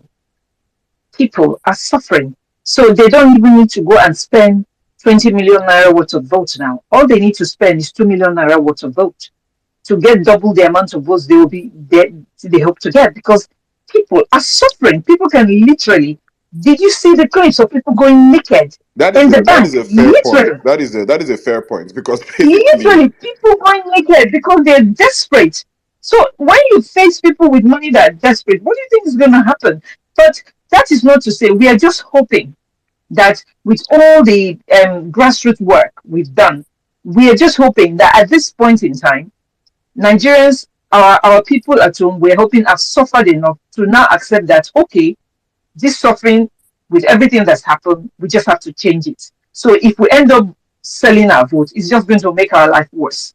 That is the hope we are hoping, that all the work we've been doing on ground, all the money we've been sending for grassroots work, We hope that's exactly the message that's been sent there. Madam So that Liberty and when people Omar, hit the poll, yeah, sorry, can I just ask a quick question? And that'll be the last from me, I promise. With this now, do you yeah, think that go. it is possible to easily identify people who are vote buying? I ask that for two reasons. Because the person showing up at the banking hall with 200 million or 20 million naira has basically turned the lights on them, right? So if the banks are doing what they're supposed to do from a compliance perspective, you now know people with a certain amount of money. That's one. Two, somebody was making a joke, which I feel like probably happened, is they were saying you go see transfer on election day. And I'm like, do you know how easy it is to trace transfers? So my question is this.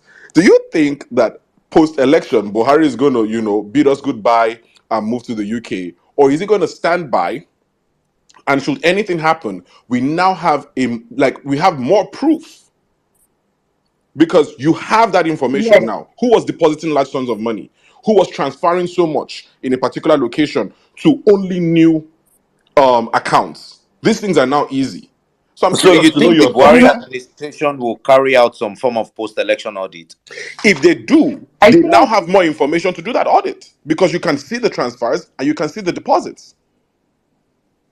I think also it is sorry. I think also this is something Peter B has an experience about. Remember, he was impeached twice. He had to go to the courts, and I Mhm. think Peter B is ready for that side of things. So he knows. So I'm sure he's put a team together that will be tracing every couple. Trust You me. just you If this literally just hit the nail election, on the head. Thank you very much. yes, if this election can, and because even if God forbid that he loses, Peter B will ensure that it's going to be proven beyond reasonable doubt that he actually lost it fair and square.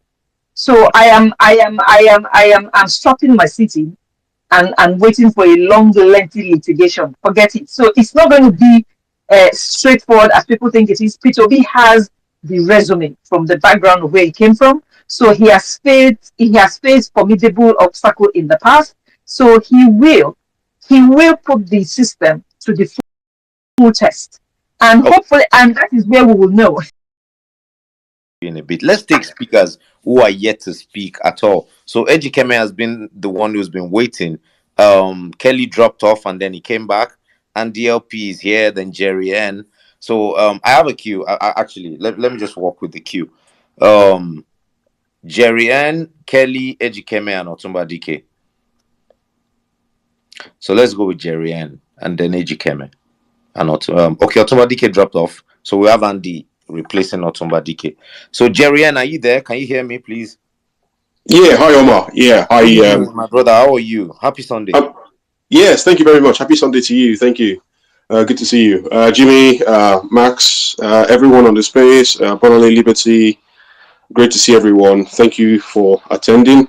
So I want to make first of all a recommendation, and then the next is a question. The question is to well-meaning Nigerian, because he has been talking about the practices on election day. What we should expect, and he seems to be well versed, well skilled in the process. So I think it would be good for him to answer that question. So my first recommendation is what we should do on the election day. I think it would be important, first of all, for us to be able to build up structures at the polling unit. We have polling unit canvassers, and these are the points. Maybe Max can even chip in one or two words on this point. But polling unit canvassers are people who go on the election day, and they are able to, not within the polling unit itself, but quite far from the polling unit. When you see people approach the polling unit, you can still speak to them and interact. I understand it's against the INEC practice and law to wear branded items, branded clothing, or wristbands, anything that Really? you sell. So you can't have your T-shirt, Labour Party T-shirt, or anything like that. Well-meaning Nigerian, can you confirm that, please? Yeah, that's true. Yeah, that's true. Oh, okay. Yeah, so you can't have your Labour Party T-shirt, but you can still talk to people. Obviously, I think they use this as a way to track people trying to buy votes, but there's nothing stopping you from interacting with people. And these are polling unit canvassers who will go on election day and even try and sway one or two people to vote for the right candidate, to vote for Labour Party and Peter Obi. So I think obviously well-meaning Nigeria can also buttress this point a bit so that we can, be more prepared. But again, as well-meaning Nigerian said again, where we don't have polling unit agents, it will be good for somebody within there to take responsibility. So I think yes, it will be necessary. I mean, town hall app, I've tried to have a play around with it, but it's not as good as as people say it is. But I think personally, it's more a case of just going out to your neighborhood and speaking to people on your street, your neighbors, asking people, who are you going, typical who you're going to vote for. And if you're going to vote for Labour Party, then you start to form an organic cell, a group of people that you're going to go to the polling unit with on that day. And then when you turn up, I believe that somebody should take responsibility so that you make sure that the votes count and someone can represent the party. So even if the person is not an official Labour Party polling unit agent, the person can take responsibility and make sure that the votes counted on behalf of Labour Party are correct. So that's my submission. So my question is about specifically about Osun State. What was the actual issue about the overvoting, and what can we do to mitigate that problem? Because as we have said before, they have uncovered this particular flaw with the BIVA system. So I imagine you turn up, you validate yourself, get accredited. They identify you. Yes, it turns up that you're correct. You place your votes, you on the ballot box. So for every vote that is cast, there has to be a valid person behind that vote. So I wonder how some additional voting happened. Is it because they put some numbers in the machine before the election? Before the election started, before the voting started? Is that the case, or is that the case that they have voted and then they have plucked some additional numbers from the air and put it in the total number of votes? I don't know how the overvoting happened, but what are the scenarios that can lead to overvoting that we should look out for? So that's my question. Thank you so much, my brother Jerry. And well-meaning Nigerian, did you get a question? Well-meaning Nigerian, can you hear me? Well-meaning, are you still there? Okay, if we're able to have him back, I don't know, maybe he will be able to answer the question. And Bad Politics might have an idea, I'm not sure, but I'll come back to him in a bit. Ejikeme, are you there? Yes, I'm here, Omar. Thank you very much. Sorry for keeping you waiting. You've been waiting for like 4 hours or so. I'm so no problem. No problem. All right, thank you for your understanding. Yes, we are all obedience in this place, and part of what P2B is teaching us right now is the virtue of patience and making sure that we do things rightly. So even if he says, hold on now, let a woman go, I'll be a gentleman to do so. But however, now that I've gotten my opportunity to speak, I think we need to address some certain things. Number one is I personally feel that however time and whichever time Buhari decides to do this redesign, it was spot on. It was spot on now as a way of curbing vote buying completely curbing vote buying. And believe you, Omar, Buhari purposely probably connived with the CBN to keep the Naira minting and printing at the minimum as at which we have it right now. Because he also knew that, these politicians, these wicked guys that have already taken these Naira notes, have stockpiled them. Had he printed and minted exactly the number of Naira notes, the old Naira notes, there would have still been vote buying. So I wouldn't be surprised, to see surplus Naira, new Naira notes pour into the circulation once this election is over. So this is a very good decision. This is probably the best decision that President Muhammadu Buhari is going to go down in history for, which we are going to remember him, to help us in this democratic transition. So anyone who probably feels funny and sad about, the recent development is unfortunate. But, in democracies and in, transitions such as Nigeria's classic situation, some people would have to suffer for democracy to thrive. So the school of thought that says, is it the right time to have done it, or could it also be that whenever he had done this, it would have still affected the poor masses? Well, unfortunately, this time around, the poor masses are suffering. This is also another avenue for citizens of Nigeria to also learn that currency transition must not necessarily be cash. Nigeria has gotten to a situation, except that we don't have steady power supply, we have gotten to a situation whereby we should involve tech in our monetary policies, involve cashless policies where transition of cash can be in other electronic means. We are such a big democratic nation. We are such a big nation in population to have that. Countries of the world that are developed, you would be amazed that a lot of citizens of Nigeria across the world, US, Europe, and all other places, may not necessarily touch cash, as the case may be. But they have. Ejikeme, Yes. Technologically, do you think we're matured enough to go completely cashless? Of course, yes. We have what it takes. We have the capacity. Remember, I only said the only hindrance. Are you sure? Yes, I believe so. We have ATMs spread across the nation, right? And until now, those ATMs have not effectively failed us as a country. It hasn't failed us. People can conveniently go into ATMs and withdraw money. That is going into electronic monetary policy. So why can't we also spread the POS trajectory? We have to spread it across, make people pay usually using their cards, and in that way you preserve and you restore the dignity of the naira. You reduce the number of papers, the naira in paper that is in circulation. So people now have to pay for goods and services online. You can do that. It is seamless. Then it also makes us, it helps the economy. It helps the forensic auditing. We can trace money. Now, just like some people have just said, this particular policy is going to reduce to a very significant figure physical vote buying.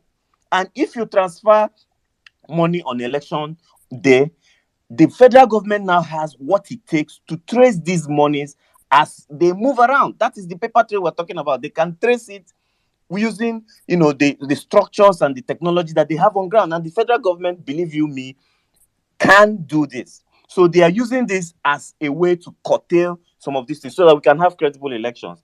Then again, I know this particular subject I'm about to mention now may not necessarily be part of this topic, but I think this is another democratic time to beam our searchlight on the judiciary, from the tribunal all to the way to the Supreme Court. I am very happy that the US government is slamming visa bans on Supreme Court justices, unfortunately and shamefully. Yes, I am saying this with all happiness in mind. Let them extend it. These judicial officers are also people. They are also institutions that now seem to be a threat to our democracy. So these visa bans must be extended to Europe. Let them stay in Nigeria. If they are going to give us shambolic judgments that are controversial. Ejikeme, Yes. sorry. I don't know, when you mentioned the visa ban being imposed on judges, are you talking about the Justice Kudirat Kekereekun and the whole Uzodinma situation? I heard the news of that. I don't know. Is that true? Yeah, well, it's on the news. It's on the news, and it's most likely to be true. Okay, if there's anyone who can verify that, please let us know. But yeah, go ahead, please. Round up your submission so we can take other speakers, please. Yes. Thank you very much. I want to believe that news is true, and the U.S. government should also look into what happened in Yobe State, the judicial abracadabra, and what is even going on now. I believe the U.S. government and the international community are watching. The Britain, more importantly, that likes to sit on the fence, should also watch. Most of these our leaders who have decided to use their offices God has given them to truncate the wishes and the aspirations of the people should pay a supreme price. They should pay a high price for truncating our democracy, for dealing and thwarting the will and wishes of the people by slamming these visa bans. It mustn't necessarily be US. The US always seems to be the big brother that steps up to stand up for issues that have to do with democratic processes and rights and norms of the people. So, but this is encouraging other countries, especially in Europe, to do the same. When these leaders, be it judiciary, executive, and the legislative arm see that the international community are not even in their favor, the international community will make them lose their rights to visiting most of these developed countries, visiting their properties and stolen funds that they have stashed in these other communities. It will force them to do the right thing, and that is for me the first and the number one avenue to this our obedient movement, which is getting it right, doing it right as a people. By the time we start doing it right, all other institutions of government will take a cue from there. So that is my submission for these particular topics. And one last thing would be to encourage obedience. We should not lose focus on the fact of what is happening. Buhari has never been in support of the obedient movement, but we believe he's the number one obedient movement because inflation, unemployment, insecurity, the killings. Sorry, Omar, check your DM, please. Yes, the killings across the country has been one of the major reasons why we think now that this is the time for us to enthrone a government that is pro-people, that will look after the people, that has the capacity, the competence, and the character, and more importantly, compassionate enough to listen. I was just marveled to hear that Peter Obi visited Ajegunle. No presidential aspirant in the history of our democratic process has visited the place like that. Gowon, in his statements, was quoted as saying that Ajegunle is the melting point of Nigeria. And I was seeing tweets about people who are residents in that area wishing that the presidential candidate of the Labour Party visited them. Just a wish, people were saying it. And this man read it and listened. And he was in Ajegunle, and it was a fantastic moment for them. There was jubilation all over the place. So we are seeing a moment of history, beckoning before our eyes. We're seeing a transition that is going to be fantastic. We're seeing, for the first time in our history, a president that will listen to the aspirations and the wishes of the average Nigerian. Thank you very much. Moving for. Thank you very much, Ejikeme. To buttress what you mentioned about judges being denied visas, of course, I call him Jimmy, no nonsense. Jimmy with his speedy investigation again. He's just sent me a document in my DM right now, and it looks pretty much very authentic. It says the Foreign Service of the United States of America, refusal worksheet, date 15 February 2023, visa symbol A2. The name on it is Kekerea Kunkudira at Montgomery Olatokunbo. It says, dear visa applicant, the office regrets to inform you that it is unable to issue a visa to you because you have been found ineligible to receive a visa under the following sections of the Immigration and Nationality Act. The information contained in these paragraphs marked with X pertain to your visa application. Please disregard your marked paragraphs. And the marked paragraph says, Section 212 A3C, inability based on sanctioned activities. Fantastic. Ooh. Wow. Interesting. I guess there are consequences for installing someone who came fourth in an election. Exactly. Exactly. All right.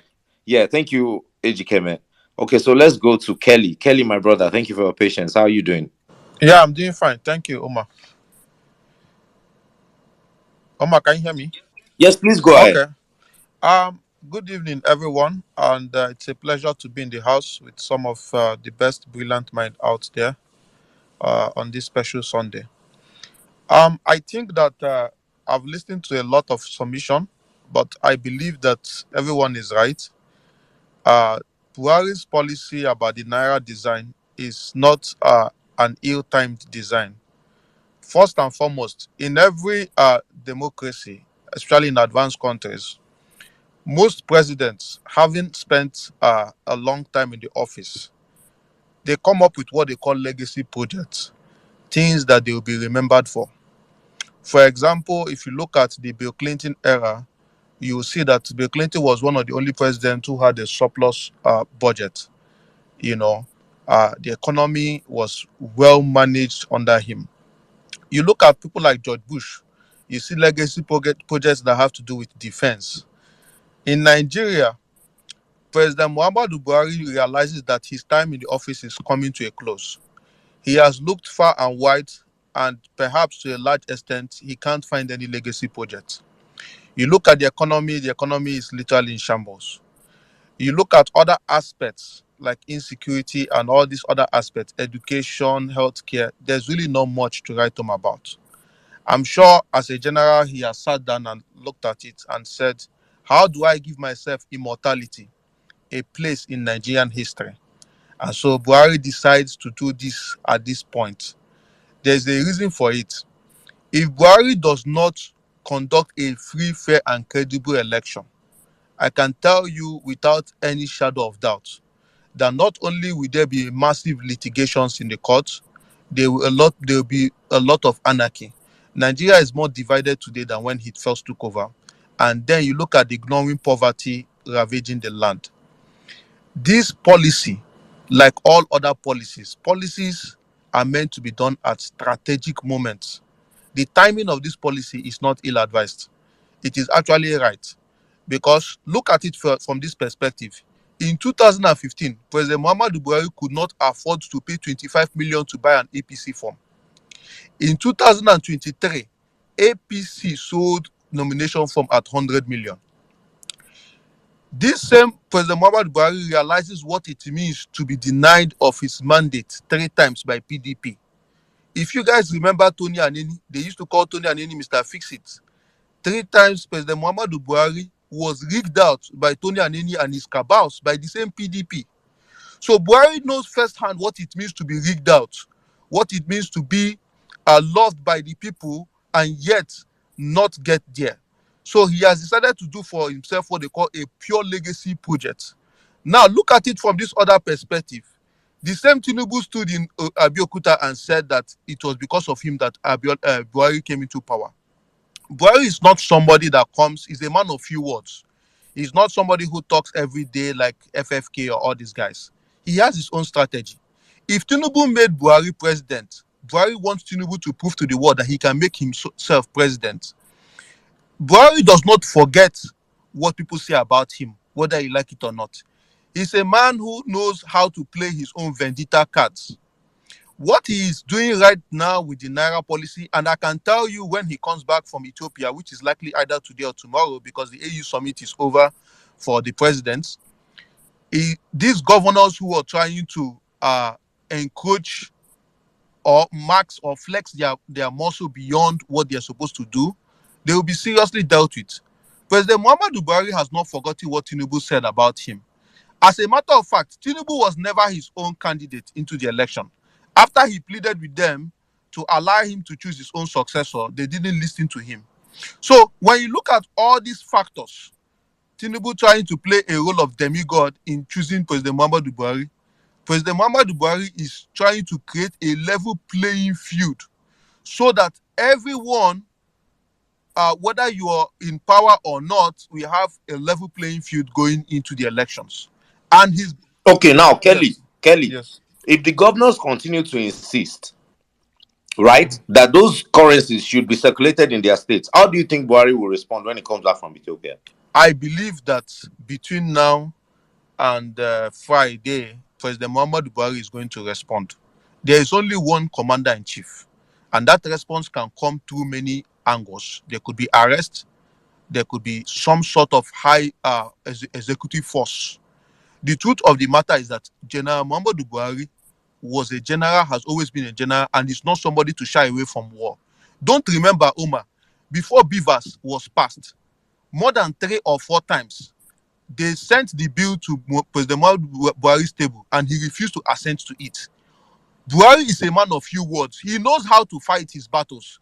Anyone who is underestimating President Muhammadu Buhari's executive force will be in for a shocker this week we're entering. This week is going to be a major week of alignment and realignment. There is one thing that is very sure. From the executive body's language, this election is not for APC. It is for a level playing field. President Muhammadu Buhari is committed, 100% committed to ensure that there is a level playing field. Yes, people may say, yes, this does not completely negate vote buying. I agree.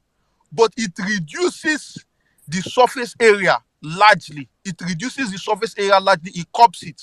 As a matter of fact, anybody that is collecting 500 naira, 1,000 naira is doing so at their own peril. Because the truth of the matter is that the Supreme Court case, and one of the reasons why it was actually adjourned is that CBN is supposed to be a party to that case. If you go and read that CBN is not a party to the case. You can't have a central body like CBN that is supposed to be the bank of bankers issuing and determining when it comes to monetary policy, when it comes to currency, not being a party to the case. And that's part of the reason why it was adjourned. The Supreme Court, to some extent, does not have jurisdiction between the CBN and the executives. They are the two people that determine the currency exchange in a nation. So the state governments and whatever they are doing so at their own peril. Any vendor that is accepting naira notes that has been declared by the executive power is doing so at their own peril. The only note that has been promulgated by the president is the 200 naira notes, the old and the new, and then all the other new notes. So any other person who is doing any other thing is doing so at the own peril, because you may not be able to change those money at the end of the day. President Muhammadu Buhari, the buck stop at his table. And so anyone trying to circumvent or do things at their own interpretation, honestly, they are doing so at their own peril. And let's be very real. General Muhammadu Buhari is not somebody that is going to cower to these guys. This guy knows how to stay on course on whatever he wants to do. A lot of people may not remember him very well, but if you know him very well from the time of Idi Agbo to now, you will know that when it comes to key executive decisions, he has always had the last say. And I know that he will have the last say on this one. He will have the last say. The APC governors and all that, honestly, the more they fall out with him, the more they lose this election. Because Kelly, yeah. Kelly, as I help you round up, please. Sam Max mentioned something earlier that when we saw that video of Dapo Abiodun distributing money, and it was like they're trying to return that money into circulation to give an impression that there's still a large chunk of it at the hands of citizens, and probably to force the hand of the federal government to probably extend the time or maybe cancel the policy outrightly. What do you think about that? You see, that is the thing. The state governors cannot force the hand of President Muhammadu Buhari. President Muhammadu Buhari is a man of his own words. And you will see what will happen this coming week. There is going to be another action from his desk. These state governors are biting more than they can chew. They are biting more than they can chew. And I can tell you, the executive power, the federal might, is not a might to joke with. Buhari is not going to cower down to any of the state governors. Most of them are just little kids compared to President Muhammadu Buhari. And honestly, if I were APC, the reason why APC is doing this thing, they don't have a message to sell. If APC had something to offer beyond giving money, they should not be scared about this sort of policies. Because in any advanced democracy, you don't use money to win an election. The people determine their choices. And that's what General Muhammadu Buhari is trying to do. He's trying to leave a legacy project. He's trying to give himself immortality. Because look at it. If this guy can create a free, fair, credible election, just like they had in 1993, it will give him immortality in the place of having someone who was able to conduct an election that will be adjudged by all as free and fair. Because look at the election in Nigeria. From Obasanjo days to Goodluck Jonathan days, there's been a lot of massive fraud and massive rigging. But here is where the president has looked at and realized that, you know what? How could people buy from 4 times what I bought it in 2015? And yet, people have 80% of the money supply in their homes. I believe that Buhari wants to give himself immortality. He wants to look back and people will be able to say, look at his age. He's 82 now, 81. He wants to look back and be able to say, you know what? Yes, the general failed in so many things. Insecurity, economy, all this aspect, education, all the indices are trending downward. But he wants to look back and people will be able to say, you know what? When it came to the election, he did what was right. And everyone, regardless of whatever party that you belong to, will be able to say yes to it. And these guys, these governors, they will meet the full brute force of the executive power in the coming weeks. Don't forget that the police is actually being run by the executive power. So all these state governors, there are a lot of things that can happen this week. There could be mass redeployments from the police forces. there could be a lot of things that the executive power can do to enforce what they insist. Because this, to me, is chilling. And I believe that Thank you. General Buhari is going to speak. You will see what will happen this week. Thank you. I'm looking forward to how the week plays out. I'm hoping that we can just keep it civil. I'm hoping that whatever these guys are planning, they're not just able to unleash any kind of violence on the people. But of course, we're all trusting General Buhari's iron fist to deal with the situation. My brother Endbad Politics, thank you for your patience. So after Endbad Politics, we'll go to Andy LP. Then we'll circle back to those who have spoken before. Yeah, OIK, I see your hand. I see Mr. Ikena and Dr. Duzier and Madam Bolanle. So we'll just take it round like that and then probably take new speakers before we start rounding up. But of course, we're going to give as many people as possible the chance to express themselves. End bad politics. Happy Sunday, sir. Happy How are you? Sunday. How are you doing? I'm doing great, sir. Yeah. Talking about the Naira redesign, I feel that enough time was given. This Naira redesign process started in November. And if we can remember, in November, Nigerians had access to this new Naira notes. What did the Nigerians do with the new Naira notes? They were on TikTok, social media, watching the Naira notes, defacing the Naira notes. CBN even had to come out and issue a statement that they shouldn't deface the Naira notes. The new Naira notes were available in the system as at November, December. There are some people that you will give the new Naira notes then when you're trying to buy something and they will tell you that, oh, this money is fake. They will refuse to collect the money from you. What happened is this our lackadaisical attitude of waiting till the last minute. That is what affected a whole lot of Nigerians. We didn't take the process seriously from the beginning. I experienced it. I talked to a whole lot of people around me to take the process seriously. So I'm talking from experience. Nigerians were very lackadaisical. Somebody like me, 2 weeks before the whole Buhaha in January, I cashed enough money and kept in my house. If a lot of people started putting pressure on the banking sector when this Naira notes change started, we would have mopped up the cash from the system and the politicians would not have seen the cash to mop up. So we were very lackadaisical about it. And trust me, if you give Nigerians 1 year, we will still end up in this same spot. That is the fact. I have people that work in the banking industry. The banks were open on Saturdays for about 3 months.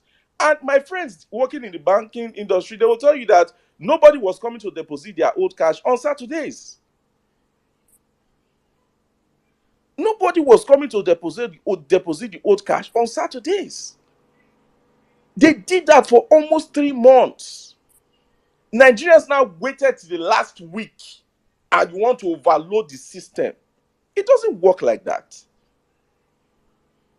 One way or the other, we have to learn how to do things, follow due process. If everybody had followed the due process starting from November, put pressure on the banking system, cash enough new notes and keep in your house, maybe 20,000 or 50,000, we will not be in this mess that we are in today. But because the ordinary citizen waited to the last minute as usual, now look at where we are. The politicians have mopped up the new notes. Because like the explanation Buhari gave during his speech, we have only 500 billion cash in circulation, which is very, very reasonable. How many people in Nigeria, let's do the analysis, how many people in Nigeria earn more than 150,000 naira in a month? How many citizens? This is a country whereby we have 133 million people in poverty. So you cashing 20,000 naira, even 20,000 naira a day is too much. Any transaction you want to do that is above 20,000 naira, you can do transfer. You should be able to do transfer. 20,000 naira a week is sufficient. Because like I said, how many people earn above 150K in Nigeria? This is a country whereby you have 133 million people in poverty. Some in extreme poverty living below $1 a day. So they put all these things into consideration and made adequate cash available that should be running the system. But because Nigerians gave the politicians the opportunity to go into the banking system and suck out that naira, we were the ones that gave them that opportunity. That's the truth. We gave them that opportunity. You know? Then I hear a lot of people, they talk about Buhari, they praise Buhari. See, I want to caution us. We have to be very, very, very careful. Because when we set this narrative out there, if things don't go our way, we've already built up a narrative. If we think that Buhari or the cabal, because there's a difference between Buhari and there's a difference between the cabal around Buhari. A leader is only as good as the people surrounding him. No matter how of a saint you are, if you are surrounded by criminals, there is nothing you can do. Buhari is surrounded by criminals. So if we think those cabal will sit down, Buhari will conduct a free and fair election, Peter Obi will come into office, they will lose their oil pipelines. You know how much these guys they make in a day? Now, and bad politics. I'm sorry to Yeah. interject you, sir. I'm enjoying your submission, and I'm sure so many people are enjoying it as well. But when you say the people around Buhari, now let me narrow down some names. I understand that those ones might be lower down the pecking ladder, the pecking order. Lai Mohammed, Festus Keyamo, all of these people that have come out to speak against this policy. When you say the people around the president, who are these people we're talking about? Are they faceless? They are humans. Who are they? Like I read an article. There's one guy called Shaibu. According to the gist, they say that guy is like a de facto prime minister. You understand? There are people around the president that has the ears of the president. And those guys, the pipeline they discovered, the oil that they've been selling are not remitting money to CBN. Where's the money going to? Is it not the people around the president that is doing all those deals? Do we actually think, if Obedient actually think those people would just sit down, look pretty, smile for the cameras and allow Buhari conduct a free and fair election, then we are joking. I've said this thing from the violence space, when the violence space started. I said we are fighting against two demonic people. They are not going to give us power easily. At the beginning of this policy, two presidential candidates raised an alarm. One now has kept quiet, which is Atiku. Fine, they've disarmed Tinubu for us. That is good. But that's not the end of the road. There's still another demon in Atiku. What are you deducing from Atiku's silence? He has made a deal with the cabal. Two people shouted. One was given a deal. And this cabal is from the northern extraction. They never wanted to give power to the south. Even Buhari himself, before the APC primary, the APC chairman came out and said that the chosen candidate of the president was Ahmed Lawan, the Senate president. That was what the APC chairman said. Ahmed Lawan is not a Southerner. Who is Buhari's preferred candidate? Let's start from there. So now, but I mean, a lot of people believe that nobody can pinpoint to Buhari's candidate. Yeah, but the point I'm trying to make is that, is it from a northern extraction or a southern extraction? If it's from a northern extraction, then it's clear where the president's head is at. And it's clear where the cabal head is at. And if you look at it, like I said, two presidential candidates shouted about this new Naira note from the beginning. One is quiet. That one is quiet because he has gotten the deal. And nobody knows what that deal looks like. Do you think Emefiele, all the money Emefiele has been making from this monopoly of our Naira and dollar, Do you think Emefiele is just going to give all those things up just because Buhari wants a free and fair election? We should stop creating this narrative and building this man into a sense that he's not. We should tread carefully. This is politics. It's not because they give us any small bread and we just jump and say, hey, yeah. No. There's a difference between the person of Buhari and also the cabal. Those are two different things. Those guys are not just going to leave power for us. And the only way we can counter this, now I've been saying this thing, I've been seeing this danger coming, is for us to spread the news as far as wide to say there is fake money in circulation. Because once you do that, that is the only way. Because now Nigerians are desperate for cash. So the only way you can counter them, even if they are giving real notes, once you sow the seed of doubt into the populace to say, okay, there's a fake naira note out there, everybody will be on alert. But if Nigerians are not armed with that information, they will fall prey. And like I said, these cabals, they have bastard money. Do you know how much they've been making from oil sales? NNPC has not remitted any money to CBN. Do you know how much that is? So are you saying that going into 2023 elections, the Nigeria, because the conversation, you've channeled it to a very interesting direction now. Are you saying that the Nigerian people are at the mercy of a bunch of influential powers at the corridors of power right there in Aso Rock, who would It depends. determine the trajectory of this election? It depends on how we play it, right? Right now, there's an opening.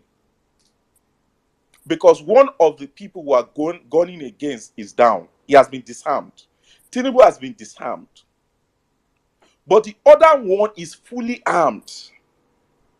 So how do we now spin this opening into our own advantage? The only way we can take out the other opponent's power, which is cash, is to sow the seed of doubt into the populace by saying that there's fake cash out there. Once you sow that seed of doubt, then you've already disarmed your second enemy. Bro, it's not just sowing the seed of doubt. There is actually fake cash out there. No, yeah. There is fake cash out yeah, there. we are saying the same thing essentially, right? Because like I said, these cabals, you don't know the deal they've made with Atiku. Yeah, but now end bad politics. Let's look at it from. I mean, this is the last question. We have a lot of speakers who want to speak, and I'm going to take extra hours. No problem. I'm going to make sure that I'll probably even just extend it for an hour so that everybody can get to speak. It's a very interesting side. Now, if you say that this cabal, for my own opinion is that the Atiku Abubakar candidacy itself is problematic. Now, a lot of people understand that it will be setting a very, very dangerous precedent to have a Fulani to Fulani transition. Omar, Number one. Do you honestly think these people, they care about perception? Well, they may not care about perception, but I would like to believe that they care about consequences. They don't care about consequences. Even in terms of the stability of the nation, are there going to be a lot of ashes over a country that is burning? You know, this is the thing, right? This is the thing. These guys, it's just for the benefit of the argument. Yeah, Baba, I hope you understand. this is the thing. These guys, right? They feel, when you go into battle, you feel you can win. Everybody is going to battle with a mindset and concept that, they are smart enough to win. Right? So right now, they feel they have all the tricks. They feel they have all the ways to put the populace down and put fear into the populace and all of that. They feel they have all the tricks. Right? I will not be surprised that, okay, for example, these guys, they can afford to say, okay, if the country is cashing, there's so much trouble everywhere, they can afford to say, okay, let's credit everybody 50,000 naira, or let's credit everybody 100,000 naira. Knowing Nigerians the way we are, you will see some people, they will pack their bag and leave that protest. They have the means. Yeah, Yeah, okay. Now, when I said that the Atiku Abubakar candidacy is problematic, it also has its own problems. For instance, Okowa is is vice presidential candidate, and it comes from Delta State. The emergence of Peter Obi as a candidate automatically gives them ridiculous amount of headache when it comes to the South South and getting votes from there. The South South has always voted PDP for such a long time, but now there's an alternative that is closer to home, that looks more sensible when you want to look at the grand scheme of things. So that automatically rules out the South South. Peter Obi, I can assure you, all of the polls have indicated it, that in the Southwest, he has a massive, almost cult-like followership. Now, the Southeast, I would like to believe that's a home run already in its own right. And then that leaves you with the North Central, which is obviously pandering towards a Peter Obi candidacy because of, the brunt of insecurity that region has suffered. So if rather, let's say that the cabal are leaning towards Atiku, where are they going to get the votes from? At the end of the day, you're not going to This manufacture, is you're not going to go and this bring is people where into this is Nigeria where anymore. that's why I said right now there's an opening in the system, which is this cash crunch, right? There's an opening in the system in the cash crunch. And the cash crunch gives PDP an edge, gives Peter Obi an edge also over Tinubu. Because Tinubu does not have cash and he does not have the popularity. So that effectively rules Tinubu out. Peter Obi has the popularity, but he does not have cash. Atiku has cash to burn. Let me give you an instance. One of my friends, he's in Ireland. I called him, was it not 2 days ago? We're talking and all those things. I was like, oh, who are your parents voting for? Guess what? His dad is voting Atiku, and the mom is voting Peter Obi. The dad is a retired doctor, is well to do. The dad said, oh, I don't know Atiku. I don't know Peter Obi. I will vote for the person that I know. One of my auntie yesterday, my mom called my auntie in Abuja. She was still saying that, oh, I don't know who I'm going to vote for. I'm still undecided. My mom just ended the call because she didn't want to quarrel with her. I'm just giving you an insight into the mentality of Nigerians. Now there's cash crunch. People are desperate for cash. People are desperate to survive. It will not be weighing your love, how much your love for Peter Obi is worth. There are some people that if they get that cash right now, because they are desperate, you won't blame them. It's not easy to stay hungry for 2 days, 3 days. It's not a mean feat. It's not an easy feat, I mean. So there are some people right now that in their mind, probably they don't want to vote for Atiku before, but because there's that opening now created by the cash crunch, they might easily go that way. That is the facts on ground. But the only way you can counter that is to tell them that, oh, there's fake cash.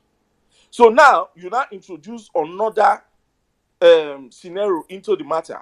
Because then in their mind, they will now be weighing, okay, do I want to go to jail or do I want to feed my stomach? That is what you do. Because you are now working on their psychology. But if you go into the battle right now, as at today, you see a man that has not been able to feed well for the past 1 week, and you actually think if you give him 10,000 to feed himself and solve his immediate problems, he'll be thinking about, okay, what Peter Obi will do in the next 8 years. That Okay, is now. 50-50. Okay, now, end bad politics. In a simple yes or no version, I would ask you the same question that I asked Madam Liberty Champion. Do Okay. you think this policy makes the voters at the grassroots level more susceptible to vote buying? That is a emphatic yes. Thank you very much, my brother. Let's move on. And I'm sure that many people might have a counter argument to that. I'm looking forward to it. I'll come back to you in a bit. And DLP, good evening. Oh, Samax. Good evening. Yeah. Oh, If I can just say hello. something, because yeah, can you, Yes, I'm hello? not DLP, using the mic. please hold on for Samax. Just hold on for Samax. Just hang your thoughts. Uncle Teke, I see you. Will come to you in a bit. Samax, please go ahead. Okay. Because I've heard this narrative about the fact that if things don't change because of the Naira policy and the hardship that people are facing, they are going to be more susceptible to vote buying. We need to understand that at some point we need to all agree that nobody's going to save anyone. Everyone has to save himself. If Nigerians, after suffering from this government for the past almost 8 years, and with everything that is happening, including the um, fact that they are unable to get naira to spend, and the fact that they have to queue for fuel, they have to queue to change their money, they have to queue to get their voters card. With everything happening in Nigeria, if someone goes to the polling units or goes to the polling booths and decides that because of hunger I have to take money and vote for who pays me, then at some point we need to also agree that so be it. If people have signed a lifetime contract to be to give on to servitude, at some point we need to also agree that we don't need to bring them out of that slavery. They should enjoy perpetual, if they want perpetual slavery, then, or they subscribe to it, like I think it was the guy from Kano State, Shehu Sani, who put it in a more glorious way. He said that Nigerians have an option to subscribe to more slavery, or they have an option to renew the slavery, or to subscribe to redemption or liberty. So if people, after everything that's gone on in Nigeria, decide that they still want to renew their subscription to slavery, to bad governance, to vote buying, to all the ridiculous things that have happened in the past 8 years. If somebody looks at everything in Nigeria and the way it's set up and decides that they want to renew that subscription, then at some point we need to also agree that there's absolutely nothing we can do about it. So so people should not, because of the fact that you're scared that people are going to, those who will sell their vote will sell their vote. I love the people that you are thinking that because of this money situation they are going to sell their vote. The question is, if we revert back to status quo, how much do they have? How much has this affected their earnings, and how much has this affected? I'll tell you something. I bought suya. I went to Area 1 in Abuja a few days ago, about 3 days ago. I went to Area 1 and I bought suya. Let me shock you. I paid with POS. So, meaning that there are Nigerians who have seen the situation and they've decided to change their lifestyle and change the way they do business to fit in the situation. Then, meanwhile, there are other people who don't want to just change. They absolutely don't want to change things. And the best we can do for ourselves is, when we see things like that, we need to change our lifestyle to suit our prevailing circumstance. And if people decide to want to leave the old ways and want to still collect money to for votes for voting, then there's nothing we can do about it, and that shouldn't scare us, or that shouldn't make us to advocate for wrong policies or to advocate for wrong ideas. Let me tell anyone who is scared that if these people do not have money, they are going to collect this less money from politicians and all that. Let me tell you, if the floodgates is open, then more people will collect money from politicians than And what we're even to talking buttress about. your point, Sir Max, I think I want to draw us back to something.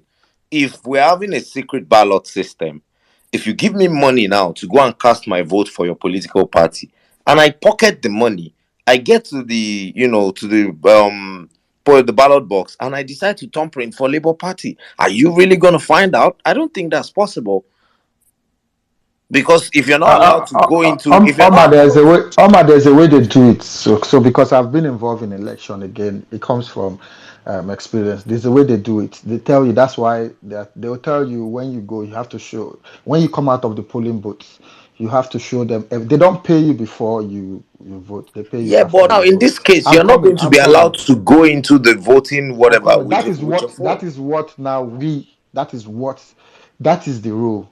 But whether it will be enforced at the polling booth depends on us Nigerians, and that is one of the things that we obedience need to make sure that we do. We need to make sure that because it's in the rule book, but electoral officers do not enforce it. Even the police do not enforce it. One of the things that you will see, forget about these police officers that you see, they are suffering the brunt, but they are slaves to their appetites for money. They are slaves to their appetite for money. On election day, you see that immediately the police and the electoral officers get to the polling units, the police will be called aside and they're going to give them some money. And once they give them some money, the police will find a way, especially in places where it is the stronghold of one political party or the other. Then the police will start turning their eyes to the kind of things that they're supposed to be alert to. And one of the things is this vote buying thing that we're talking about. Ideally, from the rules, you're not allowed to take your phone into the polling booths. Now, Sir Max. But the police will turn a blind eye. So if it's Exactly. we need to understand that ordinary Nigerians, according to law, you can arrest anyone that you've seen committed an offense in your presence. It's in the police act. It's by law. So what we can do is we must insist that anyone who is going to the polling unit, polling booths, will not go with their phone, because that is the only way we can prevent these guys getting evidence that one voted one way or the other. So that's what we can do. Yeah. But other than that, there's no way we can stop it. Now, God bless you. Now, you see, the thing is, when we try to dissect, sorry to that I tried to interject, because you were touching on something that I feel like I should chime in on. Now, when we're talking about these topics, and people are like, "Oh, we should maintain focus and not, be bothered about whoever Buhari is supporting. He's not going to support PO. We should focus on our own." And I laugh. There's only one reason I laugh, is because if I keep asking the question of, are we going to have a free and fair election, I'm referencing points like the one that Sir Max just made. Ideally, on paper, you're not supposed to go to the polling booth with your phone, right?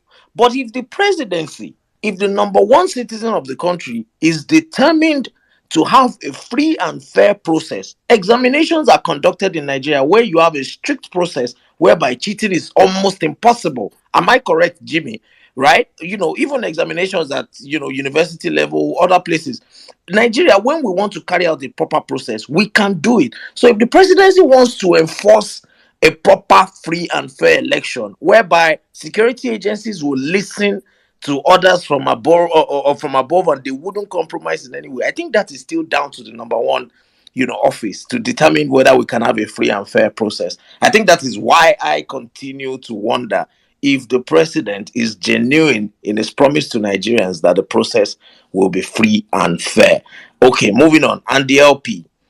Emmanuel Ajali, you have something to say about the reassignment of polling units. I'm going to come to you in a bit. Uncle Teke is waiting. We'll come to him as well. And the LP, please go ahead.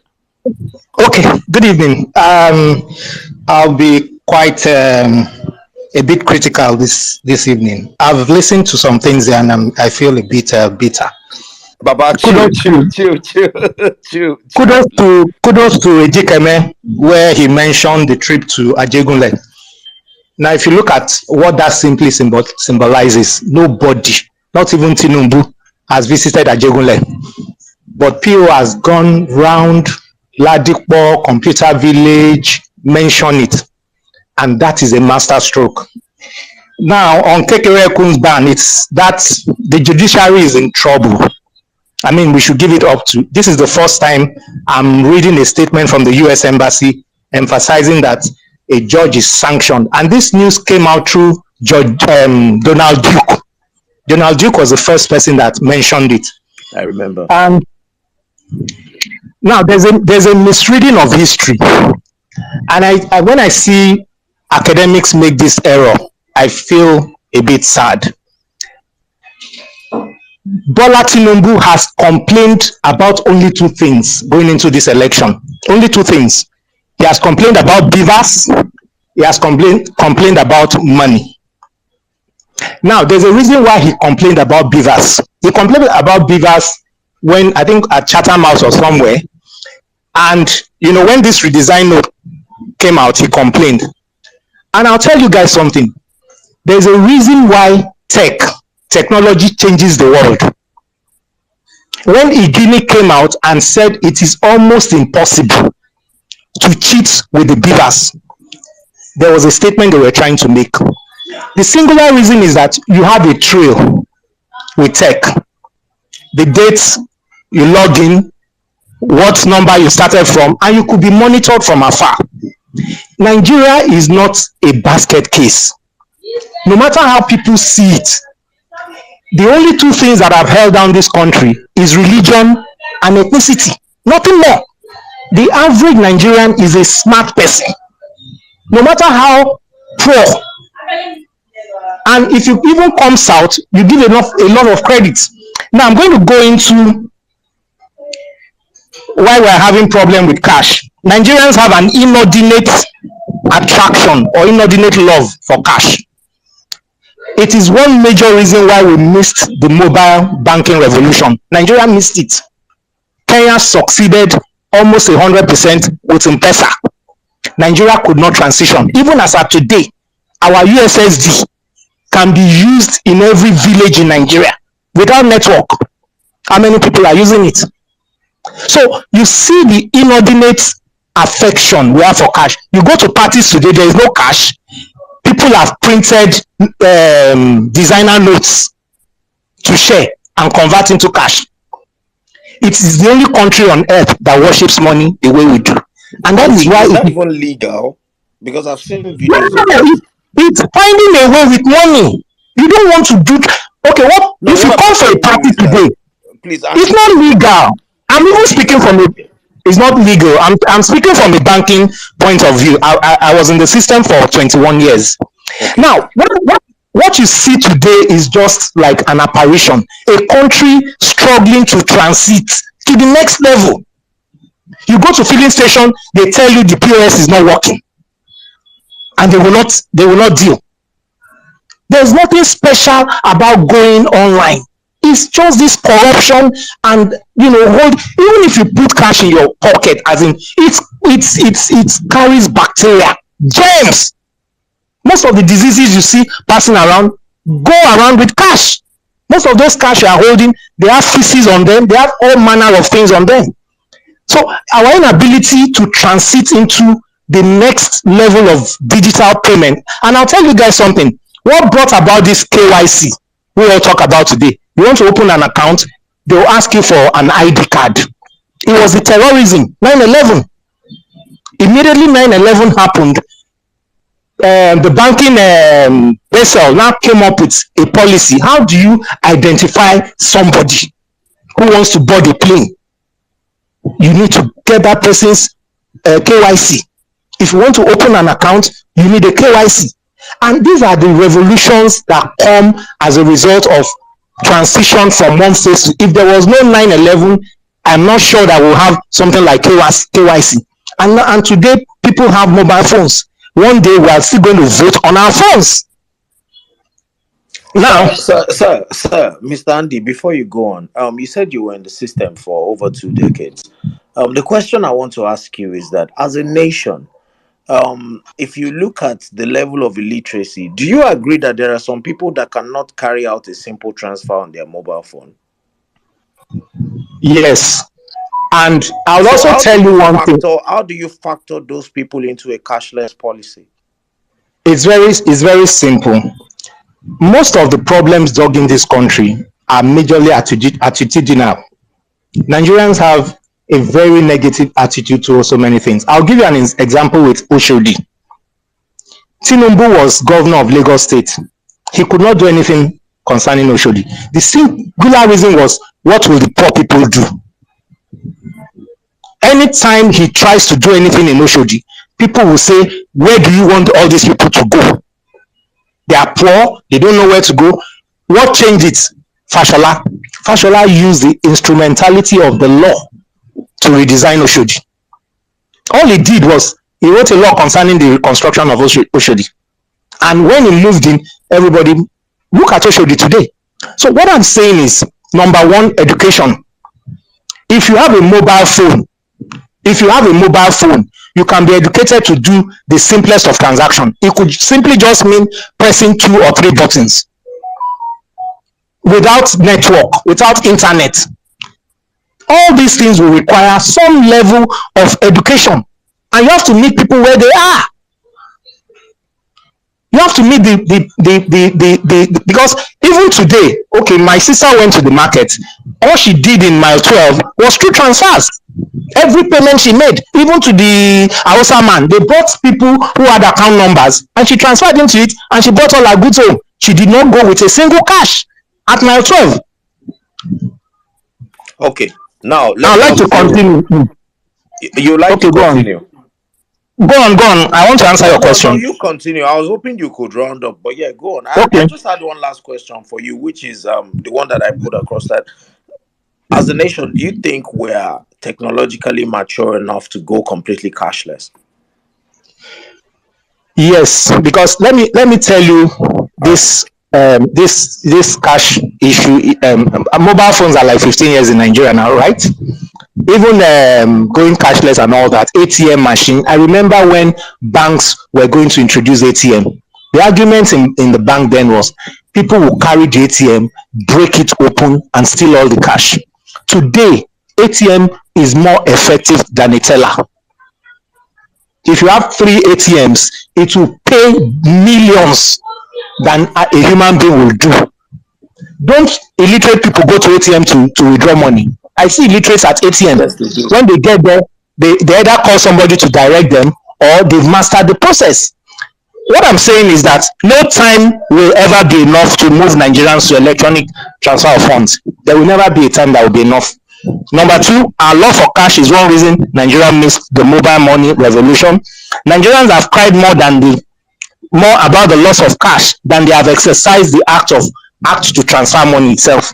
Nigerians have suffered more under COVID-19 than we would ever suffer under Naira redesign. The trajectory of history has a way of meeting the demands of a country. Emergence of COVID is a 1 in 100 years event. NSAS galvanized the Gen Zs. It was NSAS. The emergence of PO and the obedient movement is the thing driving this change. This is the first time we're having a 3-horse race. We have never had 3 people running for office. Even when IBB designed the democratic model, it gave us SDP and Republican Party, Social Democratic Party and one Republican Party. It was 2. PO did conditional cash transfer in Anambra. I read about it, where he was transferring money monthly to indigents in Anambra State. That was 2000 and something. Then reasons for the currency change as given by Buhari and Emefiele, and I need us to listen to this. Inflation. Prices sort of are frozen because people can't make purchases, but then amazing discussions are emerging as to leaving our highest denomination at 200 naira. It's possible. PO can come in now and peg the highest denomination at 200. People will still spend it. It will reduce inflation. Corruption. The first test is in preventing Bat and Atiku from buying votes on election day. Bat will pull off his bullion vans across Nigeria if allowed. Atiku spent $19 million on election day in 2019. Those won't happen now. Then insecurity. I just read now from Truthfully 83 that El-Rufai is trying to secure the billions bandits have in their custody. Yeah, now all these noises. Andy, that's where I'm going to have to round you up. And I have my reasons. That Truthfully report that you're going to reference, I have it in my DM. Myself and Jimmy were still discussing less than 5 minutes ago whether we should read it out there. The truth is, no pun intended. The truth is, I'm not really familiar with the Truthfully guy, and I don't know how truthful his reports are. He's been very accurate with quite a number of his investigations, but he's not a verified news outlet, and I would not like us to quote him, on a very touchy subject like, the issue of El-Rufai and bandits. Don't forget you're liable for anything that you say on the space. I hope you understand that, sir. Please round up. No, I don't agree with him, but I'm just saying it may be one of the reasons why he's crying more than the bereaved. Makes a lot of sense. All right, let's move on quickly. I might be able to come back to you before we round up. Uncle Teke, good evening. We're taking speakers who are yet to speak, and then we will double back to those who have spoken before to give their final submissions. Uncle Teke, good evening, sir. Good evening, everyone. I hope you can hear me. Let me move a Yes, little with a bit bit of away from background the noise. With a bit TV. of Yeah, background yeah, noise. yeah. I've got my Can we baby come back watching to past you? Sesame Street. No, is this better now? Yes, it is. Hello. Okay, okay. So I posted a tweet just in case I was not able to speak on this subject. I know everyone has heard um, and is dealing with the worst case scenario with this election. And it's like the silent elephant. I mean, this is a big white elephant sitting in the room. Nobody wants to talk about directly. They're all going around it indirectly. And that's the worst case scenario this election can portray. Before we actually had this movement come up to the level it is, there was always this talk about the northernization of Nigeria and how power will go back to the north, regardless of what anybody wants to think or do about it. Omar, you've tried to redirect everybody's thinking to, without saying it directly, to the thought of, do you think these people will cut their nose to spite their face just because their vested interest will be shortchanged when Obi comes in the sense that they are the cabal, they're the ones enjoying the benefits of this corrupt system, they are in control. Why would they allow an Obi come in when they know that that will possibly end this largesse that they've been enjoying? But And it I would be a hear valid question, Uncle Teke, wouldn't it? absolutely, absolutely, it is. But I think we've all been so programmed and wired to always come up with the worst case scenario with everything to do with Nigeria. And it's valid to think, come up with a worst case scenario. It is. I'm not going to be here and just like, no. No, it is. You are valid. But I don't know. Can we start thinking of Yeah, that? you want to see some good in these guys. the overly cynical side of everybody is feeling this. You look, Uncle Teke, there's a part of me that just feels like these people, like they open their eyes and conduct a proper, free and fair election without any kind of interference. That would be like a 21st century miracle. Yes, it would be a miracle. But I'm not due for a miracle, guys. Come on.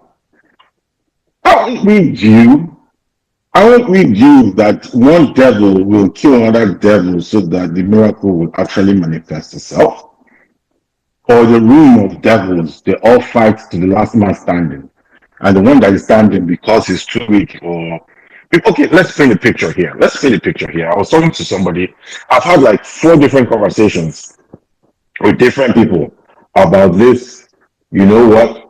The worst case scenario will happen. There'll be bloodshed on the election day. Military will come take over. Interim government will come take over. Blah blah blah blah blah. We've heard. We know how that story. Oh, not sorry till that nightmare ends. We know we've seen it before in a different format, so we know what that's going to entail. But let's sit down first and let's imagine that this is Buhari sitting down in his living room with his toothpick, listen to what everybody is telling him to do. And the man says, in 2007, I ran. I got 11 million votes. They cheated me out because they used money. 11, I ran against Jonah. They cheated me because they had money I did not have. 27, 2007, 2011, people came to me and said, let's join forces. But because of my principles and the manner in which this man operates, I could not see myself aligning with such a man. Remember, Hajia, her name is, decamped to PDP. Said that in her submission in multiple ways. 2015, I decided that okay. So 2015 comes around, 2014 comes around. Tinubu being rejected multiple times by Buhari, decided to take a different approach. Went around and corrupted everybody around me, either by money or by thoughts or by the promises of what is to come. If only they can get their boss to align to him and they work together to make things happen. The man looks left, looks right, looks up, looks down. Nobody's beside him saying there's no way we can align with this man. So he aligns. He does what the man wants and he wins. Tony and everybody's happy. We're all in hunky dory land and we can do what we want to do. But the man comes into power. Buhari, the man, comes into power and finds out that in some cases, it's actually powerless. Some of the real things he wants to do, he cannot do, and he doesn't understand why. He doesn't understand why he cannot defeat the bandits. He doesn't understand why his military, that he bragged about for so many years, that even made him take certain decisions, cannot deliver on the one thing he knew that he could do. And they finding out that because the people that gave him this thing this chair he's sitting on in Castle Rock, have somehow subverted some of his authority where he cannot manifest that dream. And he decides, okay, let me use EFCC. And his EFCC chairman seems to be somebody who has been subverted too. And the man is wondering like, sure, what's going on? Okay, let me use my DSS. He happens DSS guy take care of EFCC and all that, and then he cooks up this thing in CBN to find a way to handicap this guy he couldn't work with for many years, but has done the devil's deal with. And then some part of the DSS is going after the man, and that man, Buhari himself, cannot assure the confidence of the CBN governor that he has to come back to Nigeria and be in Nigeria for the CBN governor to come back into the country free and fair without all the rubbish hanging on his head. Because people, that rumor wasn't fake. That the DSS was going to make it up. It wasn't. It was real. So it begs the question, what institutions does this man actually have control over? Buhari himself. Now, Uncle Teke, I like the question that you posed to us, and I'll put it back to you. Like, on a scale of 1 to 10, what do you think is the level of awareness of the situation of the country that the president has right now? If you want to rate Buhari's awareness level of the Nigerian situation, what is going on in our country right now, on the scale of 1 to 10, with 10 being the highest, obviously? I would want to say 6.5, 7. And what factors would help you come to that conclusion? Yeah, because I already alluded to some of those factors in the sense that the man may be truly powerless in controlling some level of these institutions. For example, we keep hearing that the army, they're getting attacked, or when they're doing their operations, they get a phone call when they're chasing the bandits to turn back. Do you think that's coming from Buhari directly? Or is there somebody pushing a button that he cannot control? Because that person is part of the people that made him sit on that seat. We're going to La La Land. We're going to La La Land now. So let all of us go now. Right? Same thing with the DSS thing. He gave an order to CBN governor. Some aspects of DSS want to go and pick up CBN governor. He has no control over the Supreme Court, obviously, because he and the Supreme Court are not aligned in anything. Because institutions or state capture experts have captured the Supreme Court. So where does this man really have authority? He cannot trust his army in Lagos, right? He shifts them from somewhere else into Lagos to That's make another things thing. start. Exactly. I was going to say that there are military formations in Lagos. Why is it that, those were the mobilization of forces into Lagos? Doesn't look like it came from within the military formations inside Lagos. No, this all came outside Lagos. Interesting. All right, Uncle Teke, let's just leave it there for now. We've got into the quickfire submission segment, whereby we have 2 minutes for each speaker. Quickfire submissions, please. I'm going to be timing you. Once you hear the alarm go off, please kindly round up. In fact, don't let it go off. But yeah, you have 2 minutes and 3 seconds. So let's just quickly go around. Emmanuel Ajali, good evening. You want to give us some quick update on the polling unit reassignment thing? Okay, yeah, hi everyone. Good evening. Good evening, my brother. So yeah, quickly, what I wanted to talk about is so this is not to scare anybody, right? It's not to put fear into your mind. It's just for us to really be alert and check every detail that you receive.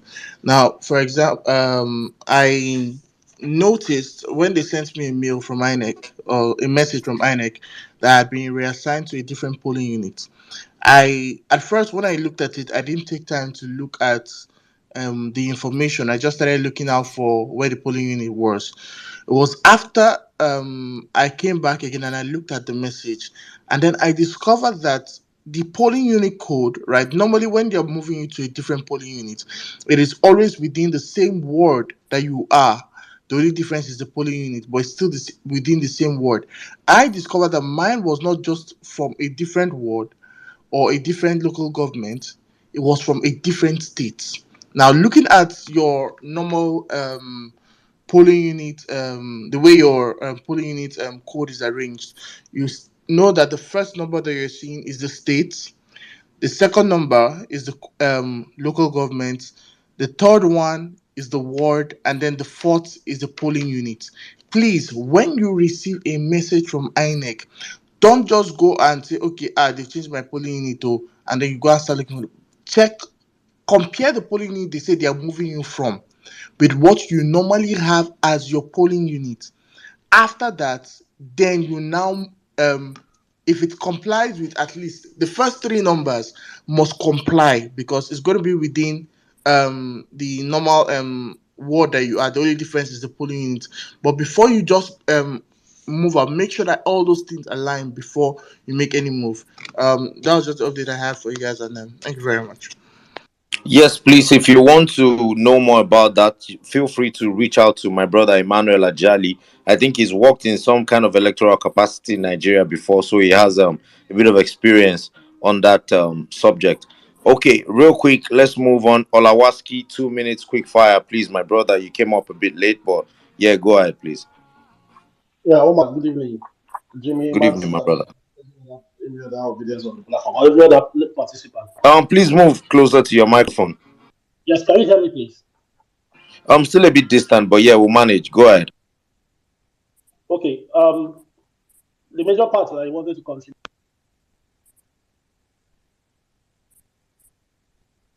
Okay, well, the part I wanted to contribute on was the part where I think it was Bad Politics when he was talking about the fact that we do not need to really be overjoyed that Buhari, or in a way, might be working in our favor. Well, I don't think that we are overjoyed per se, and I do not necessarily also think that for us to use our enemies our friend kind of principle is a bad thing. I understand the need for us to be cautious. And I also heard Madam Liberty also say that some obedience have been carried away, that we are winning this, we are winning that. I understand the need to call for all those caution too. But I think once in a while also, we should also allow ourselves to encourage ourselves for where we've come from. It has not been easy. We've fought a good fight and here we are. And I noticed that we do not give ourselves credit at all.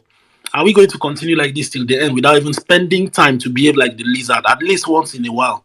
At least just encourage yourself and use that energy to move forward. I think it's not a bad thing, and I think it's okay. So let's just give ourselves that opportunity, because I don't think we encourage ourselves enough. We've suffered though. Do you know where we've come from? Let's just give ourselves that opportunity.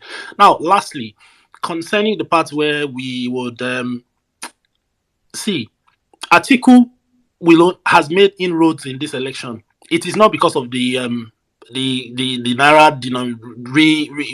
redesignation of the naira thing or redesigning the naira. It's not. It's because of religion. We are not paying attention. It's religion and it is ethnicity. That is what he's using. I had said this thing earlier on. We have okay. Let me just round up. We have a decision to make. We can either play what he's playing in our strongholds, or we just go to the elections the way we are. Thank you for the opportunity, Irene. Yeah, I think your message is pretty clear. I get it, and I hope that people can get it. Playing the cards that we can in our strongholds. All right, quick fire, 2 minutes. Let's go to Mr. Ikena, who's been waiting. Mr. Ikena, thank you for your patience. You've spoken before, but please, 2 minutes, real quick. Thanks again, Omar. Very quickly, I would say in terms of what Liberty Champion said, I agree with most of it, but I disagree with the part that has to do with more susceptibility of the voter selling base, simply because if you took the old scenario where you had limitless amounts of cash, right, it always equated to massive voter buying, right? Now what you have to ask yourself, what is the proportionate increase or the percentage increase in the base that is ready to sell their votes versus the actual cash available to buy those votes? Now, if you took that and you pit it against a scenario where you have unlimited cash to buy votes, and then you now say, okay, maybe a few more people might be more susceptible. You see that the old order will always equate to more vote buys, and I think the APC knows this. That's why they're going crazy. Um, uh, Very quickly, also, I think we haven't factored in with the resolve of what Buhari is doing and all of that, the army and all that. It's very possible that on the day of election, you may have the DSS even present trying to weed out those that are actually buying votes. Because the way this voter buying usually happens is that you have a point man at each polling booth. So after you sell your vote, you go there, you show them, and you pay. So you usually know where the cash is flowing from. On that day, you're going to see copious amounts of new cash flowing from particular spots. It's easy to detect. It's not inconceivable to see the DSS positioned to deal with that. Finally, as Buhari coming back and all the what the APC governors are doing, the treasonable acts, I think he's going to respond, and it's going to respond loudly. I don't think he's going to let that go. Let's look for that in the time to come. Sorry, on a very last note, what Buhari has done inadvertently in terms of electoral reforms, I think it's very commendable now, but commendable not to say that he set out to do this, but for me, what I see it as is pivotal in nation building. You need education and you need electoral reforms. Once you deal with those two cardinal points, every other thing is taken care of. Corruption, institutional reforms, all those things, they are hinged on the ability to hold your politicians and government officials accountable, which are electoral reforms, which spurs them to want to do more and do better because they know they can't be voted out. It stems impunity. That's one. And then the second thing has to do with education, right? So once we get those two things right, I think we'll be on a good footing. Thank you again. Sorry, I lost my voice. I said. No, it's okay, Mr. Ikenna. You've been very audible, and it's been such a pleasure listening to your brilliant thoughts in this conversation. Thank you so much, sir. Please Thank kindly you, mute sir. your mic. Real quick fire, Dr. Dozie. Thank you for sticking around. Thank you so much, Omar. This will be very quick. I came up when somebody raised the comparison with India, which is what I had hoped we would do for a while. And I wanted to delve in quickly on that, which is to debunk the idea that this is targeted at the masses, right? India is north of 1.4 billion people economy. That's 7 times Nigerian population. The GDP per capita is about the same, a little north of $2,000, which means that poverty is largely around the same. So, but they did this currency swap thing in 2 weeks. And when this stuff was announced in Nigeria, November 26th, there's a friend of mine who lives in the UK who has enough money in Naira for some reason, who had enough time to send money to Nigeria and change it or whatever. I looked at mine; it wasn't significant, and so but I just moved on. So people had enough time to swap it, and so I don't believe this was targeted at the people. There is some people who waited to the last minute, maybe thought it was unserious and so forth, and they're the ones who are most affected. But more importantly, the Indian policy was targeted at corruption. And I feel like the Nigerian one, although we're focusing it on elections, is also targeted at corruption. Things like kidnapping people, asking for 5 million. I think just OJ talked here about the police and so forth. So there are some benefits to this stuff. That's not to diminish the fact that some people are suffering, but I think we have to remember that we've had 60 days or more to do this. And the final point I'd make is the curious thing was that what Atiku asked for 10 days extension or something like that to February 10th. And that was just what was granted. And what I did not realize was that there was an arrangement for CBN to hand money, to change money with people hand to hand, not in bank structures in northern Nigeria. So it feels like there's a different structure in northern Nigeria. And one of the other things I learned is I think about $500 million cash was made available, but north of 1 trillion was out in circulation. So the money that was made available in the new currency was less than what was out in circulation. So it's entirely possible that people mopped those up quickly and they are holding it out, and that's adding to the cash crunch. But overall, the absolute final point then is that we have to be watching what the political class is doing. There's a group called G5. They were wearing Ashebi, the same clothes, going everywhere.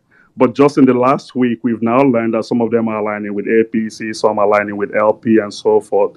So the political class did not really calculate that LP will come up as a real, credible, strong force. So a lot of what they are doing now is to plan for their future. And I think we should see it as such and not be fooled. Thank you very much. Thank you so much, Dr. Doze. Moving on real quick. Vote LP, 2 minutes. Are you there, Vote LP? Okay, let's go straight to Ejikeme. Vote LP. Sorry, you're not speaking. Ejikeme. Yeah, thank you very much, Omar. This is All my right. final submission, and I am quite glad that you continue to hold this narrative here. Thanks for the People's Parliament and what you do. I've always maintained that you and Max Obesi and Emir Saddam, you guys are patrons, and you'll get your reward for it here on earth.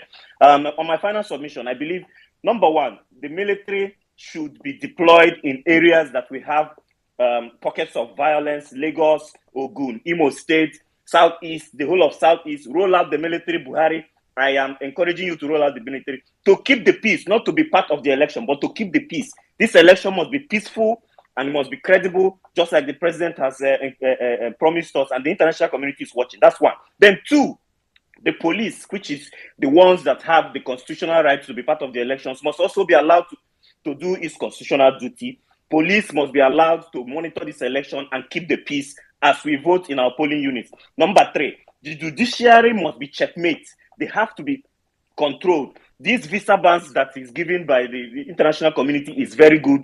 It is applaudable. It is in the right step. We need to have that last hope of the common man be actually the last hope of the common man. So let them extend this ban, US ban, and even European ban to other judicial officers that use their offices to commit corruption. Then currency swap is very good. We have very short-term pains for the average Nigerians, but we have long-term goals. I see your hand, Omar. Treasonable statements must be punished. Buhari must eschew his nepotism and punish these people that are going against the commander-in-chief of the armed forces. To manipulate in the board, we should not have this kind of nasty behavior again. It is to set a precedent so that subsequent presidents will not be overruled by a useless governor in a state. Then governors are not powerful than the president. I hereby encourage all obedience. We will continue to hold this narrative. Buhari is not for us, even though his policies now seem to work in our favor. We will win this election on a clean slate, in a landslide, and we start that trajectory of a new Nigeria. Thank you very much, Omar. I yield the mic. Thank you, my brother. Nelo, quickly, 2 minutes. All right. Someone asked a question about what was it?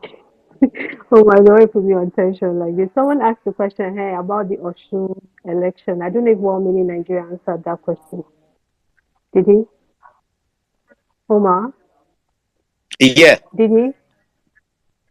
Well, meaning Nigerian. No, he didn't answer the question. He dropped off Okay, before he could answer it. I think he sent me a DM. I haven't read it. okay. So, Okay, he hasn't so a responded to it quick yet. one then. Let me just quickly answer it. So, according to Okay. what Michael Guinea said, he said that the Osun election is not a case of overvoting. It's more a case of synchronization. So apparently, when the results were handed out to the APC guys, the Beavers, the results, the Beavers was yet to be synchronized.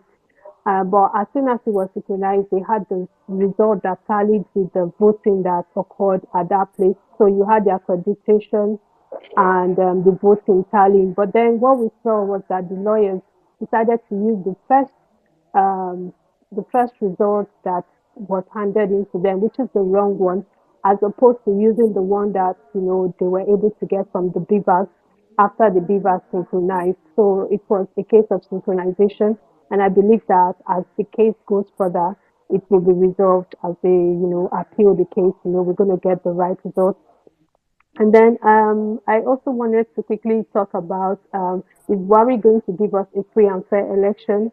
I want to quote Dati and say, I will be skeptical until it happens. If it happens on that day and we get a free and fair election, then we get a free and fair election. But until then, I will be suspicious of every move that this government makes because we cannot trust this government. I repeat, we cannot trust this government. And again, very loud on my mind is why Atiku is not speaking. Have they gotten the money? Have they been mobilized? And again, for you to know that this government, why I also suspect this government is that according to them, the new monies are being tracked. So if they have released 500 million naira into the system and the people don't have it, they can track where this money goes to if they are serious, about checkmating these things. So this is again part of the things that Femi Falana said we should, hammer on. They need to track and they need to tell us where this money have gone to because they can track it. The money are being tracked. So, we can't trust this government. We cannot think that all these things are happening is for our own good. All we can do, like I said, is continue to mobilize, continue to talk to people, continue to sensitize, and on that they come out and mark. Again, corruption is possible, vote buying is possible.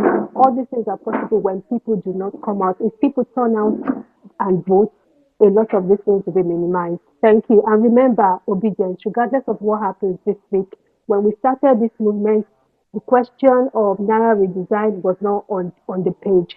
These are things that came up at the latter hour. So let us not hinge our winning on Naira redesign, vote buying or otherwise. It was never in the picture when we started. Thank you. Okay, all right. Jimmy, real quick, if you can make it 2 minutes. Sir Max, are you available? Okay. Yeah, but I'll let Jimmy go. All right. Okay. So, guys, this week will be very tense. It will be very, very tense.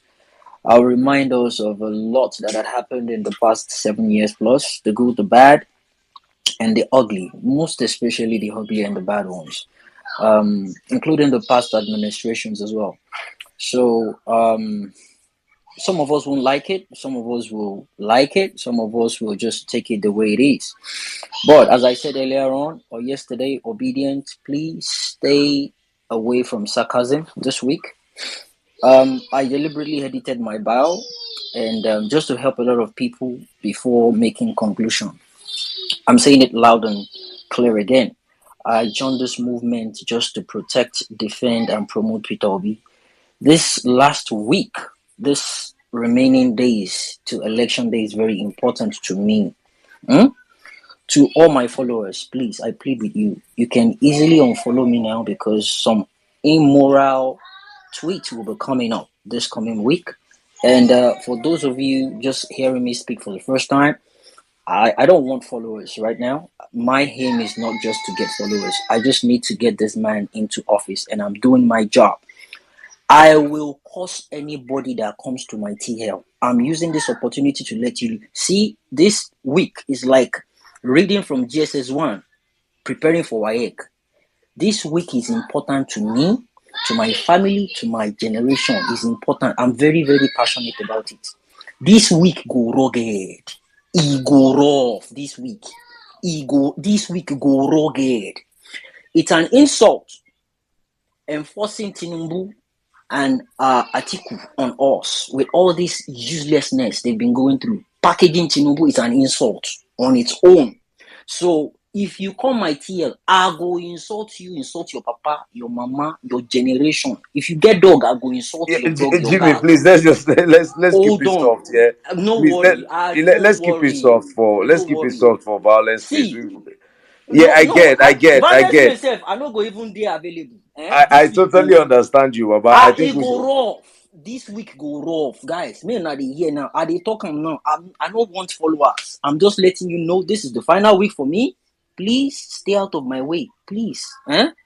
Omar no wan make I talk again because if I No, I finish mean, am, na no go yeah, I come. just feel like we've had a really nice conversation. We can just like and end it on a very nice, Now you soft go do note. that. Now you go Yeah, do that it's nice, not nice that deep. ending. So No, now you go do that nice, nice ending. So yeah, this time I next get week, you. we'll do the aftermath of the election. Otherwise, guys, this coming week, just avoid me. I beg. No come to my timeline for negativity. I yield the mic. All right, thank you very much, Jimmy. Samax, please, you want to go now? Yeah, well, this is the last space before the election, last space for People's Parliament. I just want to thank all our audience, everyone that has been part of this space and the obedient movement in general, obedient worldwide, as I used to say. Uh, I just want to thank everyone for the work that we've put in, and I want us to know that we're at the last lap. And in politics, the last week is always when our nerves will hit us. And you see some people, and I've already started. I mean, I already called a few out last week, and I received some blockings because sometimes I'm ruthless with my comments. But what I want us to understand is mind game will be going on, and your nerves will be hitting you. I just want to beg everyone, please, please. It's not everything that bothers you in your mind or everything that moves your nerve that you should come out and tweet.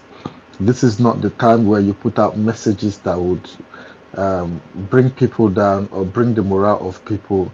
This is the time for the encouraging tweets, encouraging messages. We need to one thing people don't understand is that the APC and the PDP are more scared than us. You need to understand. Omar, Jimmy, Nello, Madam Liberty, TJ, all of you on this space, all of you, Sweet Angel, all of you that host spaces. I don't think any of you owns the Holy Blocks. I don't think any of you owns mega churches. I don't think any of you owns any of the big businesses in Nigeria. If if whoever you're supporting in your likely event that what you're expecting from the election doesn't happen, nothing will happen to you because you have nothing to lose. The people who have got a lot to lose are the APC and the PDP people. They live, their lifestyle is about politics. Everything they do is about politics. A lot of them do not even have any profession. They're not professionals in any sense. They've only lived on politics, and they are the ones that have a lot to lose. A lot of the people have milked Nigerians because of how corrupt the system is and how badly run Nigeria has been. So these guys are the people who have a lot of things to lose. You have pastors who have basically lived on deceiving Nigerians, deceiving poor people, cajoling them, eating their money, and then when it comes to elections like this, they begin to speak like motivational speakers and try to dodge making the right call. These people are the people who have something to lose. You are not one of those who Bola Ahmed Tinubu gave free land and you're scared that if you don't support him, they are going to withdraw the CFO. You're not one of those. You have not stolen anybody's money. You're just fighting for a better Nigeria. You have absolutely nothing to lose. These guys, trust me, they're shaking, they're jittery, they're scared because this is one election where nobody knows the outcome of the process. Nobody knows where the pendulum is swinging to. And so I don't want any one of us to come out and begin to make comments like whatever happens or whichever way it happens. No, this is the time for us to be optimistic. Peter Obi is winning this, and we're winning and winning and winning. So everyone, keep your chin up. We've done a great job. We've done a good job. We've fought a great fight. Nobody gave us a chance from the beginning. We're called stupid. We have been called. There's no name under the sun that we've not been called. But we have been steadfast, we have been consistent, and we have been true to our words. And that is how we have pushed Peter Obi from obscurity to the limelight and to the pinnacle of Nigerian politics. And as at the end of the day, and this is very true, Peter Obi's name will be written in gold. The sands of history will not be, history will not be complete without talking about the man Peter Obi, the man that's for the first time in Nigeria, young people have all over the country are shouting and calling just one name to save them from bad governance. And that is not because of Peter Obi himself. That is because of the work that you and I we've done. And so this last week, you may get some stories that will want to push you. You may get some stories that will want to shake you, but do not tweet in fear. Do not put out a message that would derail the efforts of a lot of people. Do not put out a message that would discourage people. Let us be optimistic. Let us do the work that we have to do, and let us be strong and steadfast.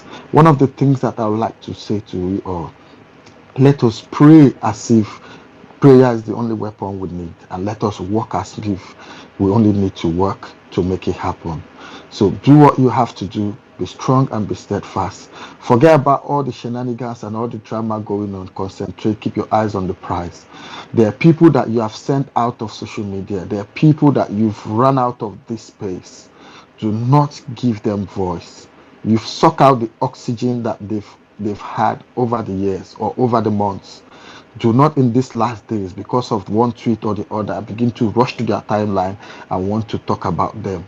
Starve them of oxygen, starve them of attention. Whatever they say about Peter Obi, whatever they say in this last day should not matter. Our goal should be on Peter Obi and Peter Obi alone. I wish everyone safe journey to their polling units. I wish everyone safe journey to their polling booths, to the where they will be voting. And for those in the diaspora, you have one job and one job only: to follow the elections. Where you need to shout, you need to shout and put out your voices. Where you need to emphasize and help with other things that you have to do with logistics and all that, you have to do that for us. I wish everyone good luck, and we'll come back, and next Sunday we'll be x-raying the results as they come in, and we'll be celebrating Peter Obi as the next president of the Federal Republic of Nigeria. Thank you very much. Thank you so much, Sir Max. It's been such a beautiful experience again with you guys on this platform today. I've had a wonderful time. Mr. Citizen Kofi, Amar Citizen, I can see that you're requesting for the mic. I'm going to follow you back and reach out to you in the DM.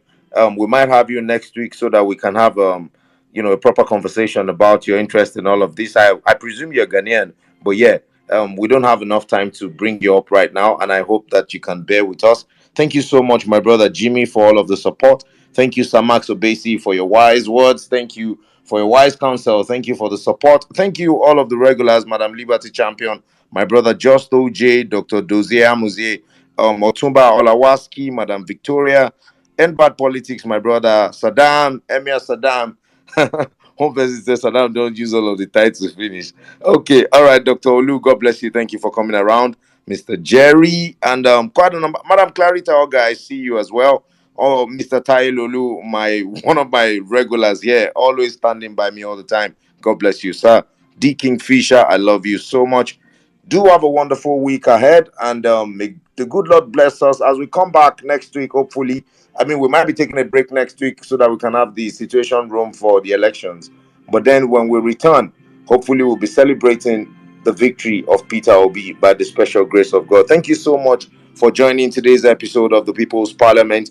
I'm your regular host. My name is Omar.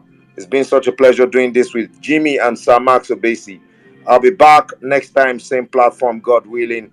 Till then, for God and for country, good night.